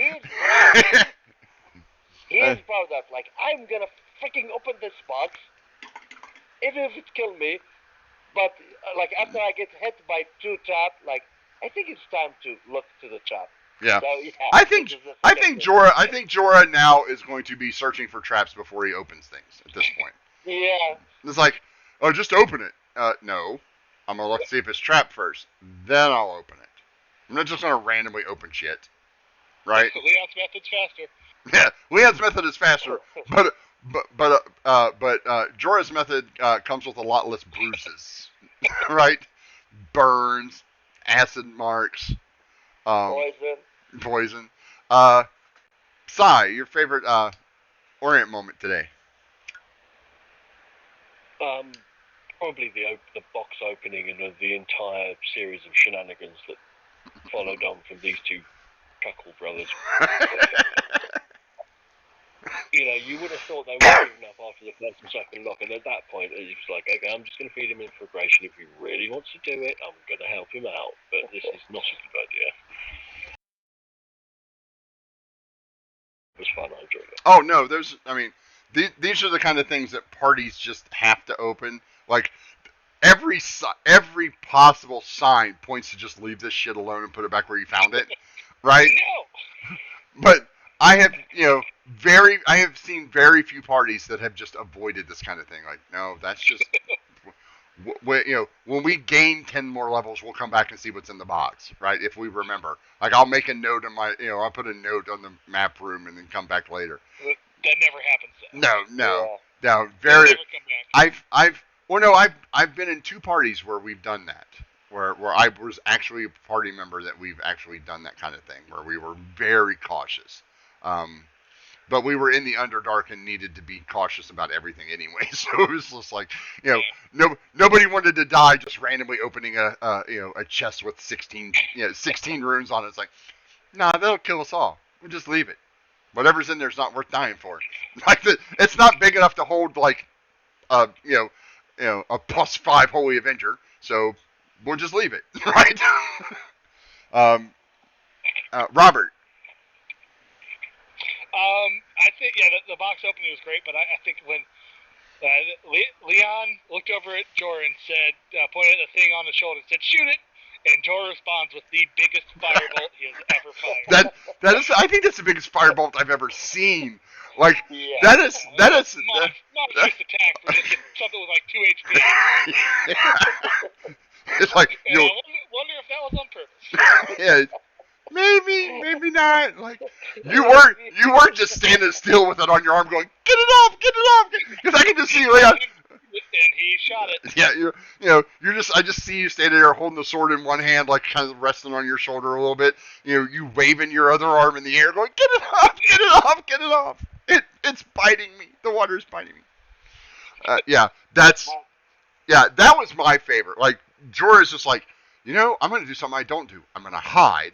I didn't get advantage on it if I can see it. And you just like pull. Okay. Just to point out, this is the second time he did that. The first time, and he didn't like it, by the way. Yeah, no. The spider. You remember the spider? Mm-hmm. And when he hits Leon, and he said, "Oh, I hit Leon also. I will not do that again." Yeah, but this time Leon asked you to, so it's totally legit. Yeah. Like that's that had you got the thing off of him. Yeah, there's no ill will from Leon, but Jorah's like, "Oh, that felt good." Like he ducked. I can see him. He's like, Jorah's like, the first time he's like, ooh, like I can just see him go, get that little look of surprise, like that was a big ass firebolt, and then kind of duck back behind and hide, and just see this shit-eating grin just kind of creep up on this one corner of his mouth, like, yeah. It kind of feels good a little bit. A little bit of satisfaction. A little bit of satisfaction. It's like, oh yeah. In the back of his mind, it's like, I wish there were more jump on him. Come on. Sai, your favorite Echo moment today? I think it was Echo's or Ember's complete refusal to get involved in any way, shape, or form with any of it that was going on. It was like, were you here today? Yeah. I was here in the background, just making sure nobody died. But otherwise, I was going to let you guys get on with it. Yeah. I mean, a lot of times it's all about Echo, and this time Echo was just. It still was about Echo. Echo was still like, no. I'm not walking around in that muck. You're not getting me over there. Like, there's no logical. First of all, there's no logical reason she can't lift anything heavy like you guys can. She's definitely not getting into the water to go search for stuff. No. I'll sit here in my nice, safe little bubble.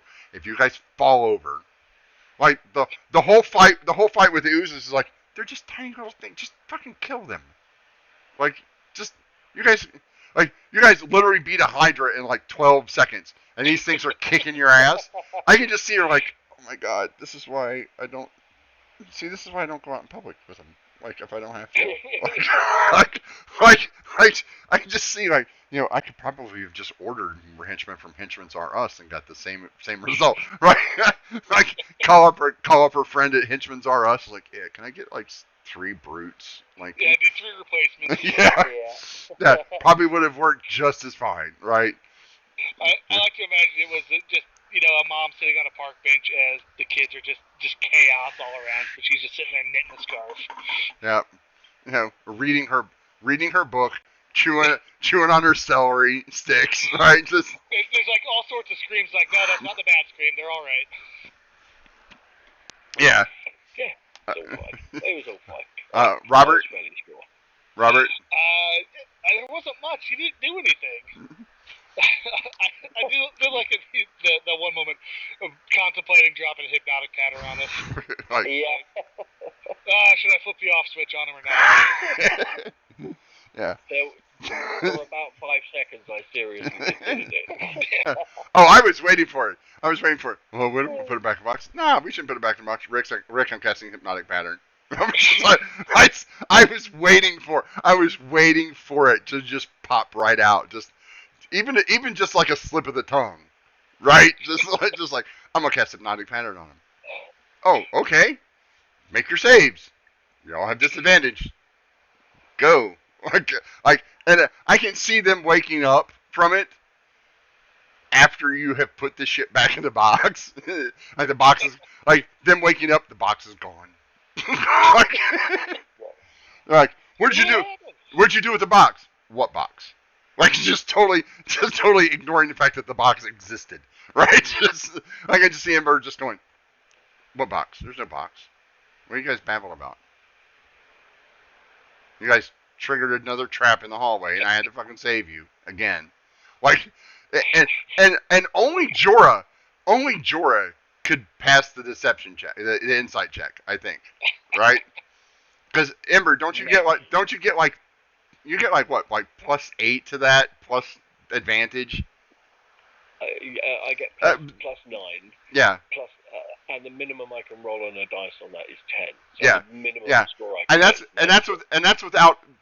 that's without boosting it with your natural enthralling beauty ability and a spell, which pumps it up to like a 30. Like it's just like, nah, you didn't see anything. Nope. Just Jedi mind trick the whole fucking lot of you. Just no, there's no. Must have been some other sewer wheel.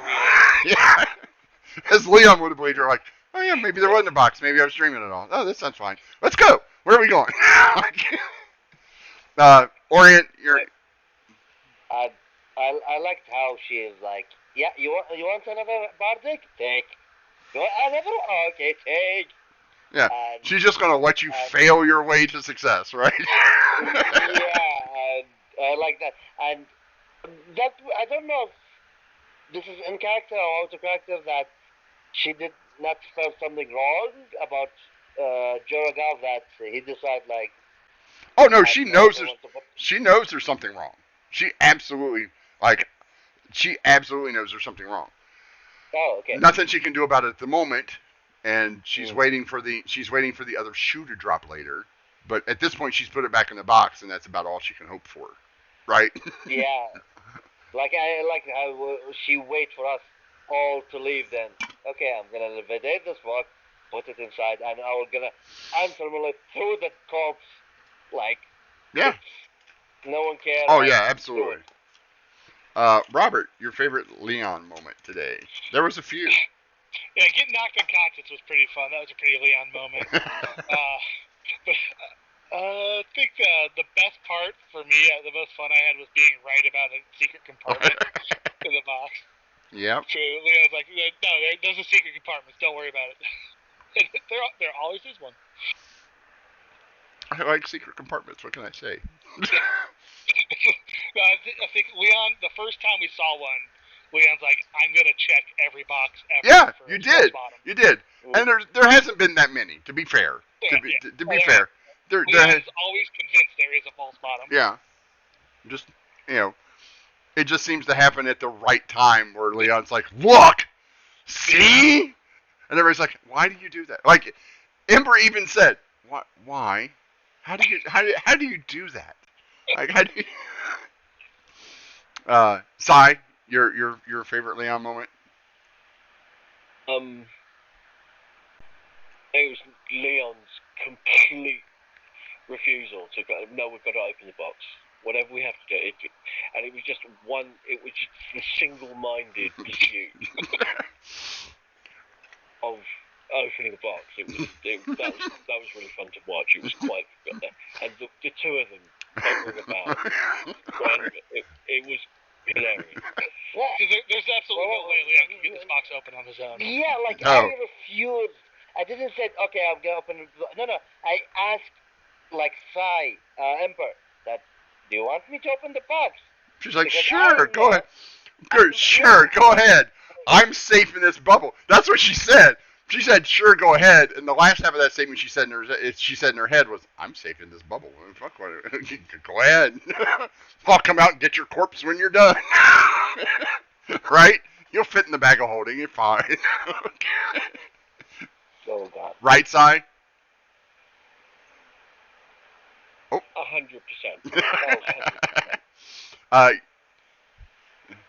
Is that everybody's Leon moment? Right? Or Manam? For me, I loved how persist that. Open the box, and like Jorgal fail, and he get angry and he stand up. While Leon like open the box, he kick the box. Leon, okay, that's one of the best moments. Like it's kind of hilarious and that. Like, Mommy, fine. fall. Yeah. For me, it was one of those like I think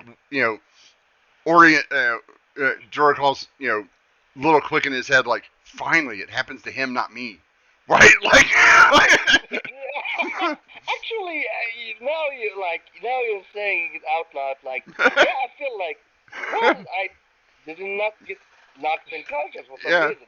Yeah. Something Jorah did led to consequences for Leon. Yeah. Like fate is starting to notice that Leon has been skirting the rules a little bit there, right? And Karma's looking up.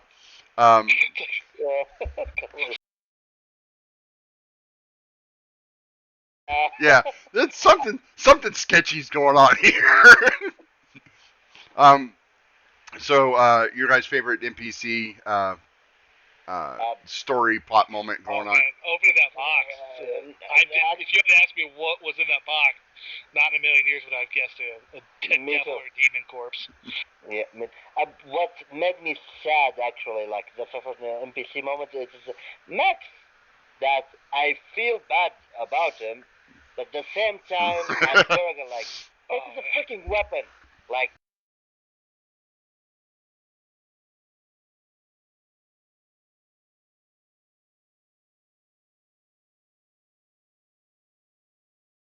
Ember said, yeah, this weapon made specially to kill his kind, and like been done a lot.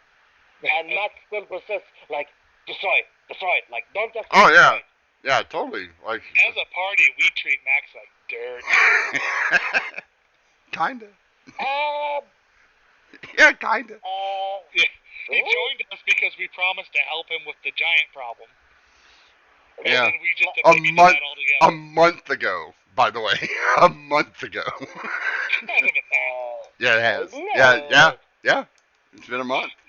No. Maybe in real time. No. No. Yeah. All right. Okay. But I like it's. I believe Jorah and like I don't know about Leon and like yeah, the one who made him like a butler. It is Ember. like come to think, like he become like a butler because like for Jorah like he's like a servant or butler, like following Ember all the time because she's the healer. So he's neutral, and he did not like. Yeah, I'm not gonna take your word about it. I don't care. I'm gonna use this weapon to fight. If any conflict, I'm gonna step and ask for it. What about you, Sai? Yeah, I think I have to say, I think I was completely surprised by what was in the box and the whole thing. That was.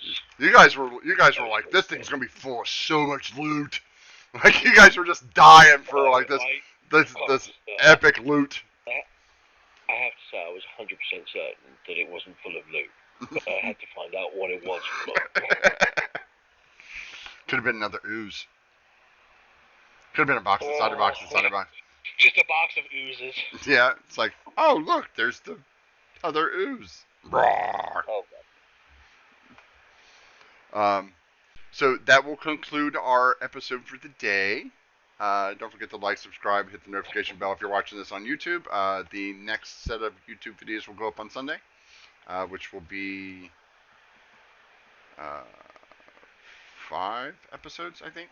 I'm behind 5 episodes. I like to do them in blocks so people can like watch and Plus, it takes forever to upload those things for some reason. YouTube is not kind to large video uploads.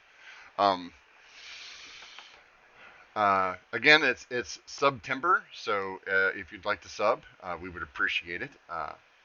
You can donate. Subs are 25% off or something like that. I'll have to check the actual link, but it's September. You get a discount for subs or a bonus for some reason because it's September. We would love you to sub here because, as always, these episodes are brought to you by you, the viewer. You guys, you guys helping support us, keep us in business, and keep us providing content to you. So if you have an Amazon Prime subscription, you get a free subscription to Twitch. We'd appreciate it if you use that here. We have several contests going on. You can check that out on the Twitter page. Follow us on Twitter, Facebook, YouTube, and Facebook. There's actually 2 Facebook pages. One for the stream and one for all of our other endeavors we do here at Loophole Productions. And you can enter the loop if you'd like. Check out our links page. You can visit some of our friends and our sponsors. Sponsors being Comic Book World at comicbookworld.com for all your TTRPG and comic related stuff, including Magic, Pokemon, Warhammer, that sort of thing. And Dirty Dips Hydrographics, and you can check those out in our links page. Support us on Patreon. You can donate directly to us. We are still raising money for Extra Life. If you'd like to donate to Extra Life, all the money from Extra Life will go to the Cincinnati Children's Hospital here in Cincinnati, Ohio. We're trying to raise $1,000. Also,